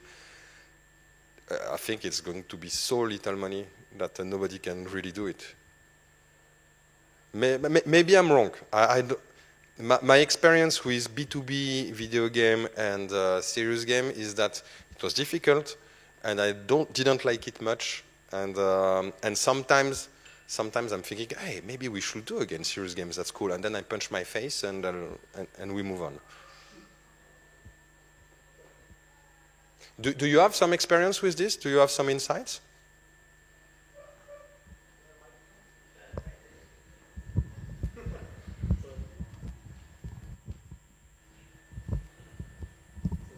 Yeah, let's say I'm part of a kind of a European network of developing narratives, interactive narratives for video games and for interactive documentaries. And I think, yeah, basically it works like, I don't know, NGOs has some money through some project comes and, pays you to develop something. This is the business model behind. And it has a lot of potential in education. I also work in science communication. Things like this, also urgent problems, and there are a lot of money, especially in climate crisis and Green Deal, so we can talk. Okay. I will be happy that we talk just after. I'm very curious. Okay.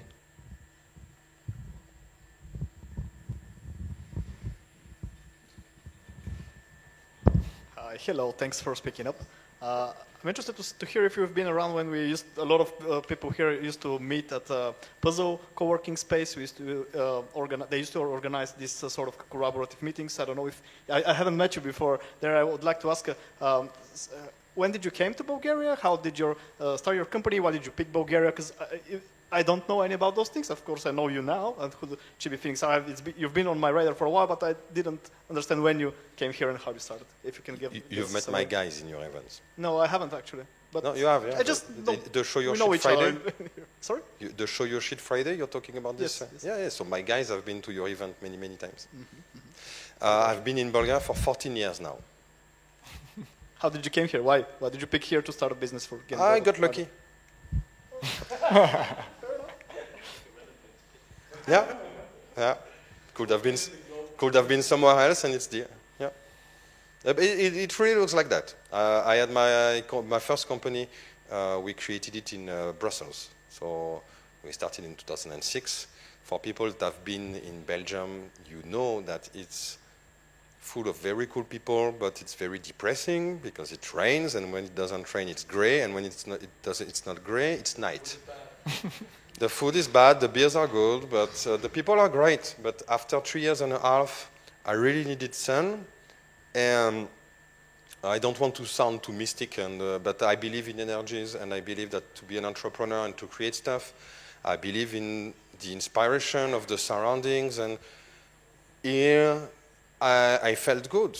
Sun, mountain, good vibes, inspiration, that was good, and I'm very happy. 14 years here, and maybe, I don't know, my wife might be listening, but 14 more? 14 more?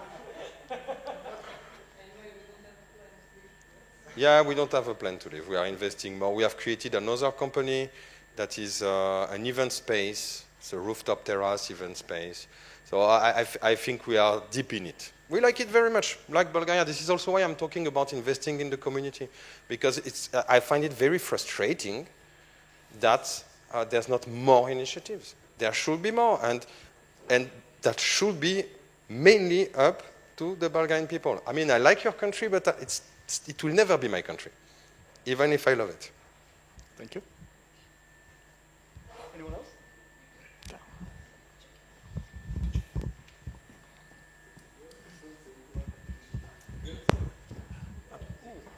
Almost. Happy you like Bulgaria. My question relates to your comments about Bulgaria and the game industry here. It's an observation that's probably true for everywhere, but it seems to me that there's no real entry jobs in the gaming industry. If you want to be an artist, if you don't have game experience, it's very difficult to get into the industry, and that's true for almost everywhere. Do you think that's part of the problem, or do you have any solutions for that? I don't know. Wanted to pick your brain. Yes, thank you very much. We are touching a very important topic. Sadly, I think that I don't want to talk about the government because, again, it's not my country. I can talk about the French government if you want. But I can safely say that I don't think the government will be the hope for the gaming industry, right? So we will have to do it ourselves. And something that's missing here, and it's a very important topic, because that's something that you have in France, and that is making France a very interesting country to develop a video game. You have this cursus of pre-employment, meaning that before you're going to get a job in France, let's say you have a master's degree, every year you will be forced by your university to have an internship, 3 months, 6 months, every year. So at the end of your master's degree, maybe you're going to do 6 months or maybe 12 months of internship. And it's forced. If you don't do your internship, you're screwed. So every year you have tons of interns that are on the market. And for interns, okay, you're working, you're not paid a lot, but you get an experience. You really get a CV. When I was 23, I had worked in 9 different companies. When I see people here, they are 22, 23, I'm the first they talk to. They have 0 experience. And it's bad for the people because they don't get this opportunity exactly to have a first job experience, to have something. And because as a company, you see someone that is a noob, and you're like, wow, you're really new on the market. I don't know you. You do nothing. You don't know what is an... You dream about the video game industry, but you have actually no clue. And anyone here that has been hiring people as an employer in the video game industry, you know that you always have some people that are big dreams, that the video game industry is going to be about playing PlayStation 5 all the day and doing just super cool stuff without constraints because it's so fun.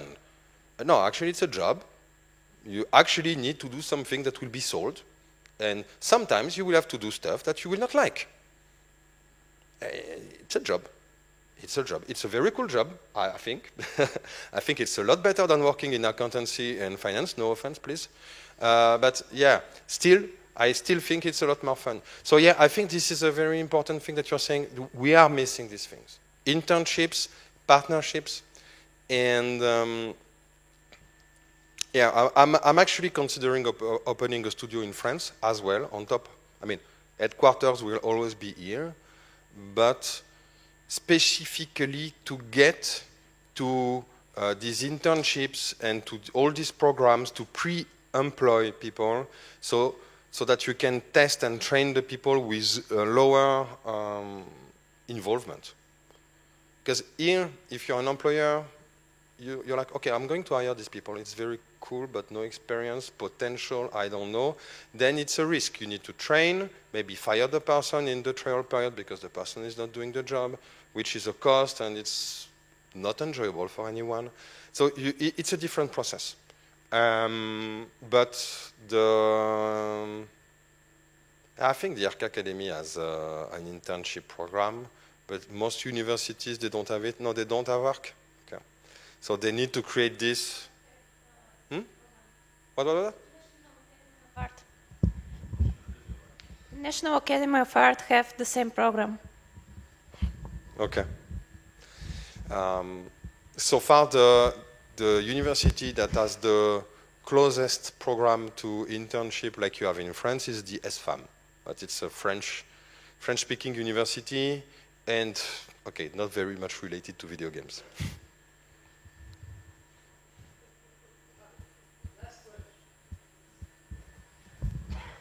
Hi. So my question is regarding you saying that we need to take the initiative, and I believe like a lot of the people here do want to dedicate their time to make their own video game, whatever it is.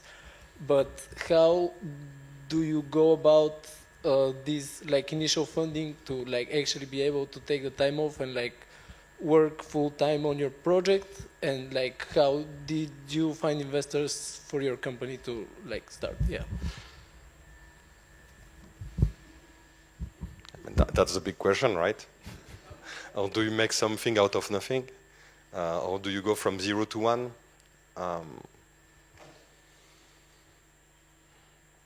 I mean, it's that will be an entire day and books about conversation, but I don't even know where to start because it's so complex. But for sure, if you don't have, I mean, case number one, your parents are rich and they can give you all their money to finance your own studio. Good. I hope you're in this case. I hope that here you have rich parents and they can finance your studio, because that will help. And if you don't, you might have. I mean, I can just tell you about our own history, but it's like in 2006 I was working nights and weekends making stupid websites to make some cash. And with my two partners, when it was making 1,500 euros per month, like wow, a fortune, especially when you live in Belgium, we decided that if we work full time, so 5 times more, we might make 5 times more. So we quit our jobs. And we didn't do 5 times more. But because the mechanics and the mathematics about business are not exactly like a quantity equal money. But it was still a very cool experience, and we ended up surviving, like licking stones and eating roots for 6 months. It was like, but it was fun. It was freedom, and then we found our first real business that was the email marketing, and we have been self-funding this. We had this experience in 2012, so the email marketing was working really well. Then we went into publishing and comic books, and then we lost all our money. Bankruptcy, burnout, all this stuff, very cool. And in 2012 we had investors. So we found investors, and it was very good because it was not our own money. So when we wasted $1 million in 3 years, it was not our own money, but it's still your years. It's still your time, it's still your energy. And it's a different type of pressure to have investors and people that say, hey, I'm your boss, by the way, send me reports, and no, don't spend on this and spend on that, and oh, by the way, a very good suggestion. You're not obliged to do it. But remember that I pay you. So it's something else. Ultimately, you have. I would really say that it depends on everyone, but make your MVP, make some cash, and at some point you need to have some money on some savings, and just try it. And know that in 90% chances you're going to be screwed and lose everything. But there's a 10% chance that maybe you create a very cool studio and something very cool will happen. I'm really not selling like utopist dreams of stuff that won't happen. But you have a long list of publishers that can give you money if you have a good MVP. And it's another topic, because what to sign and what not to sign with a publisher, it's a good thing. If anyone here wants advices on before signing anything with a publisher, just ask me. Because we've been screwed very hard by a publisher, and we are getting out of exclusivity in 4 months and 12 days. And April 2023.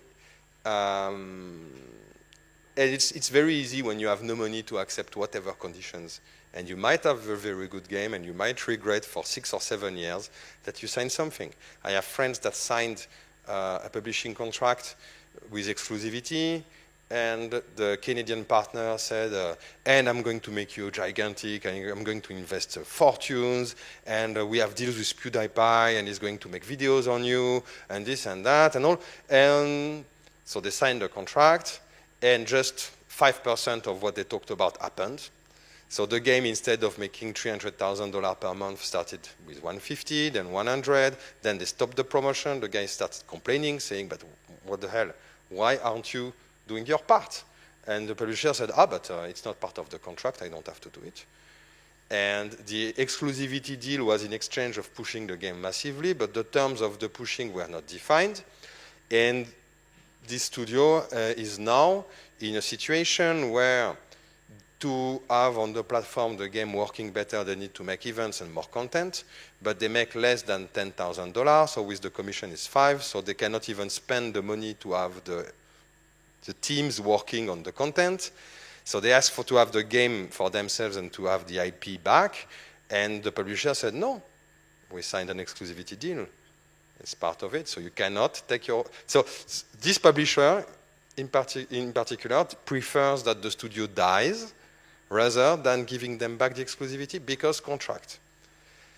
And this is really a newbie mistake. It was part of the contract, it was obvious. If you want to believe, you know, the empty promises of any business guy, it's your stuff. But if it's not part of the contract, yeah, but it's not always obvious. It's not always obvious. Okay. Thank you so much, Adrian, for the inspirational lecture. Thank you. I'm sure a lot of you want to ask him. Oh, I'm sorry. Thank you. Want to ask him more after the lecture. He's going to be here for a little bit. We're going into a little bit of a longer pause. We're going to be back at 2 p.m. with a really cool lecture from Crow team, from Jonas Kiratses. Yes, he's going to be talking about spatiality and dialectics in video game narrative. So come back here at 2 p.m. See you in a bit.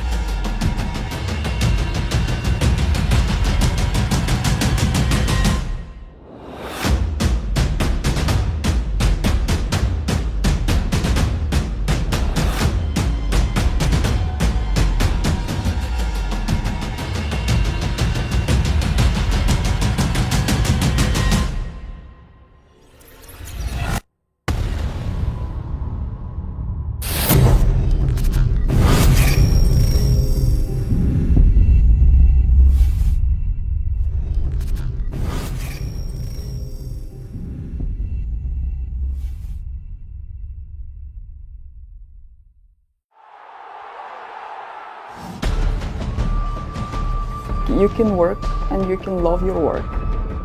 Almost everybody who is involved in the IT industry has had that romantic dream of joining the games industry. The dream can be fulfilled. Having this ownership of the project here in Sofia is very, very exciting. We have to learn the engine, the whole new code base. It's interesting to follow the development of features throughout the series, to see how the studio experiments with some ideas, how they get refined or change, and have different iterations in the newer titles. I've been years-long fan of the series. I've always played Total War like probably the last decade, and now being able to work on those titles is just amazing. A dream job, actually. It's been a fantastic opportunity to work on Troy. I have very high expectations of the final product. We have this great, powerful team of different individuals working together on a great project. Yeah, this is one of the most amazing things, that we have the creative freedom to realize our ideas, share what we know and what we are passionate about. Everyone should have a voice. It's a creative process. One of the major draws of the series is the ability to immerse yourself in that time period. All ideas are always welcome, so it is always a very collaborative effort. The thing that excites me most about working here is the ability to grow and knowing that any effort you put in does have a result. We moved 6 months ago to a new studio. It's tailored for us. It's tailored for our current team and for our growth, because it's quite invigorating to see our future, to see our current successes being materialized in this way. We constructed, three audio rooms with surround sound capabilities and a live room. The office space gives us the capability of further growth, because we want to expand. We want to be able to do bigger and better projects in the future. The people I work with and the game we're making. It's just very exciting. It's probably the enthusiasm of people and drive and the willingness to give their best. I love my job. It's easy as that. Don't hesitate and don't waste your time. Just join us.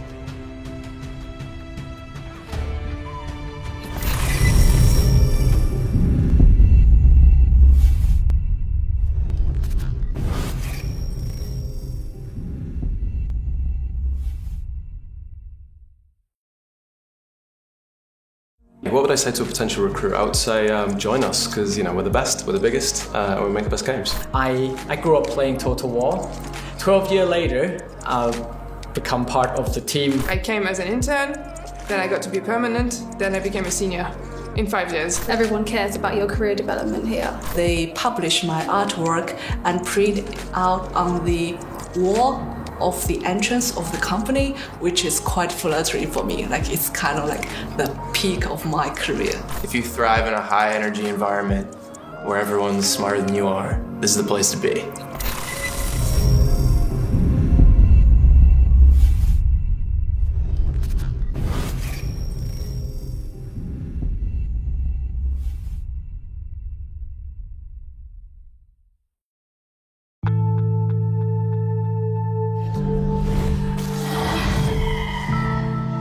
It's an escape for people sometimes. People turn on a game and just lose themselves in another world. Being able to do that for them is just, it makes me feel so proud and happy that I can. And that's what I love about working at CA. We all are very passionate people and very passionate gamers. I think this is like one of the best things that kind of melts everybody together. Creativity can come from anywhere, and that's the beauty of it. In the games that we actually make, there's quite a breadth of creative scope. We've got fantastical creatures, we've got magic, we've got strange and weird weaponry, sci-fi. Before I start working in the game industry, I look up to people who work in the game industry as well. Actually, a lot of people who work here at CA used to be my kind of like secret mentor when I was younger. We have some really, really awesome guys on the team, and everyone's word is really valued. We argue a lot.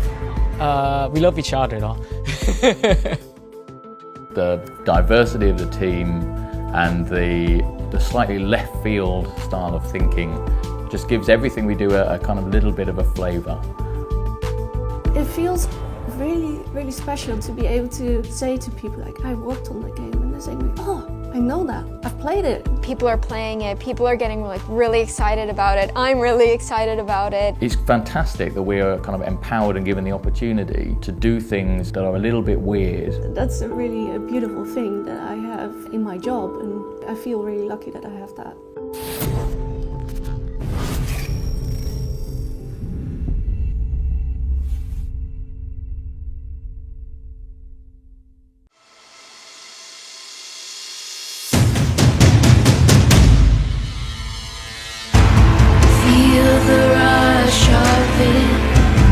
Takes me over, feel the pulse of it, pulls me under.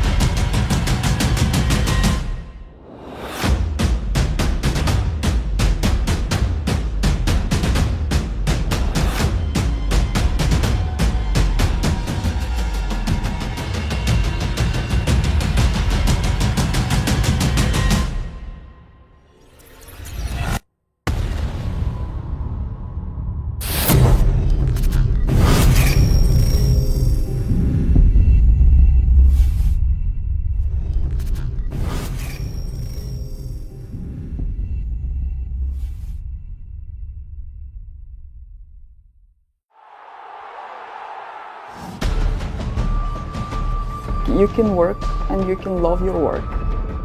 Almost everybody who is involved in the IT industry has had that romantic dream of joining the games industry. The dream can be fulfilled. Having this ownership of the project here in Sofia is very, very exciting. We have to learn the engine, the whole new code base. It's interesting to follow the development of features throughout the series, to see how the studio experiments with some ideas, how they get refined or change, and have different iterations in the newer titles. I've been years-long fan of the series. I've always played Total War like probably the last decade, and now being able to work on those titles is just amazing. A dream job, actually. It's been a fantastic opportunity to work on Troy. I have very high expectations of the final product. We have this great, powerful team of different individuals working together on a great project. Yeah, this is one of the most amazing things, that we have the creative freedom to realize our ideas, share what we know and what we are passionate about. Everyone should have a voice. It's a creative process. One of the major draws of the series is the ability to immerse yourself in that time period. All ideas are always welcome, so it is always a very collaborative effort. The thing that excites me most about working here is the ability to grow and knowing that any effort you put in does have a result. We moved 6 months ago to a new studio. It's tailored for us. It's tailored for our current team and for our growth, because it's quite invigorating to see our future, to see our current successes being materialized in this way. We constructed, three audio rooms with surround sound capabilities and the live room. The office space gives us the capability of further growth, because we want to expand. We want to be able to do bigger and better projects in the future. The people I work with and the game we're making. It's just very exciting. It's probably the enthusiasm of people and drive and the willingness to give their best. I love my job. It's easy as that. Don't hesitate and don't waste your time. Just join us.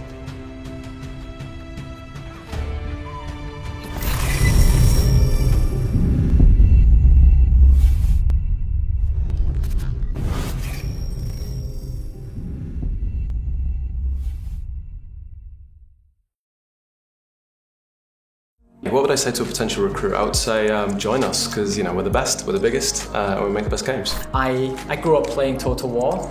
12 years later, I've become part of the team. I came as an intern, then I got to be permanent, then I became a senior in 5 years. Everyone cares about your career development here. They publish my artwork and print out on the wall of the entrance of the company, which is quite flattering for me. Like, it's kind of like the peak of my career. If you thrive in a high energy environment where everyone's smarter than you are, this is the place to be.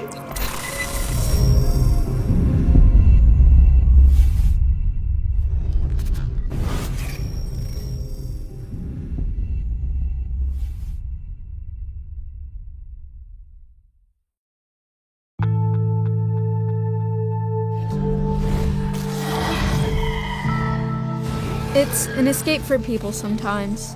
People turn on a game and just lose themselves in another world. Being able to do that for them is just, it makes me feel so proud and happy that I can. And that's what I love about working at CA. We all are very passionate people and very passionate gamers. I think this is like one of the best things that kind of melts everybody together. Creativity can come from anywhere, and that's the beauty of it. In the games that we actually make, there's quite a breadth of creative scope. We've got fantastical creatures, we've got magic, we've got strange and weird weaponry, sci-fi. Before I start working in the game industry, I look up to people who work in the game industry as well. Actually, a lot of people who work here at CA used to be my kind of like secret mentor when I was younger. We have some really, really awesome guys on the team, and everyone's word is really valued. We argue a lot, We love each other, though.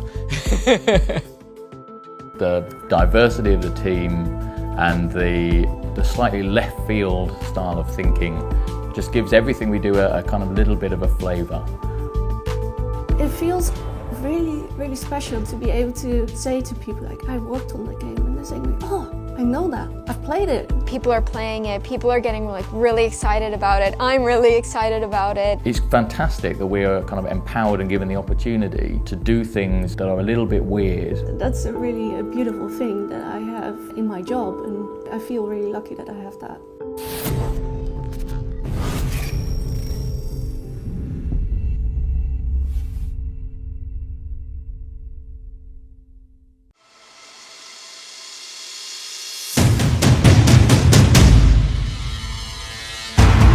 Feel the rush of it, takes me over. Feel the pulse of it, pulls me under.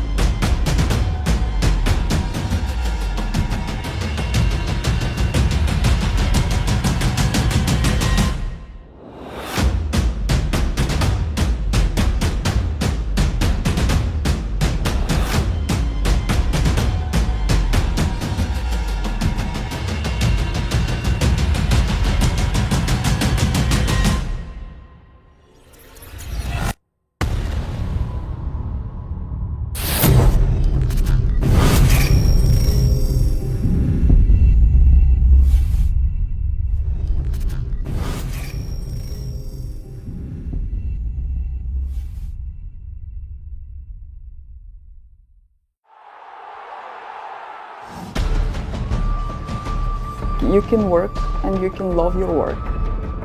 Almost everybody who is involved in the IT industry has had that romantic dream of joining the games industry. The dream can be fulfilled. Having this ownership of the project here in Sofia is very, very exciting. We have to learn the engine, the whole new code base. It's interesting to follow the development of features throughout the series, to see how the studio experiments with some ideas, how they get refined or change, and have different iterations in the newer titles. I've been years-long fan of the series. I've always played Total War like probably the last decade, and now being able to work on those titles is just amazing. A dream job, actually. It's been a fantastic opportunity to work on Troy. I have very high expectations of the final product. We have this great, powerful team of different individuals working together on a great project. Yeah, this is one of the most amazing things, that we have the creative freedom to realize our ideas, share what we know and what we are passionate about. Everyone should have a voice. It's a creative process. One of the major draws of the series is the ability to immerse yourself in that time period. All ideas are always welcome, so it is always a very collaborative effort. The thing that excites me most about working here is the ability to grow and knowing that any effort you put in does have a result. We moved 6 months ago to a new studio. It's tailored for us. It's tailored for our current team and for our growth, because it's quite invigorating to see our future, to see our current successes being materialized in this way. We constructed, three audio rooms with surround sound capabilities and a live room. The office space gives us the capability of further growth, because we want to expand. We want to be able to do bigger and better projects in the future. The people I work with and the game we're making. It's just very exciting. It's probably the enthusiasm of people and drive and the willingness to give their best. I love my job. It's easy as that. Don't hesitate and don't waste your time. Just join us.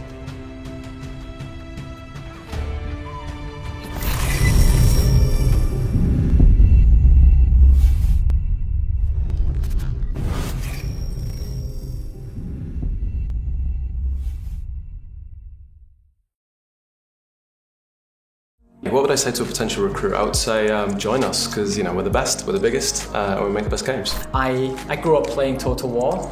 12 years later, I've become part of the team. I came as an intern, then I got to be permanent, then I became a senior in 5 years. Everyone cares about your career development here. They publish my artwork and print out on the wall of the entrance of the company, which is quite flattering for me. Like, it's kind of like the peak of my career. If you thrive in a high energy environment where everyone's smarter than you are, this is the place to be.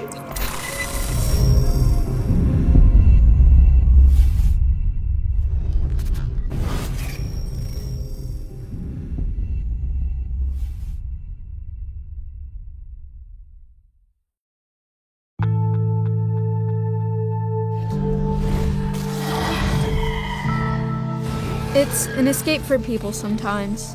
People turn on a game and just lose themselves in another world.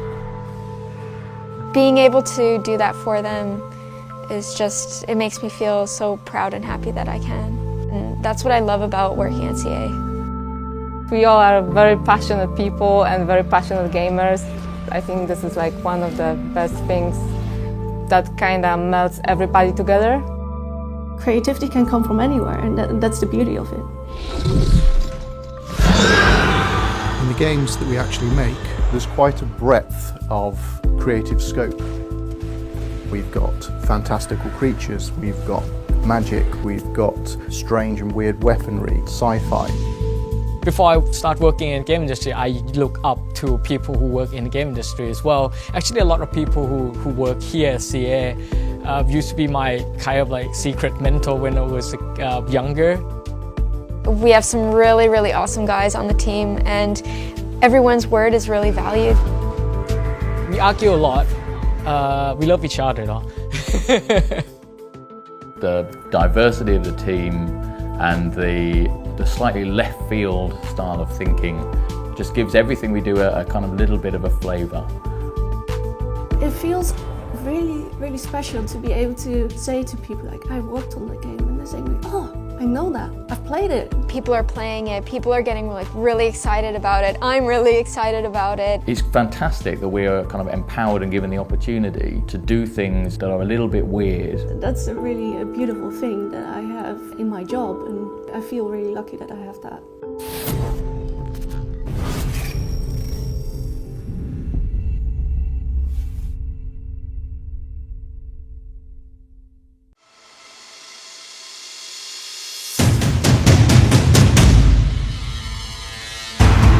Feel the rush of it takes me over. Feel the pulse of it pulls me under.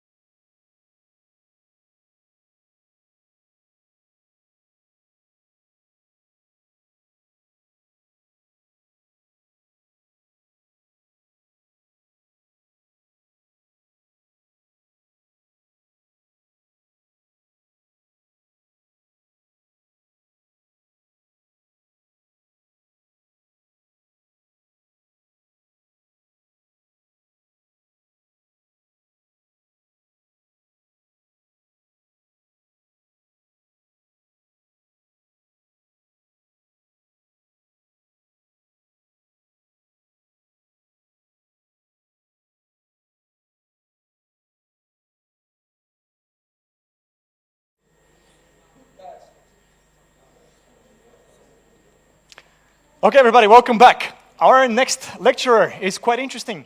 He's a Greek writer, he's a designer, and a director. He's worked on so many titles that I'm actually going to have to read them out because I'm sure I'm going to mess this up otherwise. The Talos Principle, Phoenix Point, Serious Sam 4, The Eternal Cylinder, and The Sea Will Claim Everything.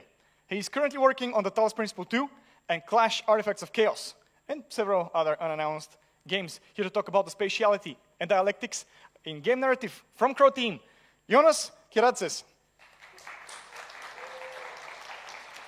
I'm sorry for butchering your name anyway. That's fine. That's good. No problem. Hi, I'm Jonas. Nice to meet you. I'll be doing this very pretentious presentation now. It sounds very pretentious, and it is, but it's really just about a couple of concepts of how we approach narrative in games, because it is fundamentally different from writing for any other medium. So I'll just keep it fairly simple, but just I want to inject these ideas into people's heads, basically, because I think that they're useful, and they're sometimes missing when people approach designing narrative for games. All right? So this is a very brief introduction to me. I've been making games for a very long time because I started very young. Quite a long time ago. I've made a lot of games that have some sort of sea theme. Why? Don't know. Probably because I'm Greek. I have written all of these games except one of them, which is not an actual game. Can you guess which one of those? Yes, it's Phoenix Point. No, it is How I Met Your Grandmother, although I have met all of your grandmothers, and they really like me. Grandmothers really like me for some reason.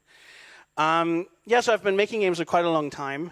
I started when I was really just a kid in Greece in the early 2000s. My first game was very hard to upload to the internet because it was 3 megabytes, and it was very hard to find web space for 3 megabytes. A video game. And they've all been narrative games, almost all of them. I actually like playing games that are not that narrative heavy all the time, but I seem to be making them all the time. And I invented air. That's important. Just want to take credit for that because nobody ever gives me credit. It's a real shame because it's very important for breathing. Talos Principle 2 is what I'm currently working on. It's going to be really nice when it comes out. I am going to be talking a bit about Talos Principle in general in this presentation. You don't need to have played it to understand the presentation. It's just to give you an example for how narrative works in games and how maybe narrative works in a game that's also trying to be a little bit ambitious in what it's trying to accomplish. To me, I don't mind games that are just fun, right? I've written stuff that's just silly and all that, but I also think games are very interesting as a medium that's maybe artistic and more serious. Although serious is to me not a contradiction of silly, so you can have fun in a game and still be serious. It doesn't have to be, it's a game about a sad grandmother or whatever. Indie games have a tendency to sometimes produce. You probably know what I mean by that. So I do think that games can be fun and meaningful at the same time. Now, spatiality. What the fuck does this mean?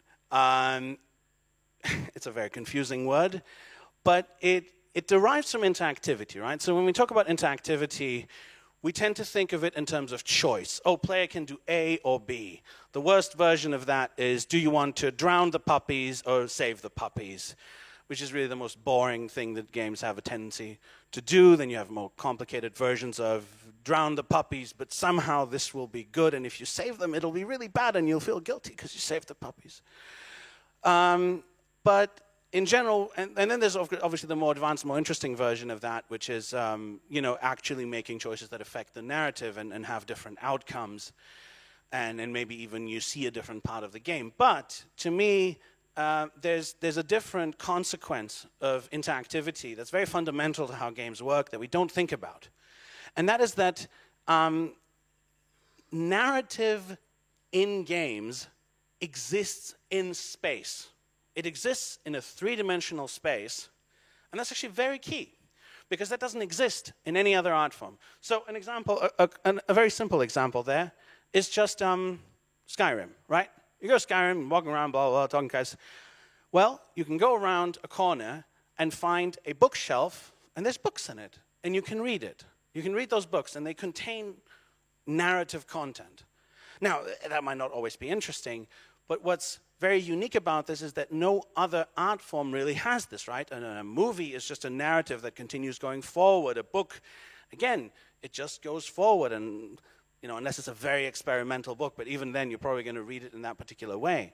But in a game, narrative exists in a three-dimensional space, and this can have a lot of consequences. It means characters are walking around, are in different places. The classic example, you're reading something on a wall, which, everyone says was overused, and then with the pandemic, people started scrawling things on the walls that were exactly that. So we all live in a video game. So anyway, this may seem simple, and yet I think it's a really key insight when you're constructing a game, when you're actually doing the work of writing the narrative for a video game. It's very important to start thinking of how the narrative overlays the three-dimensional space in which you are writing. So you're not writing just a story where A happens and B happens, but you really have to think about it in terms of the three-dimensional space in which it exists and how it interacts with that space, and what the player experience is going to be as they move through that space and experience your narrative there. All right, so I'm going to talk a little bit about the Talos Principle. Talos Principle is a puzzle game with a narrative that it has several layers. It's designed to be almost like a kind of archaeological experience. So there is a top layer that you're always going to get. So there's a top layer that every player will always experience. And then there are some layers that are more easily accessible. And then there are layers that are deeper and deeper and deeper. And to fully understand the story of the game, you have to dig into the game. So again, that is a very physical kind of way of organizing a narrative inside a video game. And it obviously also connects to the themes of the game, which have a lot to do with sort of digging through the past, and it has a lot of actual archaeological references in it. So here we have, this is just a rough kind of example, or a rough kind of structure of the game world. So you basically start in what's the Roman kind of part of the world, and you solve puzzles, you go out into sort of a hub, you get access to other places, and eventually there's this tower that you have to ascend. But there are different types of narrative that exist inside of this world. So we have where it says Elohim there. That's the voice of an almost kind of narrator. It's the voice of God in the game. It's this figure who challenges you, says you have to solve these puzzles, but you must never ascend the tower. So that moves with you through the game. Wherever you are, you can hear him speak, unless you're in some very specific points in the game. So that's very easy to understand how that follows you. But at the same time, inside of that world, you have these voiceovers that you can find. The voiceovers provide yet another perspective on the events of the game, from a scientist who is speaking about, how the backstory of the game happens, but also expressing certain very humanistic philosophical concepts. You also have these QR messages, which are basically messages on walls that you can read from various characters that exist in the sort of mythology of the game. And you also have Milton, who is an AI that only exists inside certain terminals that you find as you move around the game, and you can talk to him and debate with him. And then you also have, on top of that, terminals on which there are texts that you can read from basically various philosophers, internet threads, all kinds of messages that people have sent back to each other. It's a wide collection of texts from humanity before whatever happened that has put you into the situation that you are in the game. I'm not going to, spoil the details of the game now. But the important thing is that, as you can hear from this, there are different categories of narrative that each function in a different way. Some are set inside the world you're also in. Some are from before. Some are, a specific character kind of going through a story that you're following in individual bits. And then there's two characters who coexist in the world with you in different ways. So when you're writing a game, you have to track all of that. You have to think about the functions of each of these types of narrative and what they are doing for the player. So each of them is giving them morsels of information, and they, in their heads, are trying to put it all together and understand what's actually happening in this game. What is this game about? And of course, to make it interesting, you have to make sure that you're feeding the player the right morsels at the right time, which is difficult because the game is open. Making Talos 2 is even more challenging for us in many ways because it is more open or more multi-threaded in some ways, and that is another challenge. So we're experiencing that very much right now. So that's the thing about video games that I kind of want people to think about, because we think about this very simple aspect of it's just choice, right? Oh, the player can do this, the player can do that. But really what's happening is the player is moving through this enormous web of individual bits of narrative that all should tie together in some way. So you want there to be interesting ways in which these things are connected, but you also need to be thinking constantly, what are the various ways in which the player might experience this? What if he reads this first? What if he reads that first? And more importantly, what if he doesn't read any of it? What if the player starts out saying, it's a game, games don't have good narratives, I don't give a shit. And then they play for a while and they think, this voiceover stuff is really well written and it's kind of interesting. I wonder what's going on with this setting. Maybe I should try digging a bit into it. Okay, have we made it possible for the player to go back and read those things? Have we accidentally, do we have some cutoff point where you can't read the previous things anymore? So thinking about it in this kind of three-dimensional way and thinking of it as this web of of small points of narrative that interact with each other in various ways is, I think, pretty crucial. Okay. This is a photo of a cat. He's called Damian, after the composer of the Talos Principle, although we call him Dum Dum because he's dumb. All right, dialectics. Very pretentious again. But I'm going to keep this, again, very, very simple, right? We're not going to get into the complexities of philosophy here. But it's a fairly basic concept to keep in mind here, which is the idea of how things interact with each other and produce a third thing, as it says, thesis, antithesis, and synthesis. So in terms of games, this is about how all those nodes that I mentioned before in the spider web, how they interact with each other, and how you can deliberately design something that uses the interactions between these different points. Because that's also something that games are uniquely good at. They can present different ideas without necessarily making it about you just choosing one idea over the other, because they can present things in parallel. Again, a book and a movie, all these things are kind of linear. But the nonlinearity of games means that things kind of can coexist in parallel inside their world. So, for example, in Phoenix Point, we have 3 different factions. And there, a lot of effort went into trying to give each of the factions kind of an interesting perspective that may be flawed, and it's not perfect. This is also a principle that's at work in the Talos Principle. So I'm going to go back to that for a second. In the Talos Principle, you have different figures, right? So you have this godlike figure, Elohim. And Elohim has a very specific way that he wants things to be done. You will solve the puzzles. You will not go up the tower. This is what's good in life. This is what meaning is. And then you have Milton, who is kind of a rogue AI. And he is an utter cynic, right? He constantly asks you all these questions in these interactive dialogues. And he's always... Hello? Okay. He's always trying to break down your beliefs. And the thing is, you could go for the mistake here of just saying these are 2 choices, right? This is the one way and this is the other way, and they both suck. But the interesting thing, I think, that what games kind of allow you to do is that we present 2 different figures who are both wrong in their own way. Or you can agree with them if you want to. There are ways of doing that in the game. But really, they have severe flaws in their thinking, both of them. And ultimately, you have the ability to kind of pick a path that is neither of them, or that has elements of both of their beliefs. And the game, in fact, is deliberately structured so that it presents you with different ideas and allows those ideas to interact dialectically in your head.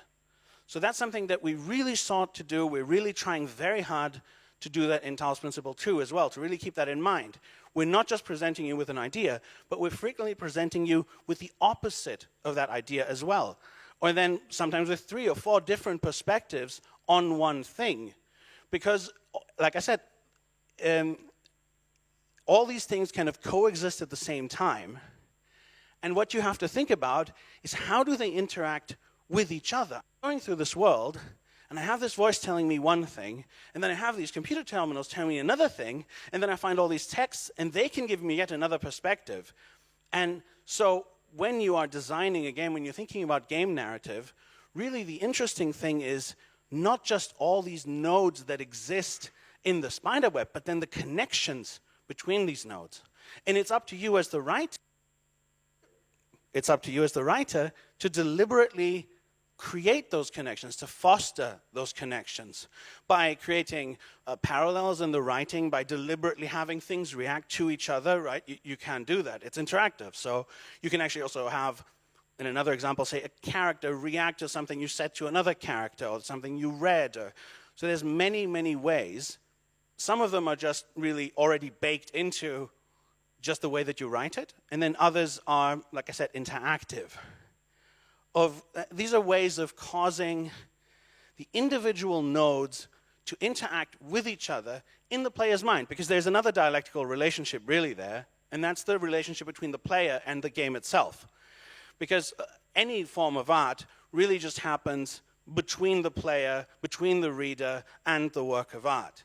So that's another thing that you have to keep in mind when you're creating something, is that you're not just creating something static, but there's a person there that's going to be playing it, and as they play it, there is an experience that is unique to them and is only happening, for them. And you're kind of providing the primordial soup out of which this experience is going to happen, but you don't have full control over how it's going to happen. But you do have control over what goes in the soup.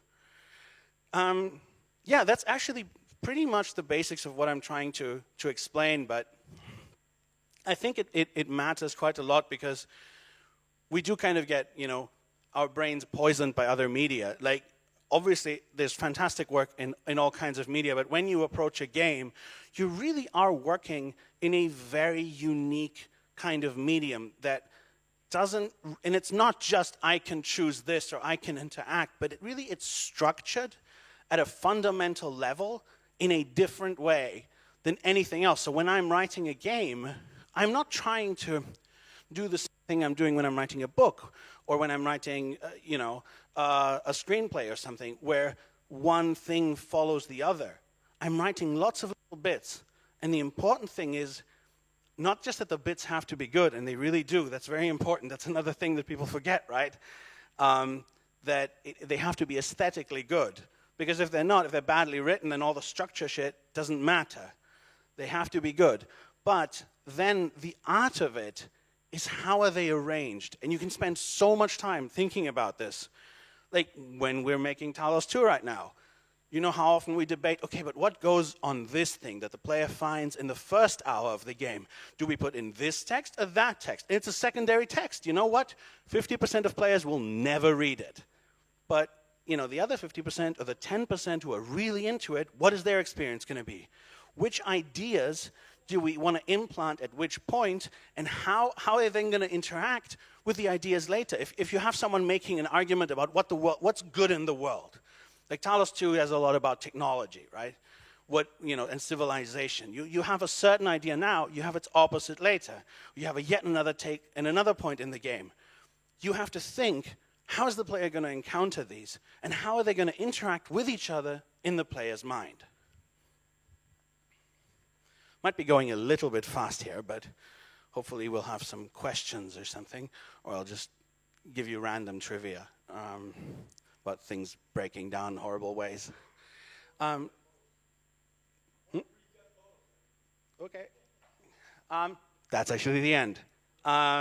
So yeah, I've kept it very, very short.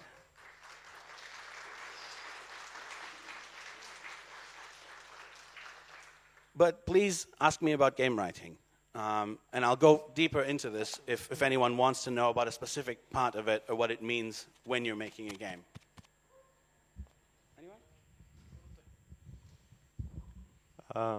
So I have actually a very peculiar question. Since you're writing narrative games, have you heard of Disco Elysium? Yes. Okay, so this will make the question a lot easier. What would you say about Disco Elysium's attempt at narrative storytelling and presentation? Because it's one of the few games, at least I've played in recent times, that allow you to choose any path, and in turn, the consequence for your actions aren't. They're portrayed in a positive light, regardless, because the story is about failure, right? And I wanted to ask, how do you feel about the whole way the writers and the designers of that game handled its narrative? I haven't finished playing Disco Elysium because it makes me sad. And it just makes me sad because it's like, Jesus, I wish we all got to do that all the time. No, I find it very impressive. I find it very impressive, the sheer amount of effort and freedom that they had. That's something that I haven't talked about here, but of course the reality is that frequently you're working for companies and you don't necessarily have the freedom to do anything you want with narrative. Like, we're very lucky with Talos Principle that we got to do what we got to do.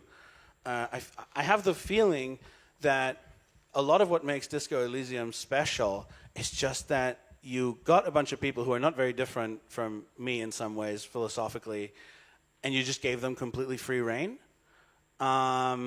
So I do find it very impressive what they've done, which is to just kind of almost be very liberated in approaching the material and go to some places that are could be fairly controversial. It's actually, I'm kind of surprised, honestly, that the response was so positive, because I could imagine some journalists doing kind of a fascist playthrough and going, this game is fascist. As to the idea that, you know, the game reacts to anything that you do as positive in a way, I think that's a legitimate choice. It's not the only way of doing something. You can have a game, I think, that has a certain, and I think Disco Elysium also, it does have a certain perspective that some journalists, I feel, sometimes fail to see as well. It does come from a particular worldview, in general, how it presents its world and how it thinks that the world works. But I think that depends. It's something actually that we, when making Talos 2, have sometimes struggled with a little bit, in that the writers have certain beliefs, and of course those structure what you're going to do, right? Because it's just how you think the world works. And at the same time, you want to leave space, because I talked so much about, you know, giving different perspectives. You want to leave some space for those perspectives to be genuine, to be treated as legitimate. Because otherwise, it's like, here's 5 political choices or philosophical choices. All of them except the one I like are wrong. That's not such an interesting experience. You know, you want to have that perspective that's yours, that structures the thing, especially if you're working with a certain amount of freedom to be allowed to do so. Because if you're working for a lot of bigger companies, you're not going to get that freedom. But you also want to leave some space for the game to react to what the player is doing and for it to feel legitimate in a sense. Because what I've noticed in a lot of games, that what I hate is when at the very end the game goes like, no, everything you did is wrong, you're bad, feel bad. And it just kind of takes away the entire meaning of the entire experience for me. And that's something we try very hard to avoid doing, even though that way there's no big twist at the end. And some people tend to identify a big twist at the end with good writing, but or a good ending. But to me, it's more about playing out the consequences of what you've done and having it feel like a meaningful overall experience. So to me, if you pick an ending that I don't love for Talos 2, for example, it's still an ending that hopefully will feel poetic and meaningful. I have a question, which is in the regards of the writing process. In your own words, because I understand that you write for different media, how would you compare writing for a screenplay and then into a game? Because The thing that I'm most curious about is, do you lend an idea, it's whatever an idea is, in the three-act structure, which is commonly used in the filmmaking world? Could you elaborate on that, please? Yes. So the difference between working in those two, I mean, not that I have a published screenplay or movie currently out. I do have a very nice audio drama called Gospels of the Flood. You should listen to that. So having written things, though, in screenplay format, it is very different. Because, like I said, it's structurally different at the very basis of what you're doing, unless you're writing a game that happens to be incredibly linear, which is kind of rare. It does exist. So even Serious Sam 4, for example, has side missions. It has lines that can be set during combat. It has all this material, right, which exists in parallel. It doesn't exist in a linear structure. So it's like there's 100 lines that can be set during combat. There's 200 lines that can be set during combat. So again, when you're writing a screenplay, you're really going beginning, middle, end. If it's a 3-act structure or 5-act structure. In a game, it's more like, I mean, you might have, here's the intro, but then even already the first area, first level, first thing can sometimes play out in 500 different ways. Or you're just creating kind of a cloud of options. So you might have NPC characters who can say lots of lines depending on what's happening in the game. So immediately you're going and say this, you can say and this, and immediately it just becomes this wide thing. So of course you're trying to hit certain points, right? You are trying to kind of create an arc through the game. But you're doing it in a much more fuzzy way. You don't have that nice thing of, the first scene, the second scene, and then that leads to the third scene. Very frequently you don't have that choice in a video game. And the other thing is video games are incredibly long. Like, you're writing a season of a TV show more than you're writing a movie. And yet frequently you're trying to make it feel like a movie. So in the sense of it's one story rather than something more episodic. But at the end of the day, it always becomes much more fuzzy than writing a straight-up screenplay. And you have to keep that in mind, because when you see games that are written in the other way, they frequently don't work very well, because they're just going against the grain of what the medium is like, which is that it's incredibly flexible and things can happen in different orders. But again, there are exceptions, but in general, I would say it's a wider structure that you have to keep in mind. And that's why also we don't work in final draft, but like in a spreadsheet most of the time.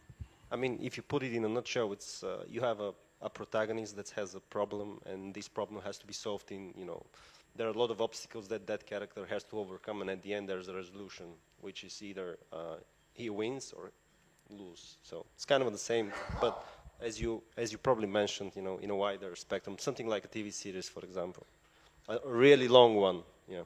Yes, I mean, although, in some ways, then you're playing a game that's a strategy game, and you don't have a protagonist as such, and it's maybe more like an ensemble cast, or you don't even have characters with clearly distinct personalities. So now you're trying to instill a personality into, say, the faction that you're playing. You just the group that, so that the player still feels, okay, we all set out together to accomplish this thing, and in the end we succeeded. But it is very different, because a movie or something is usually really built around people, and not all video games are built around individual human beings.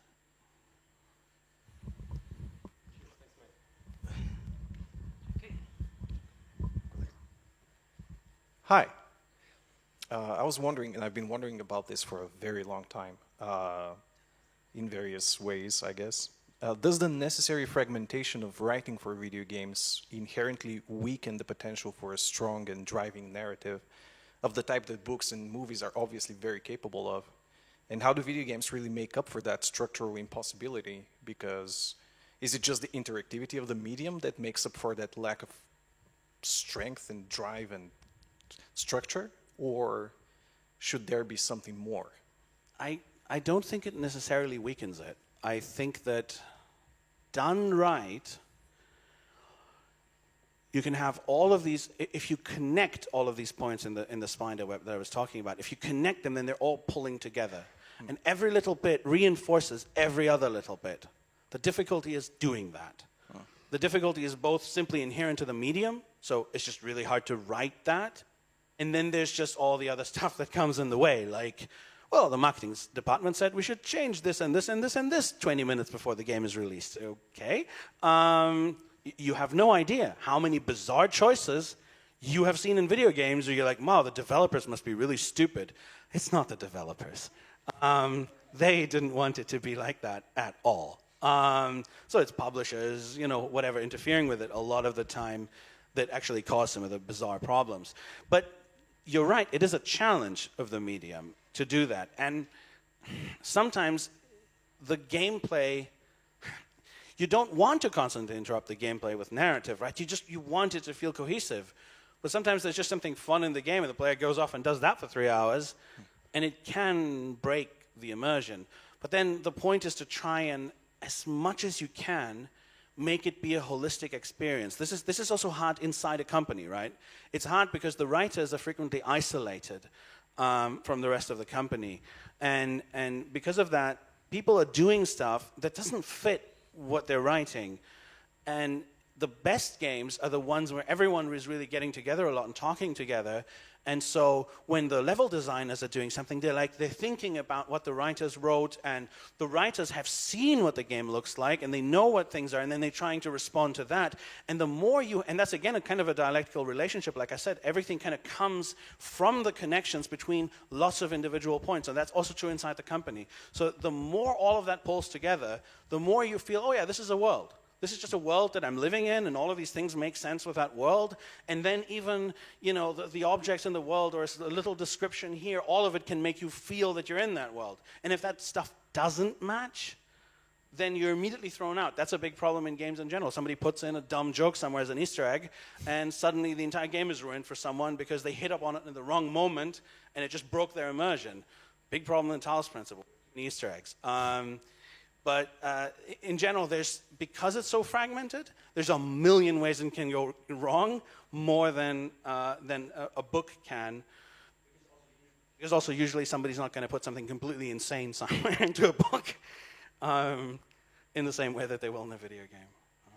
Also, I do have to ask, where do you get your ideas? There's a lot of Chinese people in a factory, and they're writing them down and sending them to me and getting paid very little money. The strength of Fiverr these days. Thanks. So I suppose my question is going to be about those Chinese people. In the Talos Principle, the first one, you've managed to create a very nice combination of many different stories into a variation on the biblical narrative about the creation of Adam and his eventual transcendence, let's say, into a new Adam. So the question is, well, maybe there are two questions in there. The first is, how did you approach all these different narratives into creating them, into meshing them together? And the second one is, how much will that biblical narrative influence the Talos Principle too? Okay, so in terms of approaching it, it's really just coming at it with an awareness of how that you're going to be doing it in this way, where it's incredibly fragmented, and always looking for the parallels between what you're writing and how it's structured. So the story itself, right, is about this kind of syncretic way in which religions develop and philosophy develops and ideas develop. The game itself is like it. Elohim is he actually syncretizes things into narratives. That's his function, his original function. And he himself, however, everything that he believes, he has constructed out of fragments. So coming at it with the awareness that it's going to be like that, I think is kind of the important part, right? So from the beginning, we have these kind of strands, and how are we going to create individual parts of the narrative that are going to reflect that? So we're going to create a Greek philosopher. We invented a Greek philosopher for our purposes. That would be one strand, and we invented a saint who has written certain things, and you invent the things that you need, and you draw on real text as well. Obviously, we always had a mix of fiction and nonfiction, but I think it all depends on coming at it structurally and already thinking about it in those terms. I think that's the only way I can really. Beyond that, it's just obviously inspiration and writing. But I think the key thing is to already think of that you're creating kind of a mosaic or an interwoven kind of thing from the get-go in order to accomplish that. And as for the biblical themes, yeah, they continue. The whole syncretic element of Greek mythology and myth and all of that does continue. Maybe it's heavier on the mythology than on the biblical things, but it's still there in the next one as well. What kind of different processes do you have for different types of games when writing them? For example, do you have a difference writing an RTS and an RPG? They can be both fantasy games, but as you said before, they're not personal. Like RTSs are not all the time personal like the RPG. What kind of differences do you have in writing them? So I'm going to go back to the same thing. Again, it's starting by thinking about structure. So it's starting about thinking, what is the structure of the gameplay? How does this game work? Where in how this game works can I hook the narrative in? Like, how does it connect to the narrative structurally? Because if you come at it always the same way, then suddenly you're like, oh, I'm going to have a protagonist for this RTS, and there's like, how does that tie into anything? I'm commanding an army. Why is there this one dude? Okay, is he a commander? Is he a thing? So you have to start by looking at what is the gameplay structure of what you're doing? Where does the narrative fit in? Not forcing it in, just where does it naturally fit into the structure? And from there, develop elements.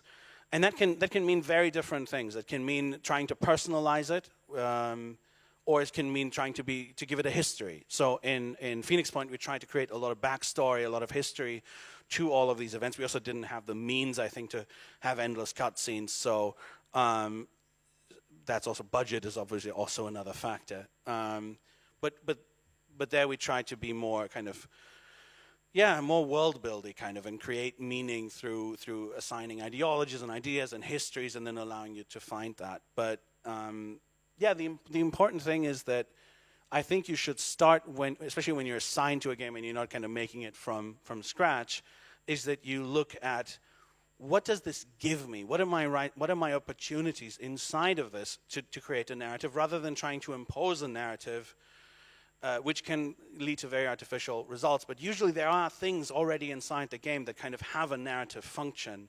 And that can be things characters say, descriptions in menus, items. I mean, Dark Souls is the classic example of a game that's largely told through item descriptions, where there's this vast lore that people love to engage with.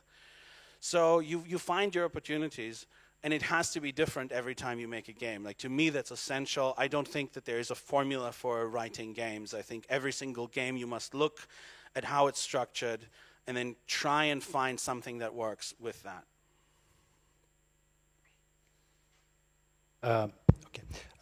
Thanks for this insightful talk about your way of writing for video games. I have such a question.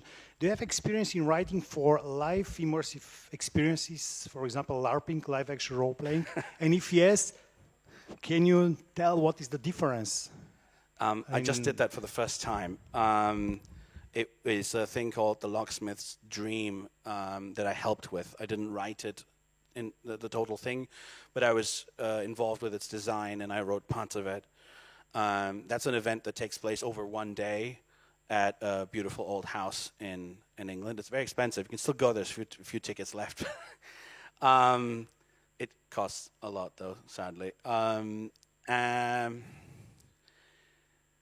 That one is more unpredictable. So I was working with a designer of the whole thing and producer, and I kept trying, because he has a million ideas, and what I kept saying is it feasible?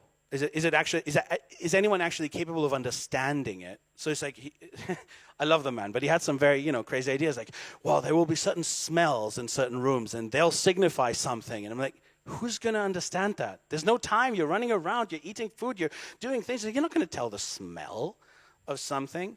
You can have the smell and it works into the reality of the whole thing.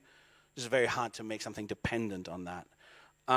So my work actually on that game was mostly always trying to say, how is it actually going to work when you have 20 people running around? So it was kind of identifying core things that we knew we could expose people to. And then a lot of it is up in the air, to be honest. You have to create interesting opportunities for things to happen, but unless it's somehow very heavily controlled, but usually these things aren't, then it's more about creating a space in which things can happen. And so we created kind of scavenger hunts through it, things that we knew there was a skeleton that you could follow to achieve certain things that were interconnected in such a way that they couldn't break. Because again, you've got 20 people running around, they can break things in a lot of ways. So you create a skeleton, and then you create a lot of content that they can find and can use. But then some of the most interesting stuff that happens, you have no control over because it's between players. That's scary. That also means it can fail in ways that you just can't control. Like somebody's having a bad day, he's a dick to the other players, and the whole mood of the thing just goes to hell. But it is also very, again, like I said, spatial. So in this particular case, it was inside a house. So a lot of it was looking at photos of the house and thinking, what are the locations? And then deriving story elements from those. So we had an interesting kind of hidden space. So we were like, okay, how do we lead people to the hidden space? But also, how do we make it meaningful, right? So came up with this, magical story of a man who drank some magical thing and fell asleep there for years and years and only came out decades later. And that came from the necessity of using the space in an interesting way and imprinting meaning on the space. That's also something, as a game writer, you do a lot. Like, say you have an open world game and there's like 15 abandoned colonies, and you're like, okay, how do I make these have meaning? So again, you're looking at the three-dimensional space and you're trying to impose story on it in that case. But you go like, oh, this one is next to a river and everyone's dead.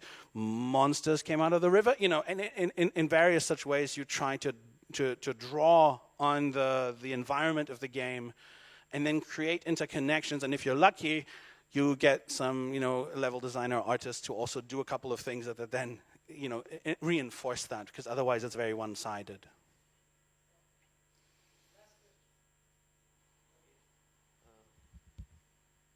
Is this thing working? Okay. So on the subject of the fragmented pieces of narrative in multiple places, let's say that in Act 1 of your game, your character has spotted a book about dragons, but never bothered to pick it up. Now in Act 5, he encounters dragons, and they become very interesting to him. And he wants to go back and read that book. Do you have any suggestions on how, on some game mechanics, where this process would be the least painful, revisiting places that you have been to and missed the narrative? Yeah, that's tricky. There are multiple ways of approaching it. So, for example, somebody gives you that book if you haven't picked it up. Like, you can always have a character, you can just check, did the character pick up that book? Or did the character read that book? And then you can have a line where someone says, by the way, did you know that, Old Man Fartface's book on dragons is very informative, and, something like that. You can have the book in multiple locations. Sometimes if it's very crucial, you can obviously make it so that you force it on the player at some point, but a player who doesn't care. That's a very big problem.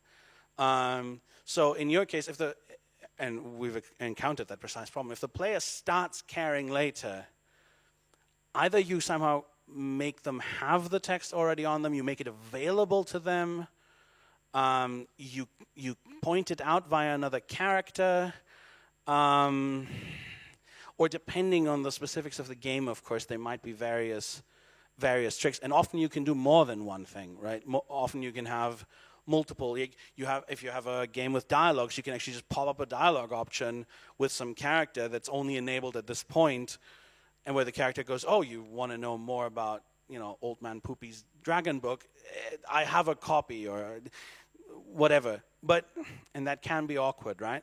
And sometimes you create these slightly awkward solutions for players who decided, 90% of the game through that now they're interested in the story. I don't know if there's a perfect solution. I mean, ideally, frankly, the player can go back and still find that book. But if it's the kind of narrative that really moves forward and you don't have access to that location anymore, I mean, what if the player has picked it up but hasn't read it? What if the player picked it up, opened it, so the variable is set that says the player read it, but the player didn't read it because they closed it after a second? So you come up with these horror scenarios, and believe me, like writing Talos 2, we have a long list of bizarre things players can do, and there's always going to be somebody who does it. There is a point, however, where you do everything you can to make it good for the player, and then there's a handful of players you can't fucking help them. You can't. All right, I think that's it. No, one more? Yeah. Okay. That's an expected question. When can we expect the Talos Principle 2? The first game was an unreal experience. Thank you. I don't think I'm allowed to say yet. I know. Just screwing with you. Trailers being worked on and stuff, so it's not like we're not making it. And I hope we'll have announcements about that soonish, but I'm not allowed to say in case we change our minds, because it sucks. The next game jump, maybe. Thank you. Okay, thanks for listening, guys. Thank you, Jonas, for the super engaging lecture. There was a lot of questions. Guys, we're only going to take 5 minutes until the next lecture. Come back because we have a guest from Unity Technologies.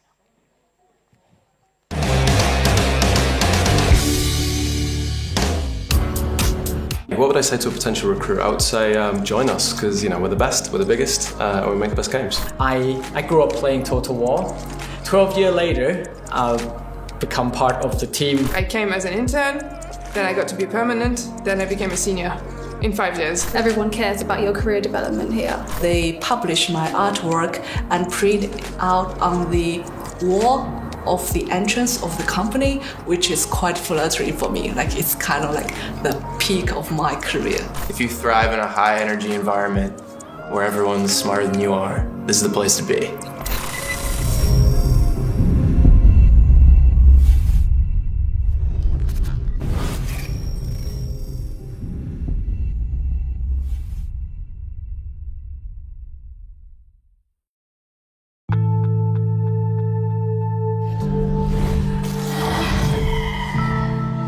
It's an escape for people sometimes.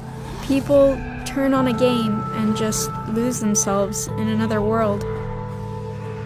Being able to do that for them is just, it makes me feel so proud and happy that I can.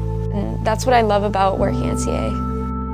We all are very passionate people and very passionate gamers. I think this is like one of the best things that kind of melts everybody together. Creativity can come from anywhere, and that's the beauty of it. In the games that we actually make, there's quite a breadth of creative scope. We've got fantastical creatures, we've got magic, we've got strange and weird weaponry, sci-fi. Before I start working in the game industry, I look up to people who work in the game industry as well. Actually, a lot of people who work here at CA used to be my kind of like secret mentor when I was younger. We have some really, really awesome guys on the team, and everyone's word is really valued. We argue a lot. We love each other though. The diversity of the team and the slightly left field style of thinking just gives everything we do a kind of little bit of a flavour.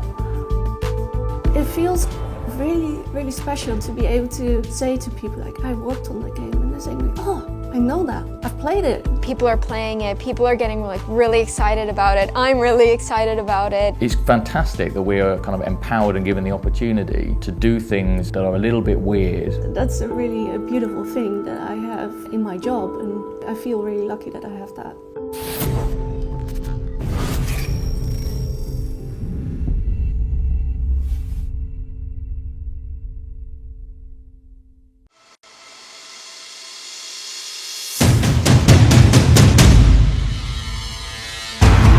Feel the rush of it, takes me over.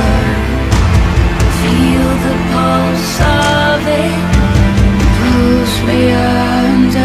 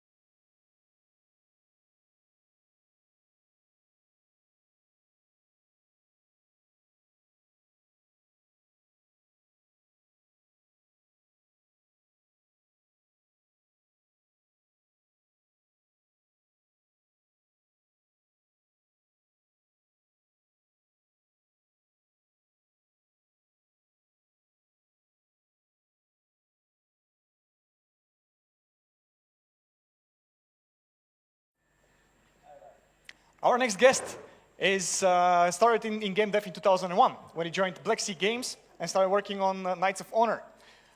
He moved, he worked there for more than a decade, and then he moved to Unity Technologies with the ambition of using their engine to create cinematic experiences. He has since written and directed multiple short movies, like The Blacksmith, Adam, The Enemy, Book of the Dead, and he's now here to talk about using game engine in creating a cinematic experience. Principal Creative Director at Unity Technologies, Vasily Nefremov.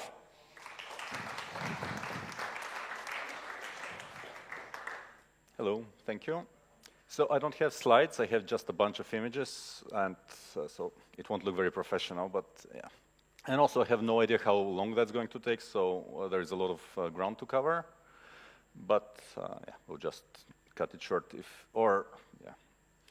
So for me, using game technology engine to tell these cinematic linear experiences started in 2014.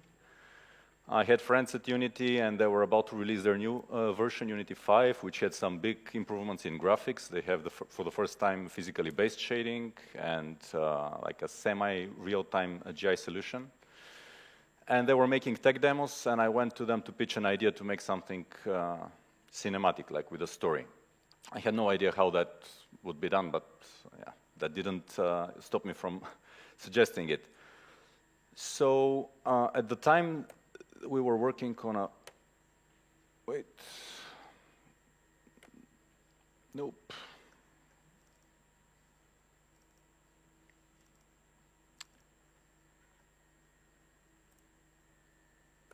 How do I go? Sorry, I can't work this laptop exactly. How do I go? Oh, okay, so back and forth. Yes, so there was a project that I kind of was helping the Unity people before that called Viking Village. So it was just some assets, Megascan assets. We were friends with the Quixel team, and we had kind of built this small scene, and that was one of the demos. So since the budget was so low, the idea was to find a story within using these assets to tell some story. So I came up with this is called The Blacksmith. I'll just, probably haven't seen you, and that's for the better because it's horrible. But I'll just show you some stills from it. Okay, so I had to come up with a story that takes place in this Viking village. I want to make it something more, fantasy-like. We couldn't render real humans. There was no subsurface shaders, skin shaders, stuff like that. So I came up with this character like a deity, like a god, who was kind of lonely and bummed out, very depressed. My wife, she told me about one of the sagas of the Nordic sagas about Volund. I read a bit about that. There was this whole theme with rings that I won't go into much detail because really we shouldn't talk much about this project. The team was only 3 people. I was the only artist. There was 1 programmer and 1 animator. We had a little budget for contracting, but basically we had to build the whole thing. So the first artist that I contacted to help me with some pitch materials was, I don't know if you know him, Georgi Simeonov, Kalader. To me, to this day, he's the best, one of the best concept artists in the industry. He's amazing, and his new game just came out called Somerville. You should check it out. So he's amazing, and I've known him since he was in high school. So I contacted him. He was still working at Splash Damage at the time, and started exploring this blacksmith character. I wanted, it was supposed to be to look a bit, ancient and not particularly, it had to look strange, but in a justified way. I wanted to have a lot of rings on him because that was a big theme, and Georgi came up with the idea to embed this in his body as well. So here's some early concepts, I don't know how much you can see. And this is basically the final design. I was still very worried about rendering a face So he came up with a mask for it, but then it seemed to kind of work in the project, so we never used the mask. This is basically, all sorts of material references that Georgi prepared just to communicate to the modeler afterwards. This is the model. We just hired a local character artist, and he did, I think, a really nice job. There was a lot of back and forth. I will not go into much detail with this project because, this is the first renders in Unity. At the time, you can see it still there is a tear and the chest line. But this is, I had started building the scene, some experiments, and this is with the other character. The other character was designed and fully textured and modeled and projected by a guy, I think he's here. So Sergei Samuilov, really great artist.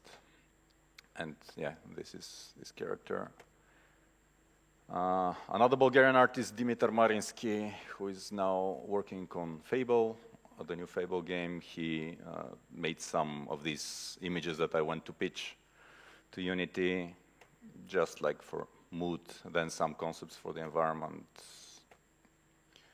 thumbnails. So that's with this project. So it was a very funny pitch. I went to the Unity people and I said, I have this idea. I started talking, showing images very passionately, and they say, we are programmers, we have no idea what you're talking about, but it seems like you do, so just go and do whatever you want. So we did that. We showed at GDC 2015, and that was a huge success for Unity. We got a lot of attention, and that's where it became really for me. I wasn't an employee. I took a leave of absence from my previous job to do this project with Unity, and then I was about to go back, but I had so much fun that I just stayed around. And we're going to the next project. And can't move the mouse. Oh, that's why.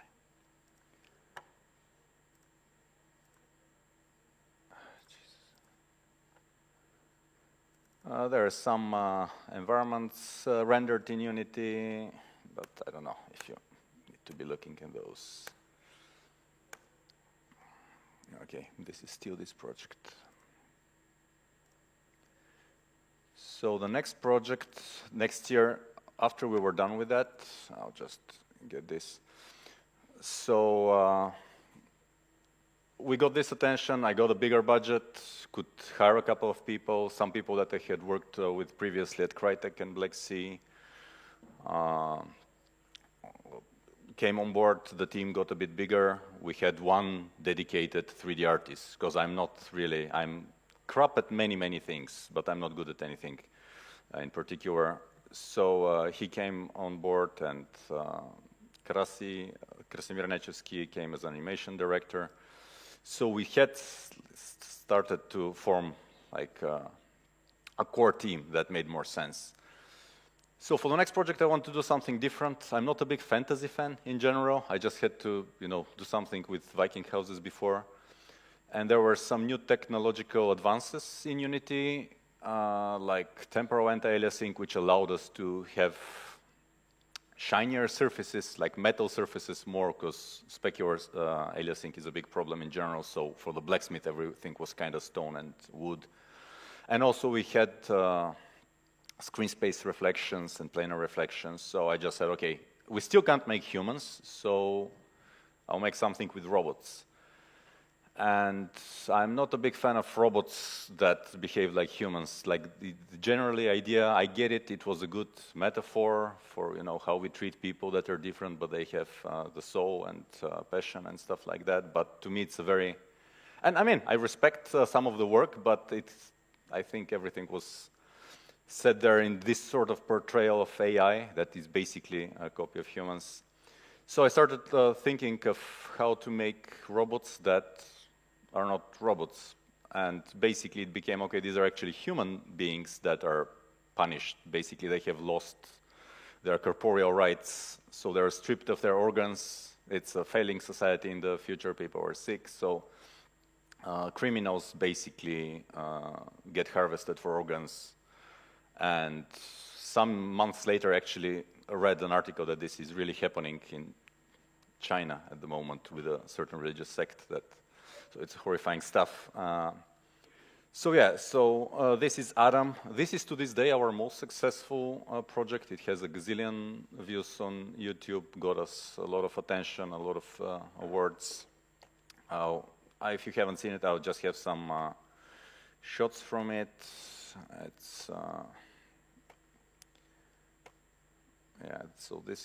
So we started 2015 to work on this one.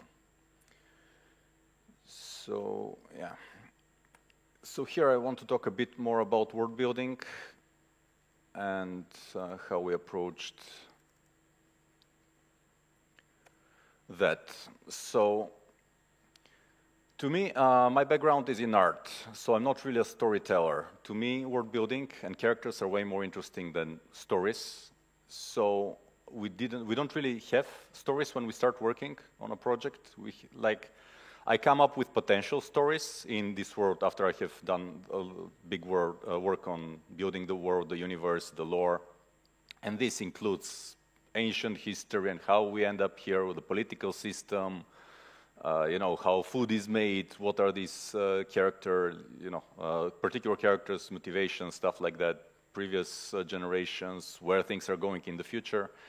And then we have to make a 5-minute short film in that. I believe this is important because when you make a short film, you need to have the confidence that you know what is going on. So the audience, even if they don't, there's no way for them to pick everything up, but they know that there is something to know, that there is some depth in this world.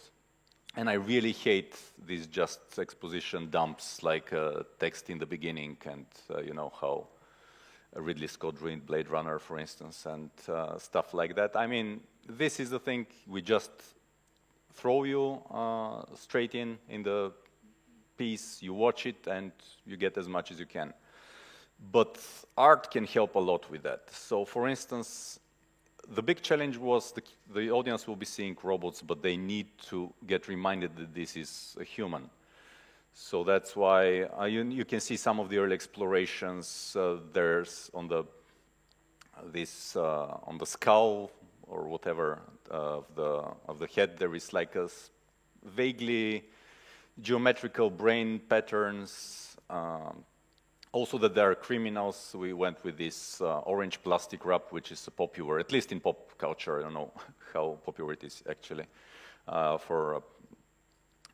Inmates, they have these uniforms. So here you can see the Georgi, again, this time Georgi came full-time on the team, so you'll see he did a lot more work, did all sorts of crazy explorations. I wanted to keep human proportions, because again, we have to be fighting with the audience that rejects the notion that this is a human. So I wanted to make it as, to look more human, kind of wanted to stay away from these more weird proportions. Here, all sorts of explorations. I was really interested in the idea of using a death mask. If you know famous people in the 18th, 19th century, when they died, they would make a plaster cast of their face to kind of preserve it on their death after they died. So I thought that would be like a cool idea to have like a 3D printed some sort of face. Sounded good in my head. Then we tried it, and it seemed like really creepy, like a robot trying to be human rather than a human. Behind a robot mask. So then we just got rid of most of the facial features, and the idea was to just have these wide eyes behind the mask, oppressive mask. So here, color explorations, different poses, ideas. I wanted to have, in order to convey the idea closer, it's kind of like a tablet of shame, again from medieval times. So they have a screen, a LED screen on their chest with the crime, like how do you call that, the file with what they did to, And basically the big question was what actually defines a human. Now all these humans, they're mass-produced, they all look the same, but there is, that's the way that people look, that's not what defines them. So that was, something that we had to show. So all sorts of ideas, material explorations. Also I wanted to have lungs, basically the idea was like on high level that if somebody had a certain disability, they won't harvest this particular organ, so they get to keep them. So the characters had the lungs, so they're breathing. The number one question asked on YouTube is, why the hell is it breathing?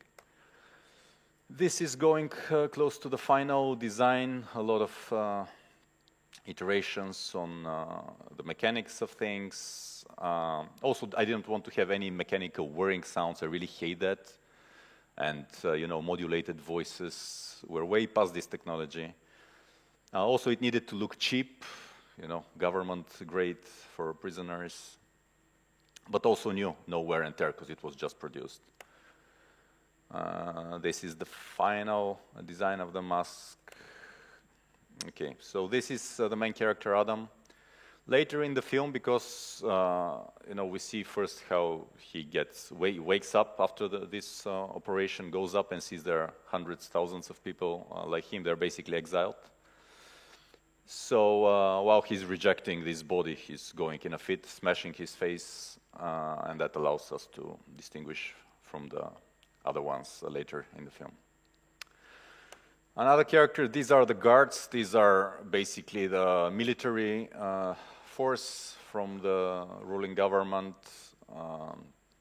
Georgi, the art director, really wanted to push for that medical, because it's such a medical you know, procedure combined with just a penalty. He wanted to have really like medical visuals there. So he explored the covers, the face masks, stuff like that. And also, they're kind of these robot shells now, they're very dehumanized. So he used this like a kettle prod to kind of add to the dehumanization of these people. This is more or less the final design. Even you can see that the rifle is kind of like, looks like a syringe. And this was actually modeled and textured again by Sergey, who I hope left by now. This is a couple of other characters. They're the main characters of basically the idea, really quickly, is that there is a society formed in the wilderness by these exiles. This has been happening for many years. So some are previous generations. So we had this, basically the first character I came up with was actually Sebastian, is called this like elder leader. It was supposed to be about him, actually, the whole film, but then I came up with several stories and it turned out, we just made the one that we had the budget for. So, not the most exciting one. And Sebastian was going with his lieutenant, second in command, so we just called Lou.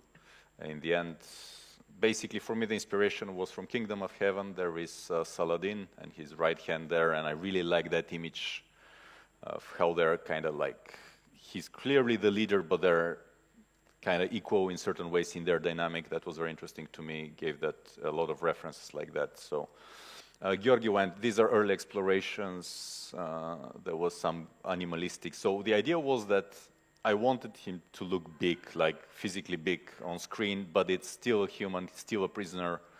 So Georgi was looking for ways to just bulk up the silhouette using, for instance, like these wrappings of previous generation robots or some dead arms just harvested.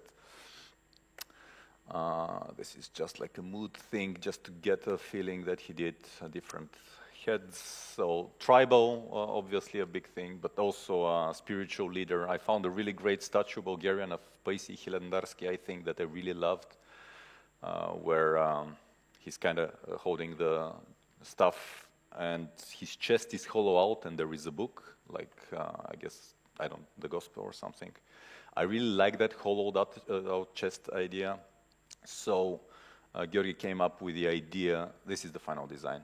He did it in 3D so we could explore it. He came up with the idea that he was an old generation, and you know, old generation technology is larger, so he had a big screen, but then he took it out and carries it like, you know, the images of Moses with this big book of laws, commandments.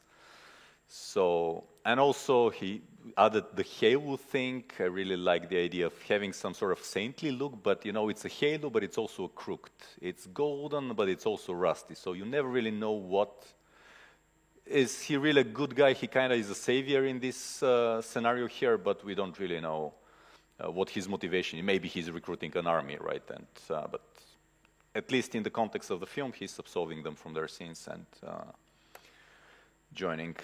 Again, all sorts of different details for detailing. The idea that I had is to put him on stilts to get really big, and they're nice automated stilts that go down. So that's why he's much larger. This is not here, you can't see, but his whole cape is covered by shards of broken screens. Because basically the screens, if you remember, they're what remind people of their crimes. So he absolved them of their crimes and basically rips off these screens of shame. This is Lou, the other character. Again, a lot rich backstory. I won't go into that. Just different. Okay, so this is exploration of the cell. So the idea is that it's a bit hard since you haven't seen it, but so Adam gets created, like reborn in this cell. I hated the name Adam, by the way. I said we'll never keep that. It's so much on the nose, so literal. But in the end, we were so used to it, so I said, okay, whatever. So different explorations. For this, I wanted to feel birth, so like a womb and a birth canal going out. In the end, we went through a couple of iterations, but in the end, it was this one. Oops, that kind of looks a bit like viscera, like guts inside of these pipes going in. So these are the first explorations that Georgi made. Then he built himself, like the 3D environment, and that was awesome because we could do so much iteration. So this is just a rough 3D sketch that he built with all the machine, like it's all thought out about how the plastic wrap is, the life support system, how there's a lot of stuff going on here. This is the last version, basically. And in the end, we ended up shipping. We didn't have time to rebuild all the assets, so we just, a huge chunk of this is just these assets, but with a tiling texture slapped on. This is a different view, more from towards the exit. Then the outside. So after Adam leaves his chamber, we see the outside, where we basically see this is the wall where they're sent to exile, the robots. And Georgi had this idea of building it like medical records, like files, just to give that subliminal idea of something that you kind of recognize. It's still very, brutalist, oppressive, very proper straight line structure, but to have this sort of feel to that. This again, he built this, and this is from Unity, I guess. Oh, no, it's Maya. He built it there so we could test the scale of things and just the whole logistics of the film. These are these moving platforms that the guards are standing on. They had to be moving because when these only two characters come from the desert, all the guards, like tens of them, maybe more fully armed, they just panic and run the hell out of the place, which is supposed to tell, okay, these are only two, but they're really, really scary. And we don't do anything. It's just anything else. It's just the behavior of the guards that hints to that. Again, very short film. We don't have time to explain much. This is just a different view. And then he started sketching out. It used to be glorious, rich structure, but it's kind of falling apart. Not in, the society is falling a bit, and that's why we have this whole, inhumane procedure. More concept art. I really hope that he just started detailing, painting over the renders to come up with a visual language of the architecture. These are the different doors that the inmates are emerging from. Close-up of a panel of a platform going up.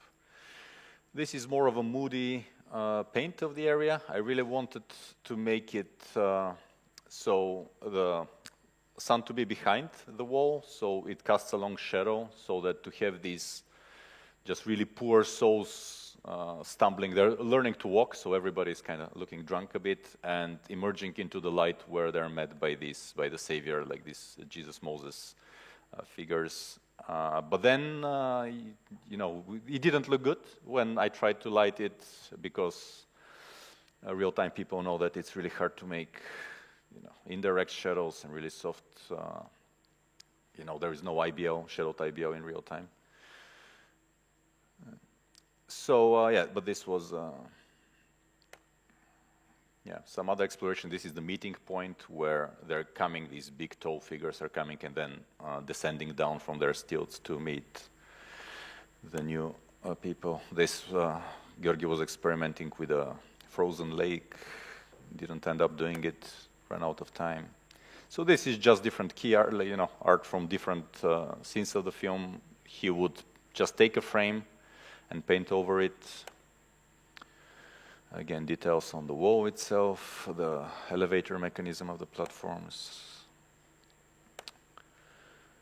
Yeah, this is just some generic thumbnails that, yeah, early napkin sketches, some more mechanic explorations. So since we needed to have many of these characters and they had to look kind of different, they have the plastic wrap is in different places because they, you know, when they're panicking, when they're getting unwrapped, they just tear pieces as Adam does to his sleeve in the film. But this gives us an excuse to have some variety in cover.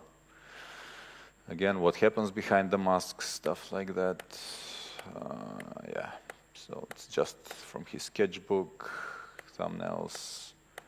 So really quick explorations, then we can just, you know, he can portray a visual idea really quickly and then we can talk about it and then we decide if there is need to invest going deeper. I really love that idea, but yeah, didn't have the time or budget. So,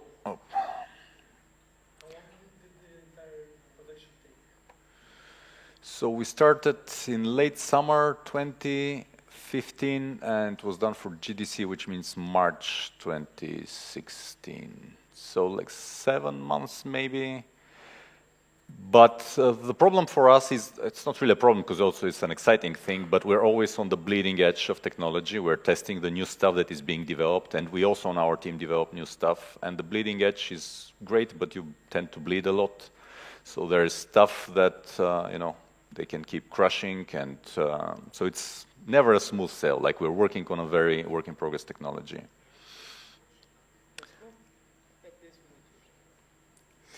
Okay, so maybe we should go to the proper times.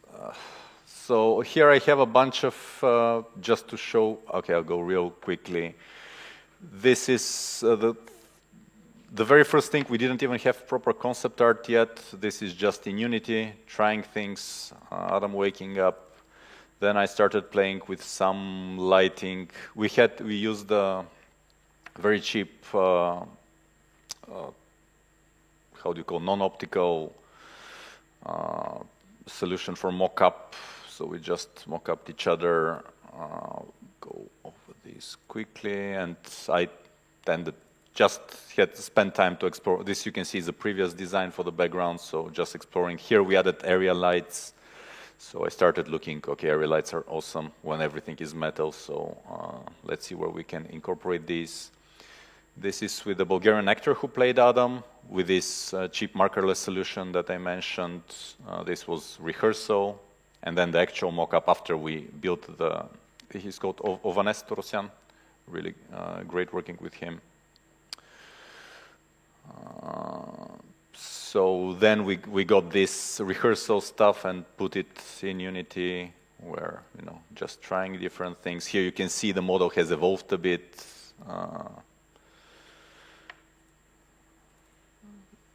Then we added tube lights, which immediately I started abusing here at the top. Adam trying to make sense of it all. Here, volumetrics, and again, everything became like, you know, super smoky. So you can see every time a new technology lands, I just start abusing it like crazy, and then it takes time to tone it down. this is the new Adam model. This is close to final, but still you can see that it's not really smooth. There is no textures, it's just flat. And this is a closer, I think this is an actual performance here. Yeah, you have to imagine that he tears his sleeve off. Looking at his reflections, meshing his mask. Here, just trying. The great thing about working in real time is that you can try things. You might not have concept art or story, but you can explore with music and with lighting and grading, and you can look for shots. Many things came just for happy coincidences. Here I can show you, we had a rough storyboard, and then this just playing with it, trying things, reflective surface, I liked it, then getting closer, just riffing with that, and then this is the final shot. Okay, so there is a lot of stuff, but okay, next project, Book of the Dead. So while working on Adam, I saw on a Unity forum thread somebody said, somebody wrote that they were willing to give $100 to anyone who can make a forest in Unity. And I said, okay, that's an interesting challenge. And after Adam, I set up, okay, the next project is in a forest, I'll think of something, and I came up with this idea. We have to go really quickly. So these are all renders from Unity, Book of Dead, you can see it on YouTube. So there was a lot about word building here, but there is no time for that, so I'll just run through these. Concept art, so the idea was, there are these characters that are it's about the afterlife and what death means exactly. Death, I read a lot on death, and it's kind of a process that has changed through the years. Back in the day when somebody stops breathing, they were proclaimed dead, but then, we can revive people, like there might be no heart beating or even brain failure. So this was about people going in cryonics, when they freeze their brain, so they kind of cheat the system, because currently the idea is that when there is damage to the brain, which is irreversible, that's when, death technically comes. So in this case, they go to the afterlife, but their brains are kind of intact because they're frozen, so they make a craziness in this limbo place. So there's a lot of iterations here, and I really wish I could tell you about them. So going through many of these, a lot. Maybe some videos will make sense. Also, they were doing damage to the afterlife because they can't move. It's not the afterlife. This is basically in the fiction of the film. It is like a limbo where they're supposed to stay for 10 minutes while they're, but they stay there and start damaging things, start building things. They try to because they are confused, try to replicate what they know from this forest. So they bring down trees, build these street lights and houses, try to make birds. Yeah, a lot of exploration there. There is this character, the guide, the psychopomp. In every religion we kind of have one of these. I'll just go through these quickly. He kind of changes form throughout the course. Yeah, here we had also 3D. Plumman made a lot of 3D explorations. I found very interesting Japanese statues of these, like driftwood. Yeah, I'll go faster. So this is the final character, the final model. Yeah, this is just some props. Progress videos that we don't have time for. Tech. Other concept. Yeah. Okay, so after that, the next project was The Heretic, which was, I don't even know. So this is for the first time. So Book of Dead was an interactive experience based on optical illusions. The gameplay was supposed to be. For the next project, finally I decided it's time to tackle humans. This is 26, 17? No, I'm confused, maybe 18. So Time to Tackle Humans, and this was for us the first time. I hated every single human that I've seen in real time or in film.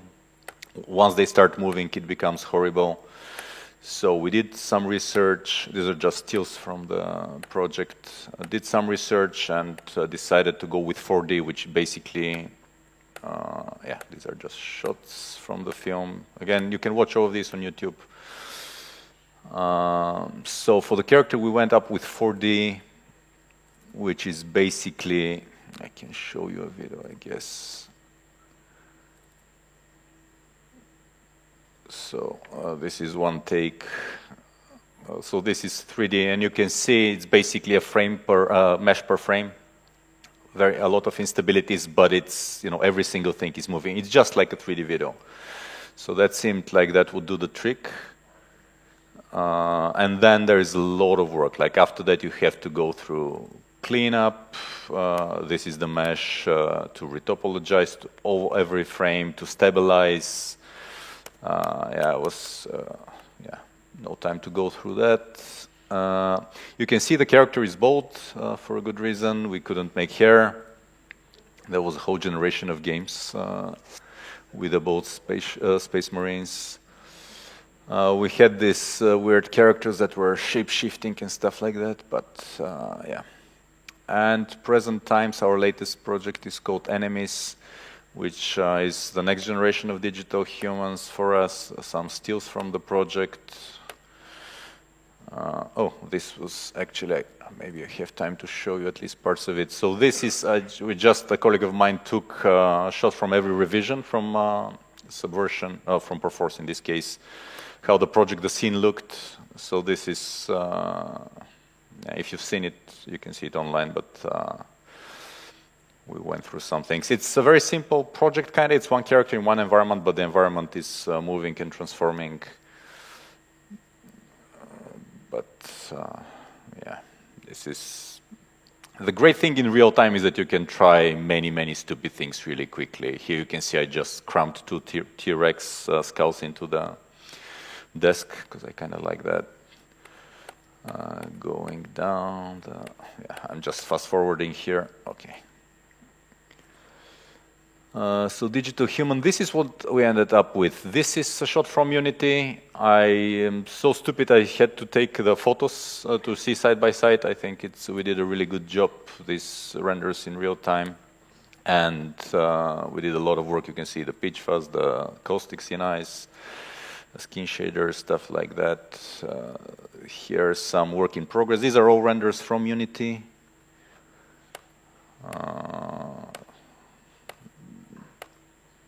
You can see we changed the haircuts several times. This is again a look depth scene with different light setups, so we have the photographic material that we can just compare and see if something doesn't look right. You know, with translucency transmission in the ears, the pitch fuzz, stuff like that. And to me, it's incredible. I started professionally in games in 2001, and we could not do these things. This is the hair. We made the fully real-time hair simulation. Like in another project, we simulate on the PS5 2 million hair strands. And also this is a physical, you know, the rendering.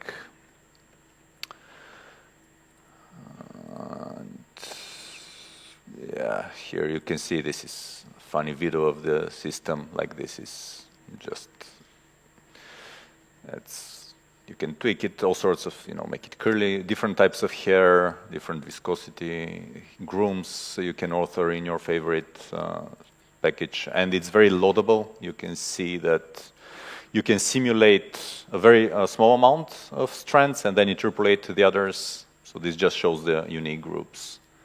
So in the distance, you can have hundreds of characters with very simple hair. Yeah, this was a project that we helped on with the hair in Unity. Again, running on PlayStation, you can see the little cup ruffling the lion's mane. So yeah, that's it. Yeah.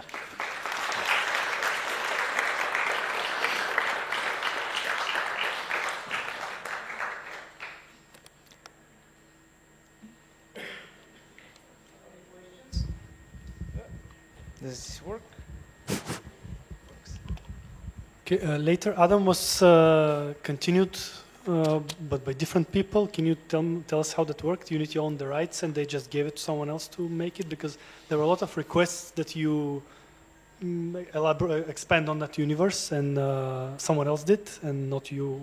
Why did that happen? Can you? Yes. So the thing with me is when I finish a project, I hate this project more than anything. I already had written sequels for Adam while we were making it, but by the time we were finished, I didn't want to do anything with it. So we approached Neil Blomkamp to make these sequels, but just gave him creative freedom. So I haven't seen them because to me it's a bit, to me they're not kosher, they're fan fiction. Yeah, this is how. I just didn't want to do anything with Adam at this point. Which is a bit of a shame because I have written, there is a lot of this universe for every single project. I believe that even if you show 2 minutes from something, like Enemies, this last project is it's probably the biggest, it's a Bible of how many things are happening. But I just, I would always prefer to do something fresh. Bojanka? I have a question. We saw a lot of the iteration process and what you've been doing to create these characters and these stories, but for me the question was, what's your personal motivation to be working on these projects? What do you like the most about working on such projects? Well, to me, I have this privilege that I have complete creative freedom to do whatever I want. And I do this because this is what I want. I've been a film buff all my life, and also games. I have no idea how films are made apart from, seeing some documentaries. So I thought that what I've learned from making games can actually be quite useful here. So, and that's a lot of fun because it's a very collaborative process. On our team, we don't have departments and leads and hierarchies. It's just people that, okay, I can do this, I can do that. And if nobody can do, then somebody else, we have to contract somebody. So to me, it's just fun. And Book of the Dead was supposed to be, we built it as an interactive piece because let's do something like that. But then the team is very small and this is easier. So one day maybe we'll do something more interactive, for instance, but I'm kind of burned out from games. I was in games for 13, 14 years, but yeah. So it's just fun, yeah. Unity considered releasing the project files for the demos? Yes, we do as much as we can. So it's a lot of work for our small team. Basically, we have to cut the line between doing this long tail to do the additional work. Because we want all the assets that we work on, we want to release for free to people to learn from them. Although, yeah. So we just give everything away, but it takes time to clean up. I mean, if you have been in games, you know what sort of names you put to things, and I'm very, very sloppy worker. Everything is a mess after I've gone through it, and then I lose interest.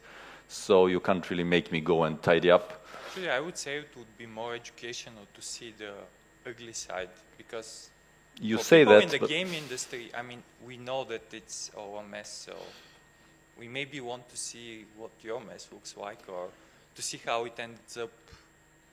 Because you want to see the process of making such a thing, and you want to see the ugly side. Yeah, that's a fair point. So we actually do release as much as we can, and we're working now to releasing Enemies. Some projects, like with the Heretic, we had a problem with timeline or something, and we worked on performance a lot after that, but so our demos are supposed to work on normal gamer hardware, not on NASA machines or on current generation of consoles.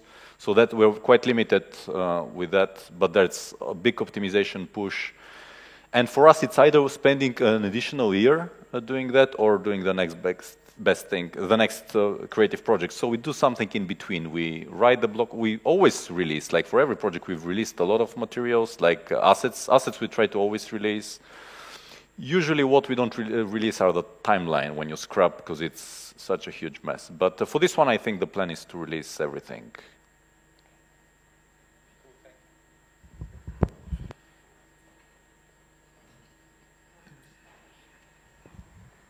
It's on. Hi. In regards to concept art, it has been recent popularity for AI-generated art.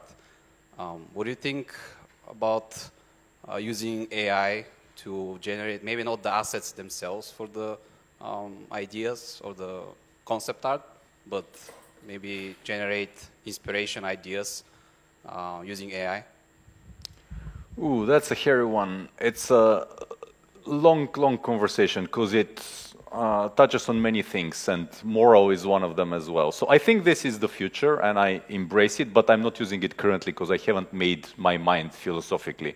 Actually, the Heretic, our project, is about how we are not ready to cope with technology is happening so fast, and scientists are usually so fascinated by it that they get narrow-minded about the philosophy of things and how, as humans we have evolved in certain ways, and we have things in our brain that kind of hold us back.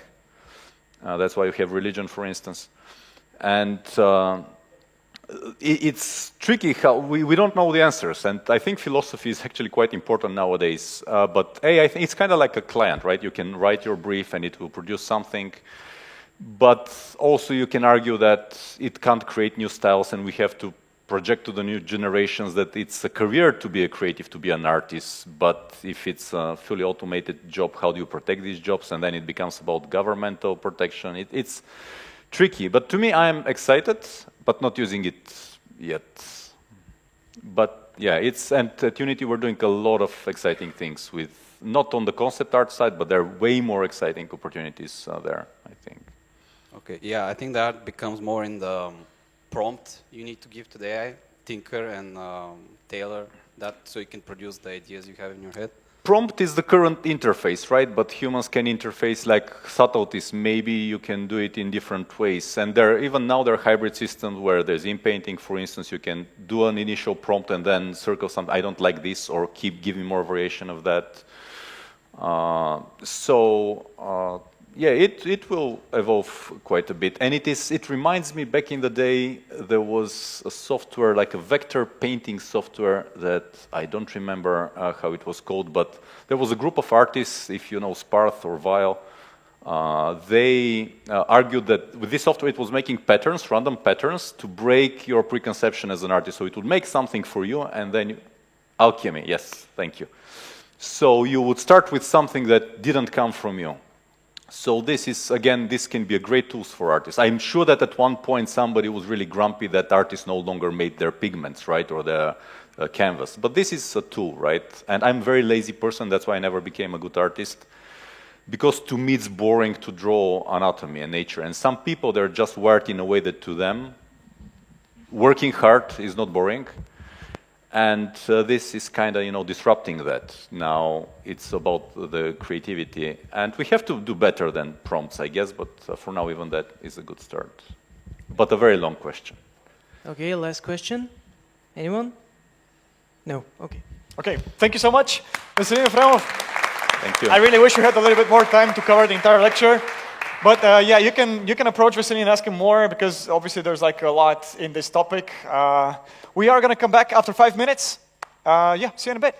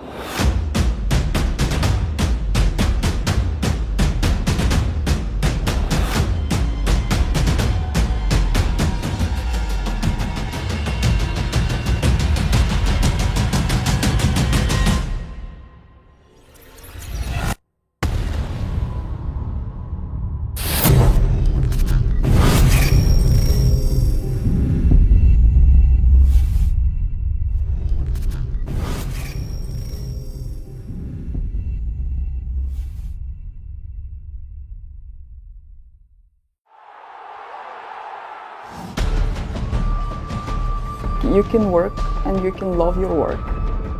Almost everybody who is involved in the IT industry has had that romantic dream of joining the games industry. The dream can be fulfilled. Having this ownership of the project here in Sofia is very, very exciting.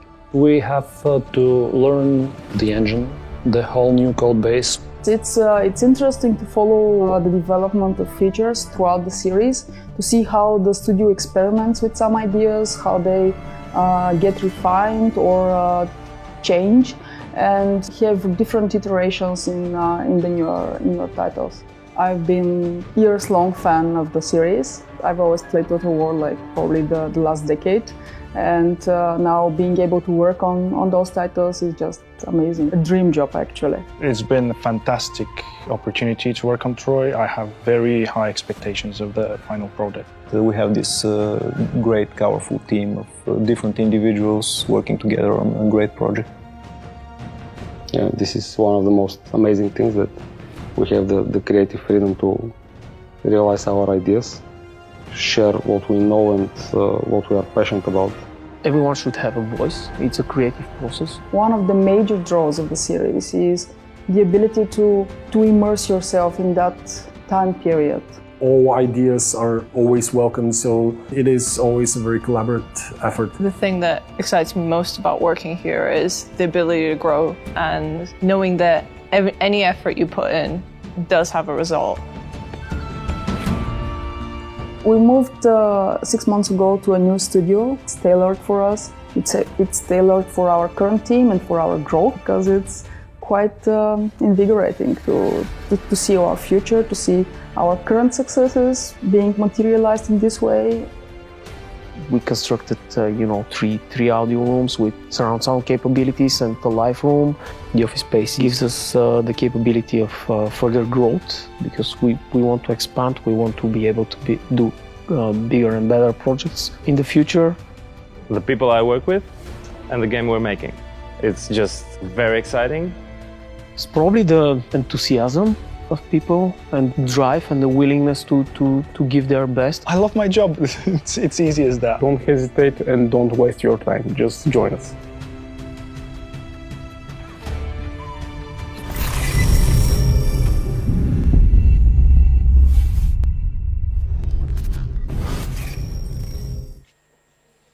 In his previous experience as a tech support, our next speaker has met some of the most unpleasant bugs in the gaming industry. And after becoming a QA at Keep Interactive, he vowed to never let them happen in the games that he's making.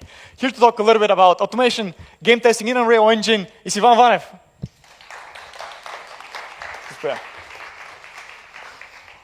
Is it working? Okay. So just before I start, are there any QAs here? Yes. Are there any programmers in Unreal Engine? Okay, so the lecture is about everyone, but these people will understand my pain. Okay, so the topic is automation game testing in Unreal Engine 5. We will take a look on automation testing, what it is, how it differs from manual testing, and some practical problems in games. We will be looking at Unreal Engine 5 and what tools does it have for automation. I'm Ivan. I'm manual and automation QA in Kipi, and I'm also a game designer there. Okay, so on the subject of testing, what is testing essentially? You have specifications on how a product might behave, what is the intended behavior, and you test that, and you test your product to see if it consorts to these specifications. In manual testing, you're executing specifications on a certain list by hand and look for some defects, some issues of that list. In automatic testing, you're writing a script, you're executing that script on a framework, and check the results if there are any problems. Okay, so Manual testing requires a lot of attention to detail. You have to check the things that you are sure, the things you are not sure, and spot some other issues in the process. So, for example, if you see, if you are tasked with checking out the graphical components of the game, and you see the character gets stuck somewhere in the map, you have to turn your attention to how the map is designed and report that as a problem, regardless of the subject that this isn't the specific topic you're testing. It requires periodical reiterations. So after checking a product once for this month, you have to check it again after a certain period of time to see if the programmers haven't introduced some kinds of errors there. It's great for visual tests, any tests that require graphic, the person to look at how the game behaves and to spot any visual issues. And it does not require a lot of setup, does not require usually deep understanding of how the product is programmed. In automation testing, you have to know the tool you're working with. In that case, the automation framework. You have to know how to write scripts in that framework, and you have to have the time to implement those scripts. So, for example, in web testing, you have to you don't have to know the specific web applications, the details of the web application you are testing. You just have to have a good understanding of Selenium to perform these tests. Automation testing is a good option for regression to see that that you haven't introduced problems in the newer version of the code you're testing. It is very good for performance and content stress testing. It is very, very accurate, more accurate than manual testing because it eliminates the chance of a human error. And the tests, as they are scripts, they run fast. The test cycles are much shorter than an average manual test cycle. And there, you can run those tests, for example, on the weekends, late at night, and see the results when you are available in the office again. So, the problem in games, compared to other software products, there are specific issues that only games tend to have. One of these issues is physics. In the sample I've provided there, we have a snooker table, billiard table, and if a test has to verify whether or not a ball stands in a specific position, that is very hard to implement after we have taken the shot. It's very hard to implement because there are a lot of variables involving physics, whether the ball should hit another ball, whether it would hit an edge of the table, and because of that, the end position would be quite unpredictable. Another thing that only games tend to have is randomness. While testing software products, they behave quite predictably. In games also, you often have problems of the sort that you don't know what to expect after a specific event with random results might happen. In our case, we have an archer that shoots another target, and if the archer has a variable damage, and the target has less health than the maximum damage, then in one case, the target would stay alive after the shot, with all of the consequences of that. The user interface will be reflected. The color of the health bar would change. The target will stay alive and produce maybe a notification sound that it has been hit. So this event triggers game systems that are quite specific in that case. In the case that the target dies, it triggers other game systems. For example, that the target should die, the player should be notified, maybe he would gain experience, and the target dying would have to despawn it and would have to remove its collision box. These are very, very different game systems, and that's why when we are creating automation tests, we have to check for all of these scenarios. So the test would become quite more complex. And the other thing that really increases the possibility space again in games are the branching choices. Whether or not it would be what would be your next location in the game, like in the Slay Spire example. What skills would your character have, like in the Diablo example? What items would you have, and what choices your character has taken in the game, and how he has moved the narrative forward. These all create a lot of options, a lot of possibilities that are virtually impossible to explore with a single automation test. In that case, it's better if you are the tester to test more limited gameplay scenarios, for example, with limited set of skills, whether they are working correctly.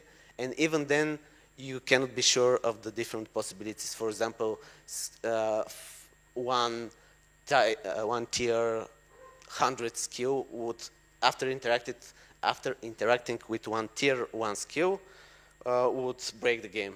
You cannot be absolutely sure of that, and you have to write impossibly large number of tests to verify that. So, what can we do? Don't be scared. We can test limited gameplay scenarios. So we can, in the case with the physics, we can test the movement of just one single ball.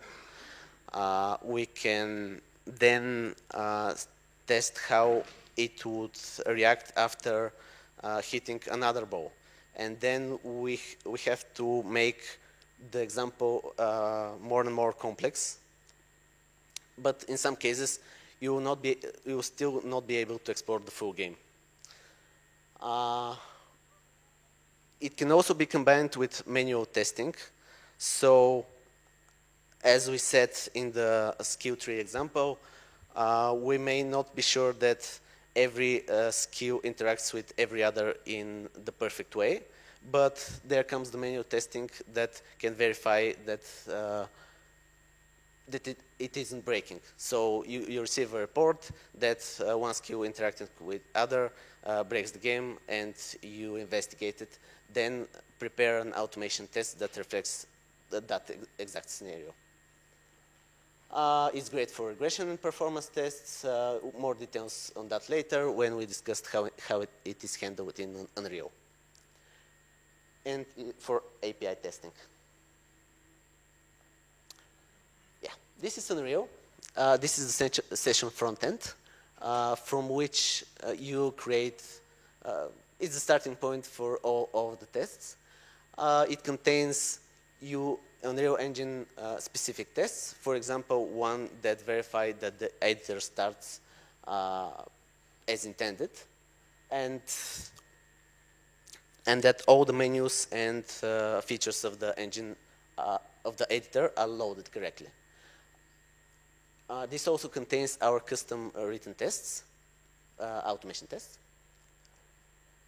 It allows control over the testing sessions. You can specify a number of each test, how many iterations do you want for it to execute.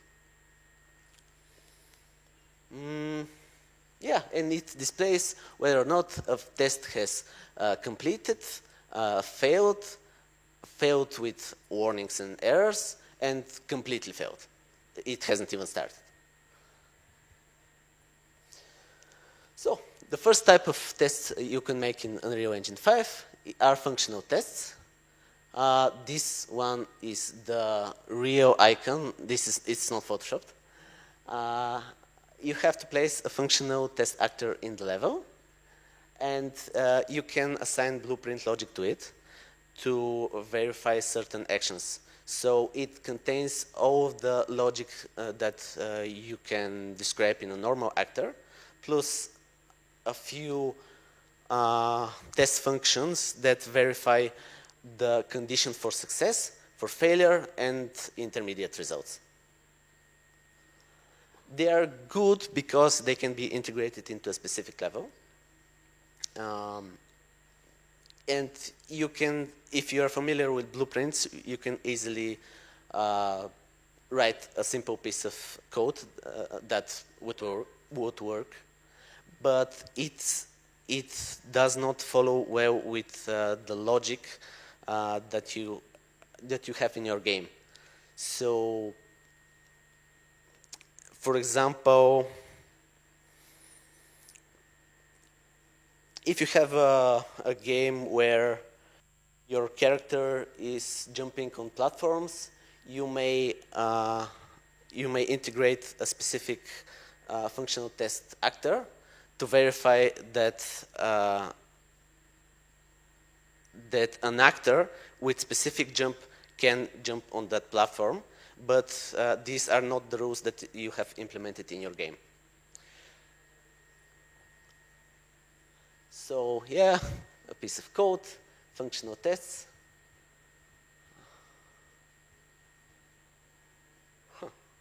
Okay. Yeah, these are the unit tests. The unit tests are now not scripted in blueprints, but in the code. These are a foolproof way to perform an API check. So you can test your custom types and see, for example, if your custom number types are correctly converting one to each other. It does not require level loading, and they are made to run fast. There is a special category of unit tests that are called smoke tests that are made to be run really fast, less than 1 second for all of the execution of the tests, and they are run every time the Unreal editor starts. So these can be used just to verify that the preliminary pieces of running your code in the editor are completed. The bad thing is that they, again, are not so much related to the game context, just a piece to verify that your code is working well. Here is one. No, those are the feature tests. Feature tests are the most complex tests that are available in Unreal Engine 5. They are the tests that can create some setup.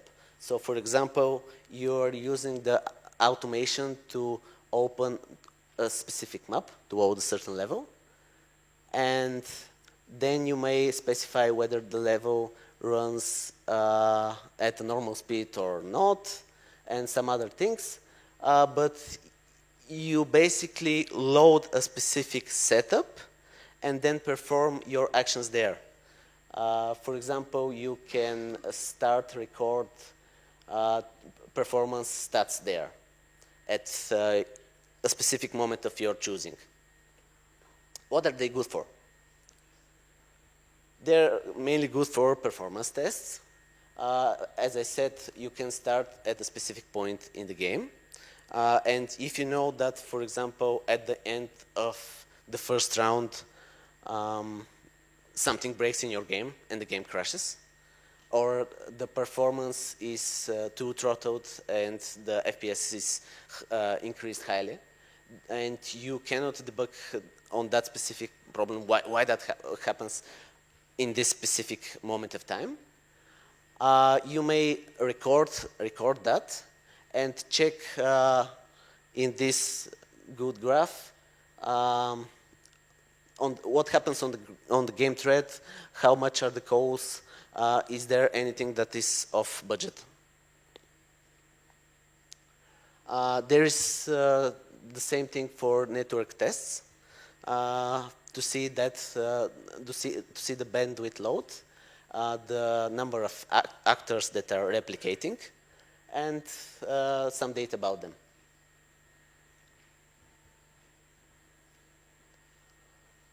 And for the test scenarios, now these are the tests that we use to test specific game situations. There are a lot of examples there, but they all involve spawning a specific actor, giving it an AI behavior to perform a specific task, and then see the results of that task. In the first example, we are spawning a character, and we tell him to execute an area of effect skill. Now, we can check, these are all AIs, we can check if the skill manages to damage them both, so that the area of effect is really working. We have also an example where we can test the aiming system of a character, where the aiming reticle is pointing at the correct target. Currently it is not. And we have a test that verifies very, very specific game situation. For example, what happens when a character dies and another event happens at the same time. So we have a character that is constantly doing damage to himself and dies, and we are implementing other events that happen at the same time and see if they will break. This is especially important in a tag team game where the death of one character have to trigger switching of the other character in, but sometimes if it doesn't trigger, then that is a bug and we have to see why. Yeah, we have also autoplay setups where all of the characters that we have spawned are playing the game against themselves. So they are doing one quick PvP round or a big never-ending hours game. And we can see the results of that game. We can not only see it visually, the execution of these tests can be monitored by one that sees them, but we can also see the logs for that and check are there any major crashes, for example, after we've set the test to run over the weekend. One thing that these tests are really good for is testing regression. So if you know that your previous build has run without errors and the following one has some, you may investigate why. These are good also for map traversal scenarios and things related to level design, because you can easily put a single character to go over all of the map and see whether he'll get stuck somewhere or not. Yeah, and navigation issues, whether he can go over all of the map. You can test whether the preset AI behavior that you have given to your bots is good or it has some issues. For example, they just sit and don't do nothing. And you can test different types of AI. For example, you have said that, yeah, it will give the bots a hard difficulty by adjusting their settings and see how exactly this is harder than medium difficulty. Just get a simple statistic of that. You can also test game balance by spawning a few characters on one team on the other side, spawning a few characters of the other team on the other side, and then have them face against each other.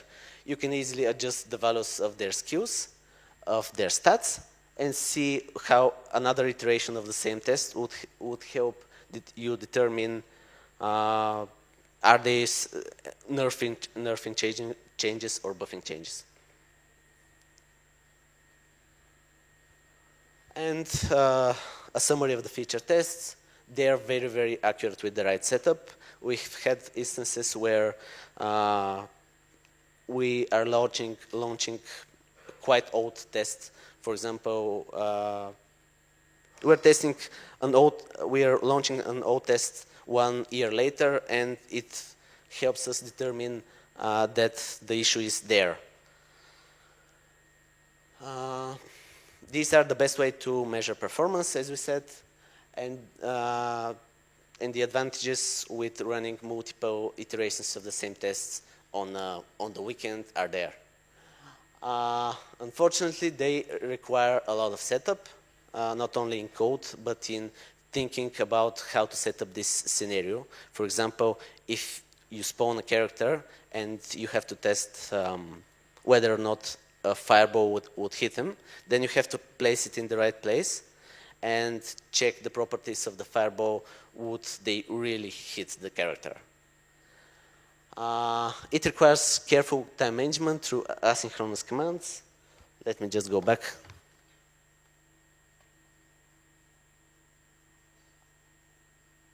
Yeah. All of these are latent commands, all of these. And the thing about them is that they're asynchronous. So all of the code executes itself synchronously. And once you start writing asynchronous latent commands, then you have to think about how to order them in the way that you want. For example, you want one character to spawn, then after 3 seconds he would have to cast one ability, then after 3 seconds or other period of time, you have to check whether that ability has hit the target or not. And these are all things that you have to think about carefully even before completing the test.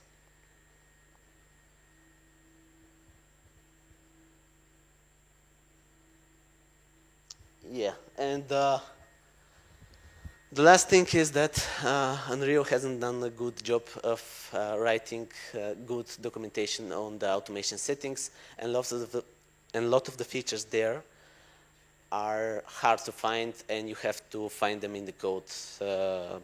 Yeah, it's hard to do sometimes.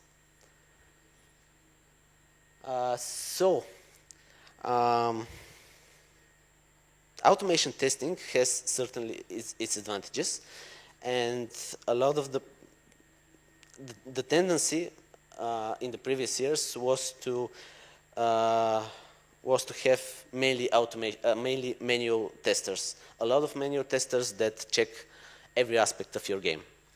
Automation testing is slowly making its way in the game development, and the benefits are there.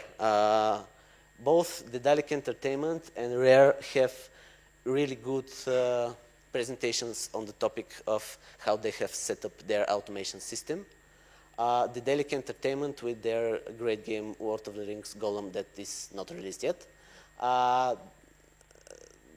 Daedalic have set up a GitHub repository with their free, open source automation system made on Unreal.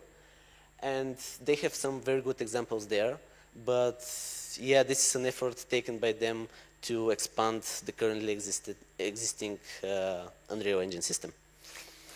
Rare are also a good example where they have, I think, data on how they've sped their testing by maybe 40% by using only automation tests. And that is it.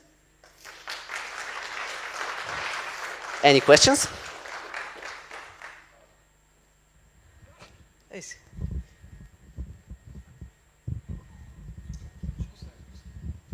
Does Unreal support automation testing of the UI? Not really. They have something called screenshot comparison, which doesn't work very good.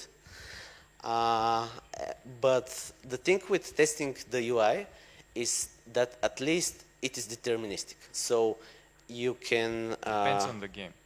Hmm? Depends on the game. Yeah, depends on the game, but in most cases it's deterministic. At least the out-of-game UI. So the menus, you can see that after pressing one button, it will lead you to this menu. And this is in all cases. Well, in-game UI is a bit more complicated, yes, but at least it conforms to quite well-defined rules. So you can use something like Selenium, maybe, or other visual testing tool to check your UI. Okay. Hello. I have a question. Can you guess player behavior with this? Because all the units that you talked about will still act with predetermined AI. Mm-hmm. But the players themselves sometimes push the limits. And some people even go looking for these errors. How do you deal with those? How do you guess the player behavior? Do you have some things that these people can do these things? Like you're guessing, they can go there to check it. Do you have those kind of brainstorming? How do you deal with that? Okay, so mainly before our game comes into contact with people, we are preparing tests in development to see if some of the features work. After we have tested it with people and seen the issues they are having, we usually would have a specific situation that we know that they are breaking. So you something similar.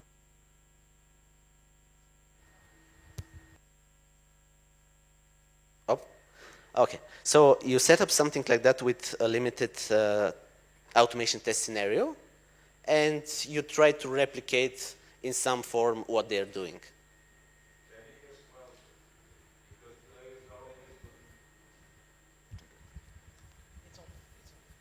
Can you guess well though, because players are always looking for these little errors or like some not finished places. Well, that they think it will be an error and it will make the game look bad in the process. Well, at first you have manual testing to verify some of these things, and secondly, yeah, it just depends on the situation. In cases where it requires multiple iterations, where it has to be scripted, automation testing is probably better. Questions? No, yes, we have. Hi, what advice would you give to a studio that, let's say, has an in-house engine, doesn't use Unreal? They've already started the project, let's say in the pre-alpha, but they want to invest in automation, they want to start automating their project. What advice would you give that studio? Because it's still a big investment.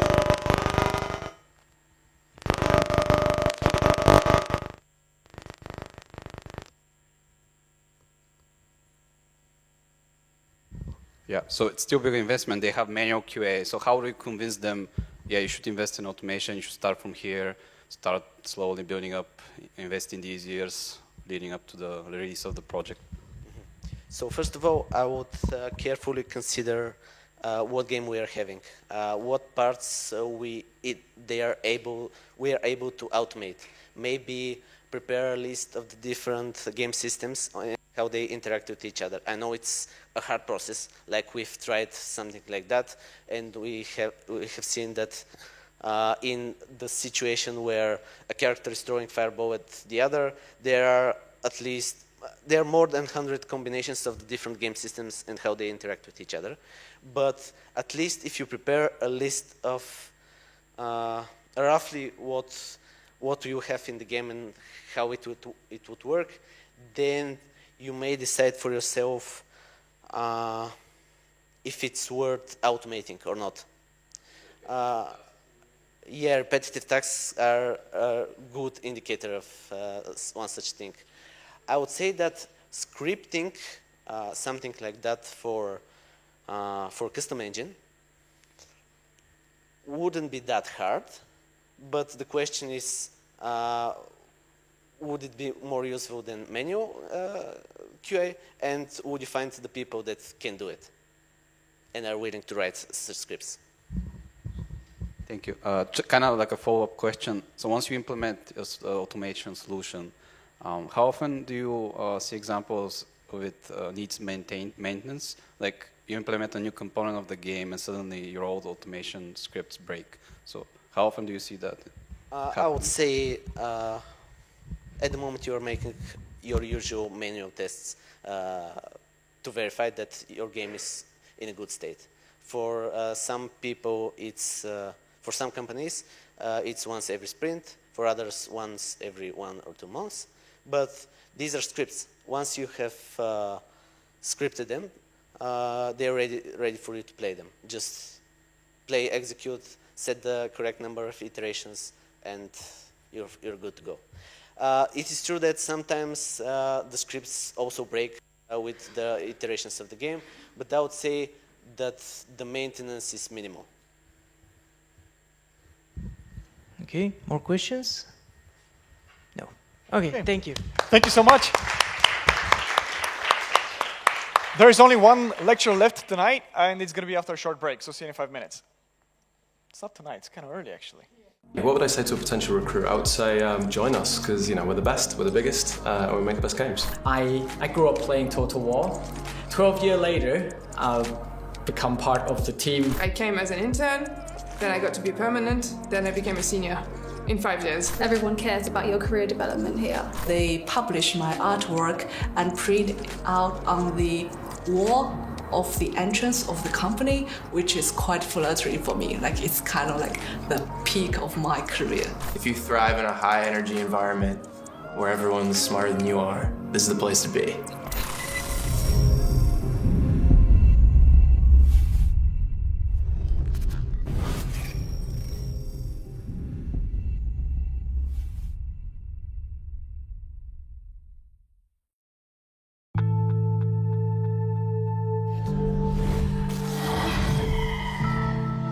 It's an escape for people sometimes. People turn on a game and just lose themselves in another world. Being able to do that for them is just, it makes me feel so proud and happy that I can. And that's what I love about working at CA. We all are very passionate people and very passionate gamers. I think this is like one of the best things that kind of melts everybody together. Creativity can come from anywhere, and that's the beauty of it. In the games that we actually make, there's quite a breadth of creative scope. We've got fantastical creatures, we've got magic, we've got strange and weird weaponry, sci-fi. Before I start working in the game industry, I look up to people who work in the game industry as well. Actually, a lot of people who work here at CA used to be my kind of like secret mentor when I was younger. We have some really, really awesome guys on the team, and everyone's word is really valued. We argue a lot. We love each other, though. The diversity of the team and the slightly left field style of thinking just gives everything we do a kind of little bit of a flavour. It feels really, really special to be able to say to people like, I worked on the game, and they're saying, oh, I know that, I've played it. People are playing it, people are getting like really excited about it, I'm really excited about it. It's fantastic that we are kind of empowered and given the opportunity to do things that are a little bit weird. That's a really beautiful thing that I have in my job, and I feel really lucky that I have that.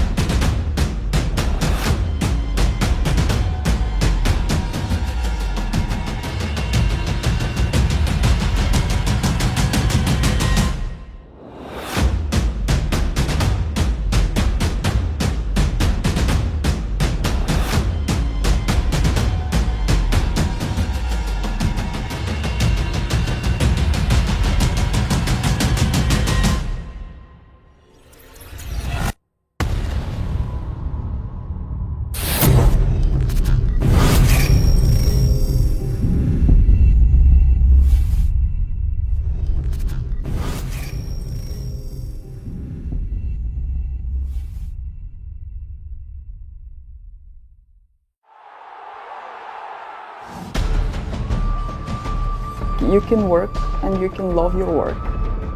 Almost everybody who is involved in the IT industry has had that romantic dream of joining the games industry. The dream can be fulfilled. Having this ownership of the project here in Sofia is very, very exciting. We have to learn the engine, the whole new code base. It's interesting to follow the development of features throughout the series, to see how the studio experiments with some ideas, how they get refined or change, and have different iterations in the newer titles. I've been years-long fan of the series. I've always played Total War like probably the last decade, and now being able to work on those titles is just amazing. A dream job, actually. It's been a fantastic opportunity to work on Troy. I have very high expectations of the final product. We have this great, powerful team of different individuals working together on a great project. Yeah, this is one of the most amazing things, that we have the creative freedom to realize our ideas, share what we know and what we are passionate about. Everyone should have a voice. It's a creative process. One of the major draws of the series is the ability to immerse yourself in that time period. All ideas are always welcome, so it is always a very collaborative effort. The thing that excites me most about working here is the ability to grow and knowing that any effort you put in does have a result. We moved 6 months ago to a new studio. It's tailored for us. It's tailored for our current team and for our growth, because it's quite invigorating to see our future, to see our current successes being materialized in this way.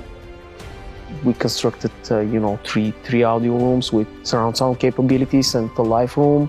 The office space gives us the capability of further growth, because we want to expand. We want to be able to do bigger and better projects in the future. The people I work with and the game we're making. It's just very exciting. It's probably the enthusiasm of people and drive and the willingness to give their best. I love my job. It's easy as that. Don't hesitate and don't waste your time. Just join us.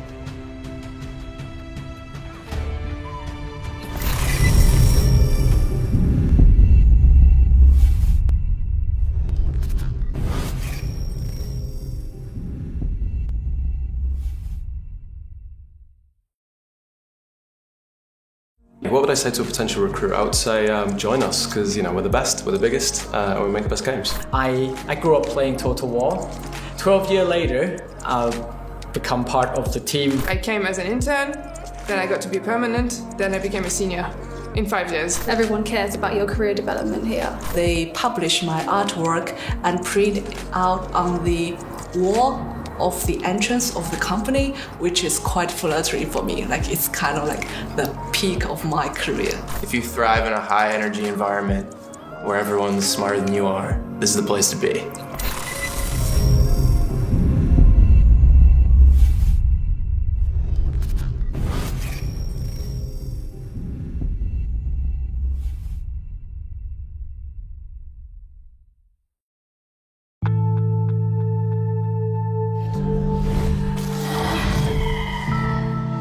It's an escape for people sometimes. People turn on a game and just lose themselves in another world. Being able to do that for them is just, it makes me feel so proud and happy that I can. And that's what I love about working at CA. We all are very passionate people and very passionate gamers. I think this is like one of the best things that kind of melts everybody together. Creativity can come from anywhere, and that's the beauty of it. In the games that we actually make, there's quite a breadth of creative scope. We've got fantastical creatures, we've got magic, we've got strange and weird weaponry, sci-fi. Before I start working in the game industry, I look up to people who work in the game industry as well. Actually, a lot of people who work here at CA used to be my kind of like secret mentor when I was younger. We have some really, really awesome guys on the team, and everyone's word is really valued. We argue a lot, We love each other, no? The diversity of the team and the slightly left field style of thinking just gives everything we do a kind of little bit of a flavour. It feels really, really special to be able to say to people like, I worked on the game, and they're saying, oh, I know that, I've played it. People are playing it, people are getting like really excited about it, I'm really excited about it. It's fantastic that we are kind of empowered and given the opportunity to do things that are a little bit weird. That's a really beautiful thing that I have in my job, and I feel really lucky that I have that.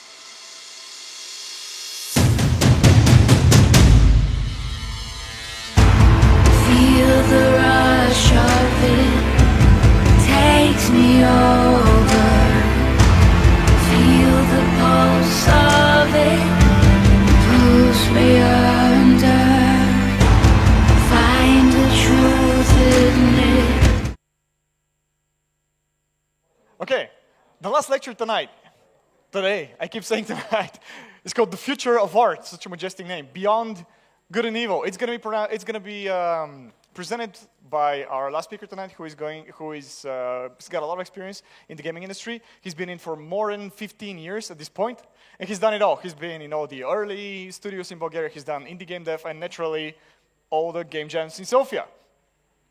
So please, welcome on stage, lead technical artist from Black Sea Games, Anton Slavov.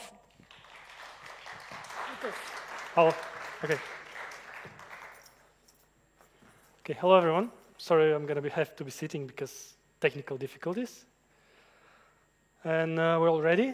I wanted to have my water here, but anyway. So let's begin. Today's topics that we're gonna cover is why did I choose to make this presentation, who am I, technology, and how it has changed production, which is basically going to be a small reminder of history, but we'll see what I'm getting then later. There are some demos that one of the videos I didn't play, so I may skip one of them. Of course, the hot topic of AI art. I'm gonna try to talk a bit more about that. VR and how it's going to change the industry. Open source, it's a little bit of open source renaissance that we're seeing lately. And then we're gonna try to answer that final question, hopefully, and then. So next, why did I choose to make this presentation? Mainly, I would like to spark a discussion on a very hot topic that a lot of you are concerned with. First, a quick question. How many of you are game artists or have something to do with game art, technical art? So we have some, and to those people are probably, this lecture is going to be the most adequate. And, so yeah, next anyway. This. Okay, so this lecture is going to be a trip down memory lane, but not a nostalgia trip, because I don't like to reminisce on old stuff. I'm an avid game developer and a passionate game jammer. So everything that you will hear today will be presented from a point of view of someone that's very invested in the game industry. I see games as more than entertainment. They're a carrier of collective knowledge and a new form of art, if you will, because if you think about it, they contain everything from narrative, visual arts, a lot of technical prowess, and they're basically carrying the culture of the times that they're made of, also known as memes. The main goal is, again, to start a discussion on this topic, and hopefully during the questions we will have a little bit of a chance to get to know each other more, and I'm glad to see a lot of familiar faces. And I prepared an obligatory Einstein quote for this slide, which is that play is the highest form of research. And might have skipped some steps in the evolution of play, but you get the gist, I guess. So who am I? A lot of you probably seen me on a lot of events because I tend to attend most of them.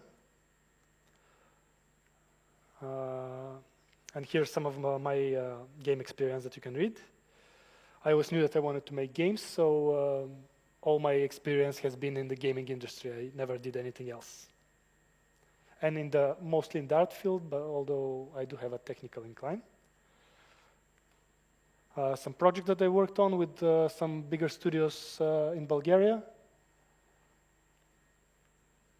And we're now at my current studio, Black Sea Games. We're very hyped and have announced the launch date for our latest game, Knights of Honor 2. Are there any Knights of Honor 2 fans here? Or one? Yeah, a couple of people. All right. There's a different side of me as a developer, and that is from my early days. I started as I was gaining levels and experience in gaming studios. I wanted to ask and answer a question: can you make a game on your own?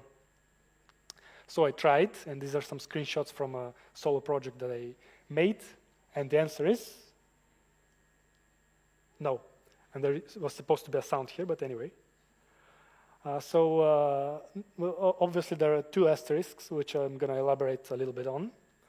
And first thing is that there are caveats. So there are some games that people made solo, and they're very popular.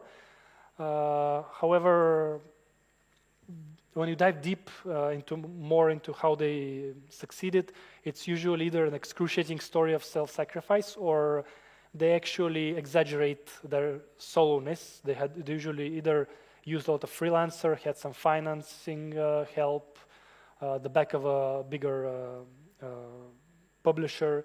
So a lot of times the solo games are being slightly romanticized. People want to make it seem that their achievement is bigger than it is, even if you had help, it's still extremely hard to make a game. So next slide. Then I tried to make some smaller games for mobile and release them. And these you can do on your own pretty fast. They just turned out to be not my cup of tea.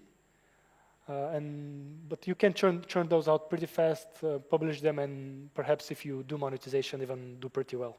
So if anyone is into that, I would recommend starting from that. Now about that yet. We're going to look at the advances that happened during probably the last 20 or 30 years in the game industry, and we're going to see how they changed and improved the pipelines of making games. And maybe with enough advances, we will get to the point where even with a small budget or a solo game developer can make a game that he's passionate about. So another question that we're going to answer is, did AI make our jobs easier, or did they just take our jobs straight up? And there's supposed to be a video here. Let's see. Oh yeah, it's going to play. They took our job! They took our job! They took your job! They took our job! They took your job! They took your job! Hopefully there are some South Park fans here. Anyway, so here's a quick overview of the technologies that we're going to be looking at. I'm just going to skim over them because every topic can be very long. We're going to focus on how they actually sped up production times and how, for better or for worse, they actually made some roles in game production obsolete. So first it's I put it first, but they're in no particular order. A lot of voxel algorithms have emerged lately that are used for many things. Lighting, marching cubes, for the programmers familiar. This is a skinning method for voxel meshes. Mocap, facial capture, and Mixamo made animation way more accessible and the animator's job easier. And also, I would argue, some would argue, depleted some value from it. Simulations became real-time or almost real-time, and the demo was about making an explosion. I'm not sure if it's going to play, but you'll get the gist. Smart materials completely changed the way we textured. Now software such as Substance Painter, 3D Code, Substance Designer, and others make textures, making textures quality textures so fast that ask yourself, when was the last time that you saw an advert for a job for texture artists? Because before every studio used to have many of them, but now I don't remember the last time I saw such an advert. And sculpting, before ZBrush, people who were modeling before that remember that it was just polymodeling, rotating vertices and stuff, and sculpting ZBrush and other sculpting tools made it possible to even concept in 3D, which is way faster. And last but not least, the open source powerful tools that we have now, such as Blender. And a little bit on all of this, I'll try to kind of skim quickly over them. So motion capture. Now, this is where our first kind of moral conundrum comes, because a lot of animators that I know had the sentiment that since motion capture became widespread, they stopped being actual creative artists and started being more of a mocap cleaners, which is kind of true. And you will notice that with every new technology, the veterans, the one that invested a lot of time into honing their skills of making, let's say in this case, handcrafted animations, a little bit oppose the newer technology, which is mocap. But the people who just entered the industry are always quick to embrace and use the newer tools. Basically, all humans value their own time the most, right? So smart materials. I think it's pretty self-explanatory for everyone who tried them. Basically, no texture or material is made without Substance Painter or an alternative today. I'm not going to be talking too much about this. But yeah, basically smart materials removed the texture artist as a position in gaming studios. Now, usually the 3D modelers do the texturing themselves because it's so much faster. Simulations. Now simulations have become actually a way to model. They become so fast, because before you needed a very beefy machine and it took a lot of time to pre-render. Now you have cloud brushes in ZBrush, in Blender. While before, when you saw, like, say, pants with sculpted folds and thought this artist probably spent a lot of time and skill crafting this, now you know that they just set up a marvelous designer and created this. And if you see something less than that, you expect the quality that simulation provides. Also, it's not only cloth, it's also fluids, explosions. Water is still kind of slow, but smoke and fire is now almost real time. We're expecting real time smoke in games any moment now. Sculpting, obviously, I think I went over the main things, but some other things that became automated in modeling is UVs are now almost completely automated, which was a very boring step of the process for modelers before. Retopology is also quite good, the automatic one. You only need to touch it up. And again, here we're coming back to that. Before you used to do everything by hand, and now you're just a cleaner for the AI or automatic results. Also, baking and detail transfer is very helpful for textures. So I've put on a couple of things that I think are coming soon. And if you guys have something that I missed, maybe you can shout it out. Something that, a technology that you see coming very soon in games and that will become widespread and change our views. Okay, and skimmed over the previous topics quickly because we all hope that all of you at least tried for a little bit the current revolution that is the AI, diffusion models in more detail, because there are a lot of AIs that are producing results on different fronts that are okay, but the diffusion models actually make concept art, illustrations that are on a quality that matches or exceeds most artists these days.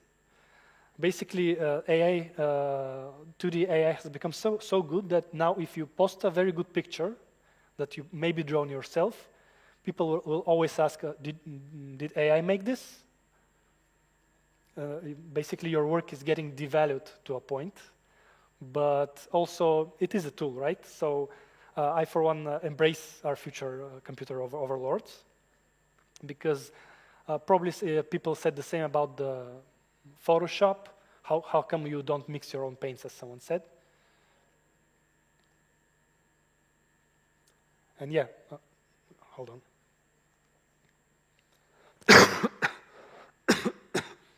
Sorry.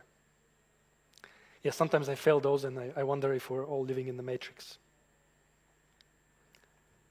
Oh, I'm gonna need some water. Sorry, guys.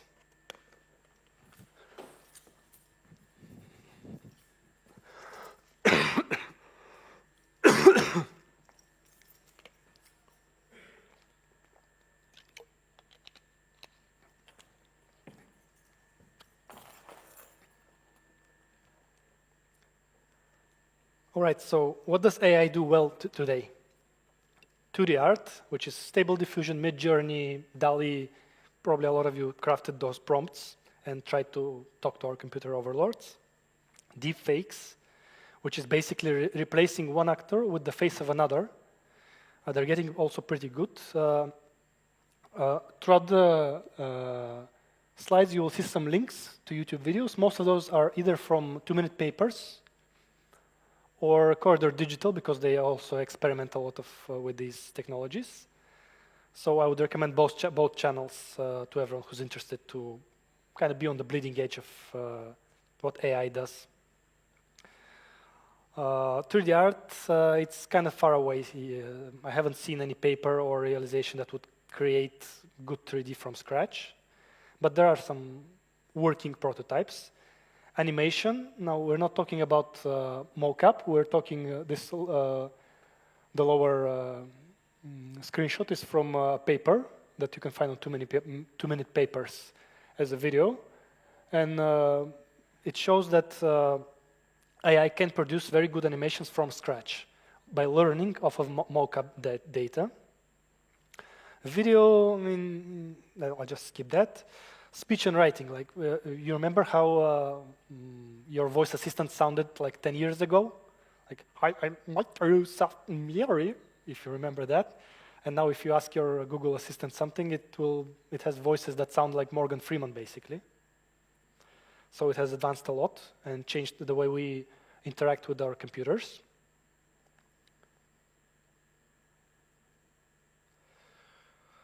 Now, how did that power become available to the masses? Stable Diffusion released their solution for free, while everyone else is trying to charge, albeit not a very big amount of money for this. However, there's a lot of drama and a lot of billions of dollars at stake now, because this technology is obviously going to change the way a lot of products are made. So if you follow up on Reddit and stuff like that, you will probably sooner or later get to the drama and who released what and why didn't they do things in a certain way. And I guess it's just when big money play and when there is an open solution that is competing against a paid solution, there's always going to be a little bit of a conflict of interest. And these links, and the end is for everyone who wants to understand a little bit better what it's trained on, and because this will help you with your prompts and understanding why does AI understand some objects but doesn't understand other well, or why does it give you unpredictable results sometimes, although most of the time it's pretty spot on. So for the first is the data set that it's learned on, and that data set is searchable. So if you're looking to create something with the AI, that was trained on this that data set. Search the data set and see if the pictures that appear there are close to what you imagine when you say that word. And if it's not, the AI will probably not understand your prompt correctly. And the others are also different artists that AI understands and stuff like that.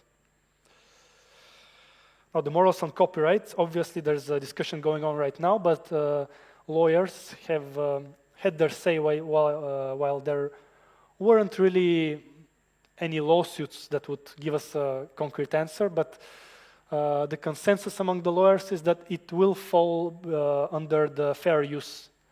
Because, in terms of morals, when you think about it, what does AI do? It looks through like a huge library of pictures, learns from them, and recombines them in different ways, right? What do real artists do to become a good artist? Basically the same. We learn from different artists, we recombine them, and everything new that we invent is, we think that it's new, but it's actually just a mix of, an unpredictable mix of stuff that we have already seen. So there was demo time. This was for the fluid simulation, but I think that the video isn't working. So yeah, we'll just skip it. Basically, this was like a 3-minute video of me simulating an explosion in Blender to show you how fast and easy it is now. I remember that before. What? We checked that before. It's not linked to the video, so it's no big deal. I mean, you can just look up a tutorial explosion in Blender, and it will give you like 20, some longer, some shorter.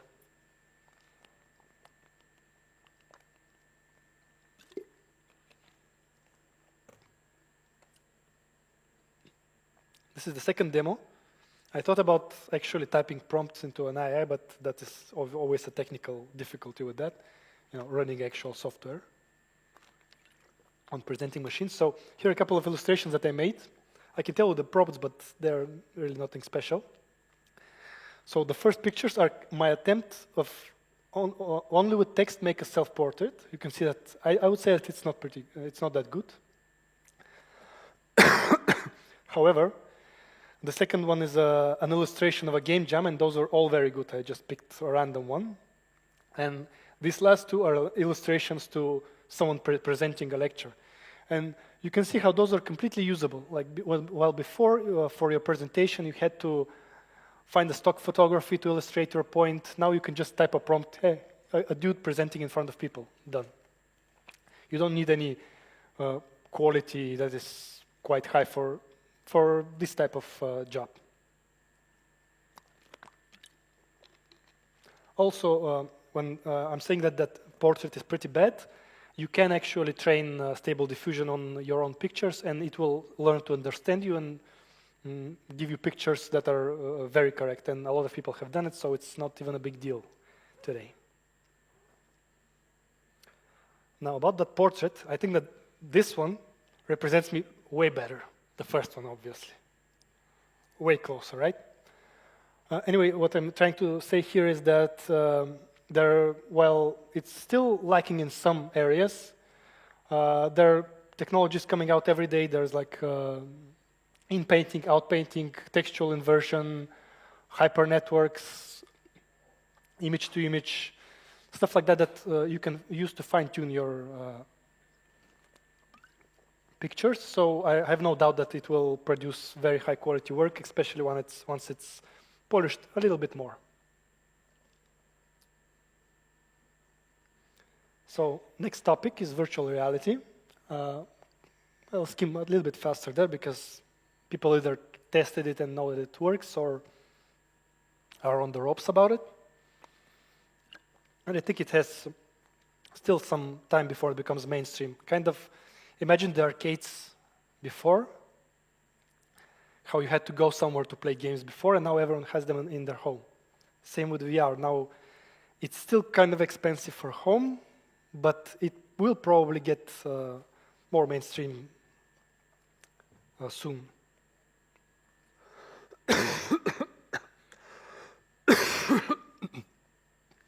We just click on this video while I fix myself. Oops.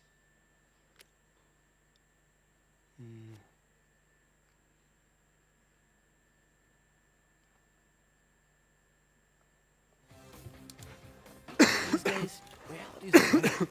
Everyone's looking for a way to escape. And that's why Halliday, that's why he was such a hero to us. He showed us that we could go somewhere without going anywhere at all. You don't need a destination when you're running on an omnidirectional treadmill with quadraphonic pressure-sensitive underlay. James Halliday saw the future, and then he built it. He gave us a place to go. Anyway, so this was from the movie that you all know about something that they're trying to recreate now in the metaverse, which is a buzzword, which I don't like, but hey, everyone can use whatever they want. And it looks ridiculous from the outside, but to people who tried it, especially the higher quality VR, it's really immersive. It actually works. And you know that it has a future when large corporations start investing en masse into it, because usually large corporations are very conservative and don't like newer technology. Say about, I always give the example of electric cars here, how Tesla didn't invent anything new, right? The battery technology, the motor technology, it was around them, and they repackaged stuff. They still did some R&D, but it's nothing groundbreaking, and yet none of the bigger car manufacturers wanted to make an electric car that's this good, because they just didn't need to. They were selling enough of what they have. Why do they need to disturb their own industry? Well, here with VR, we see that the big corporations are competing to become the biggest player in the field. And well, first thing that we have is it's being accessible in terms of price, which is the Oculus Quest. And also, we finally have something that people say is indistinguishable from eye quality, which is the Vario headset.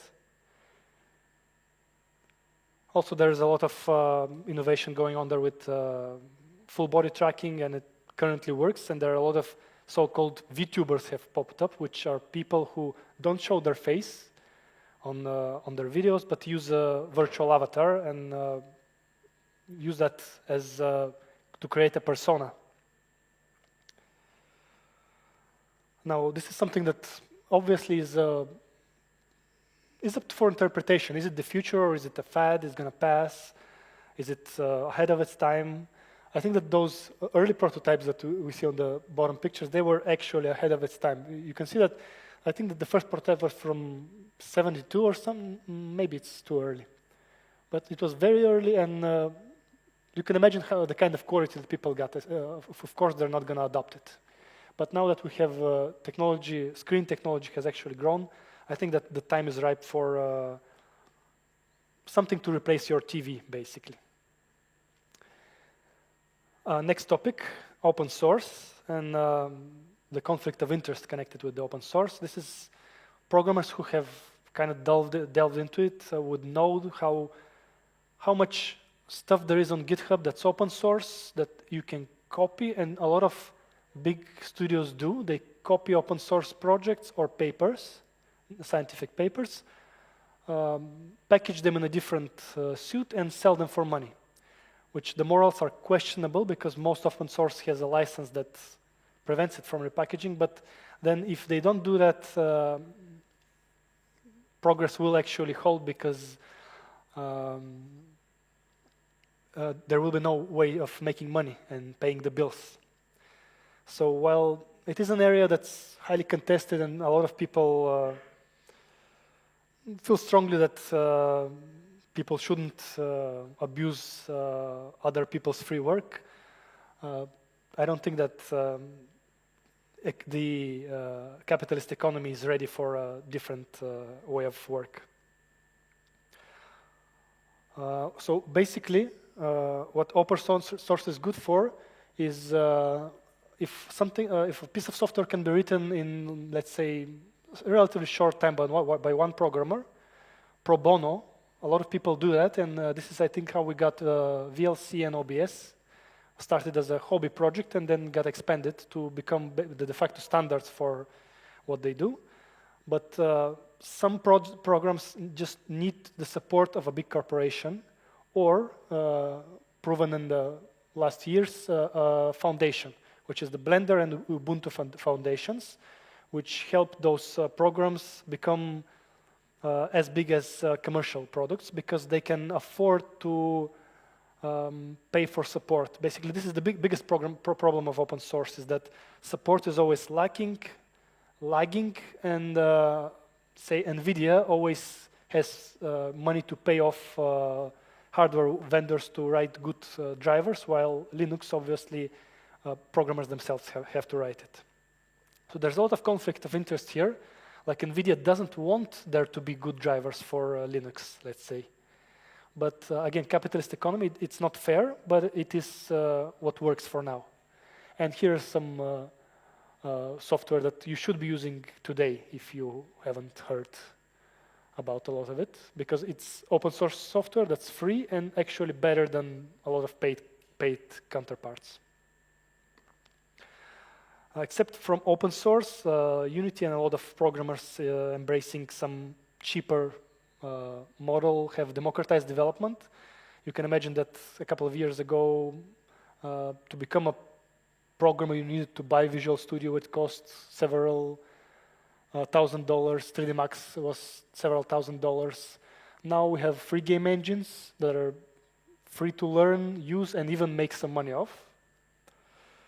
Mockup libraries, scan libraries, stuff like that. Steam Marketplace and Epic changed the way games are distributed and killed certain retailers of games. So now even hobbyists can make projects, and we can see that a lot of indies have popped up that before was straight up impossible. And we're nearing the end here, so quick summary is what we talked about today, is how the technology has changed the way production pipelines are set up. The AI revolution that is happening now, and I'm pretty sure that exciting things are still to come. VR, and AR as a future medium, which might replace main entertainment, might not, but it's still very exciting. And open source is finally getting its grip and becoming not just pieces of software made for hobbyists by hobbyists, but into professional tools that major corporations support. So, to that question, should we all embrace the cutting edge? When is it happening? Right? When are we finally going to get the best VR? When is AI going to be as easy to use as typing the prompt and it gives you perfect results? And are those tools going to help us create games that were impossible before, or in terms of price or quality? Well, I think that the answer for this question is not simple, but it is something that everyone has to consider for themselves. If a technology, if you believe in something, then it's always beneficial to be on the forefront and be among the first to adopt it, because the first early adopters are usually become industry leaders later. However, there's always a transitional period, and there probably will be for AI and VR for at least 10 years, where there's still money to be made in the old way, and big corporations usually choose that because they prefer to make money now as opposed to invest into the future. So depending on where you stand, it's always a matter of choice. Do you want to risk a little bit and maybe then become the market leader? Or do you want to make the money where it's here and then switch when it's already popular?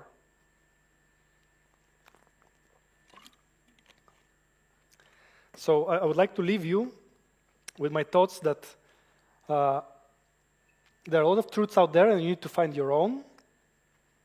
And the way I see the gaming industry is that no other industry invokes such passion from people. This is why for me, it's worth investing your time, investing your money and your learning ability into it. And hopefully you can all make your life just one big scientific experiment of trying to live a certain way, and then in the end, whether it worked or not, it was still useful, right? We all know that a negative answer is also a good answer.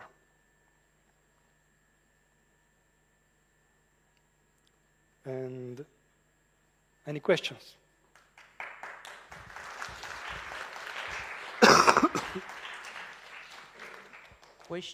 Questions. Oh, okay, we have a question.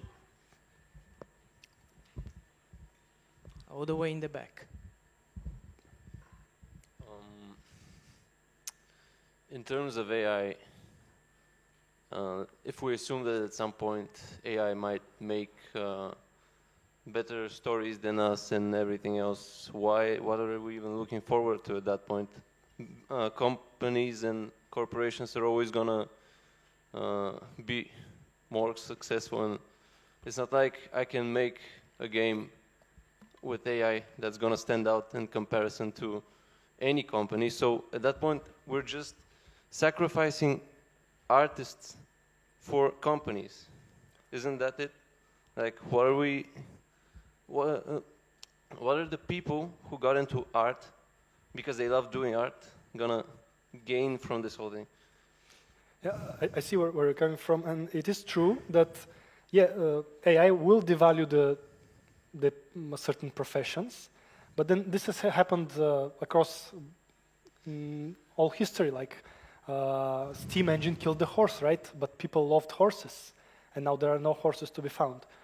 Basically, I think that the winning strategy here is to embrace it, and then just during the transitional period, while AI is still not as good, level up to something that's AI can do. So basically, let's say AI does very good 2D concepts. Well, maybe people don't have to, can just get inspired by AI and start making 3D from those concepts. Or maybe use AI to create a comic book, because while AI can create the pictures, it cannot coherently write the story yet. So yeah, basically people just have to evolve and step up above what AI can do today. That's my take on it. But yeah, there are moral implications to both, and I think that this is not the first time in history that such conundrum has happened. I have another question about AI. So for me, it seems that you say, in your opinion, it's a tool, right? Yeah. But they market it as a replacement. From what I've seen, it clearly says that it's a replacement. It does? They do? Yeah. Yeah, not sure. Basically, the people who would say that is, I think it's just marketing people that like big buzzwords and that want, say, Mid-Journey to get more investment. So they say, you know, we'll take down the moon for you, and AI will do everything. We all know that this is currently and probably for a long time will not be the case. Even if a company decides to massively use AI in their production, they're still going to need artists to clean up the 12 fingers that AI produces currently. And even if AI fixes the amount of fingers it does, there will still be a lot of work connected with the... because it's not only about making art is not about making a good-looking picture. It's about making a coherent product. And that product is way more than a picture that can be said with a prompt. Again, there's a story behind it. There's technical limitations that AI doesn't know how to take into account. Let's say an artist knows that, say, our engine doesn't support rendering hair very well. But it's very hard to pinpoint to the AI that, don't give me this type of hair, give me that type of hair. So artists are still going to contribute, maybe in different ways. And during the period where they will grow into something like maybe we won't have 2D artists in the future, we'll have world builders. That will be our name, and who knows. With the help of the AI, we can build a world, but the AI cannot do it yet on its own, until we have general AI at least. Well, yes, but let's say in 50 years, the AI gets so good that anyone who, just the regular person, can make whatever they want. Then why would anyone really care? Like, yeah, they won't. In 50 years, I think that the 2D artists will be extinct, but then in 50 years, VR will probably be everywhere. So the need for 2D pictures will be just for concepts, and artists will evolve to produce content for VR, let's say. So yeah, we have to evolve with the times. yeah. Thank you. Any more questions? Last questions? Bobsana. So you listed all those open source tools. Are you using them in Pretty much, I listed the ones I use. So there are probably even more than that. I use every single one of them. Yeah. No, I mean like the company itself. Sorry? Oh, inside not the just company. You personally. Yes, actually, most of them. Like maybe we don't use Ubuntu because it's kind of harder. I run Linux on my home machines. So the modeling is in Blender. Yep, we model in Blender. I use Krita extensively, and those the simpler ones are just for quality of life, like browsers and stuff. Cool, is that it? Okay, thank you. Thank you so much, Anton. And thank you all for coming. This is everything from us for today, but don't forget that tomorrow at 10 a.m. we're starting again with a new set of lectures by amazing lecturers from 11-Bit Studios, from Chaos, from Worldwide FX, Ubisoft Sofia, Pontica Solutions, Flying Wild Hog, and Snapshot Games. They'll be covering art, game design, remote work, community talks. There's going to be everything tomorrow, and I'm really looking forward to it. Looking forward to seeing you all tomorrow. See ya. Have a good one.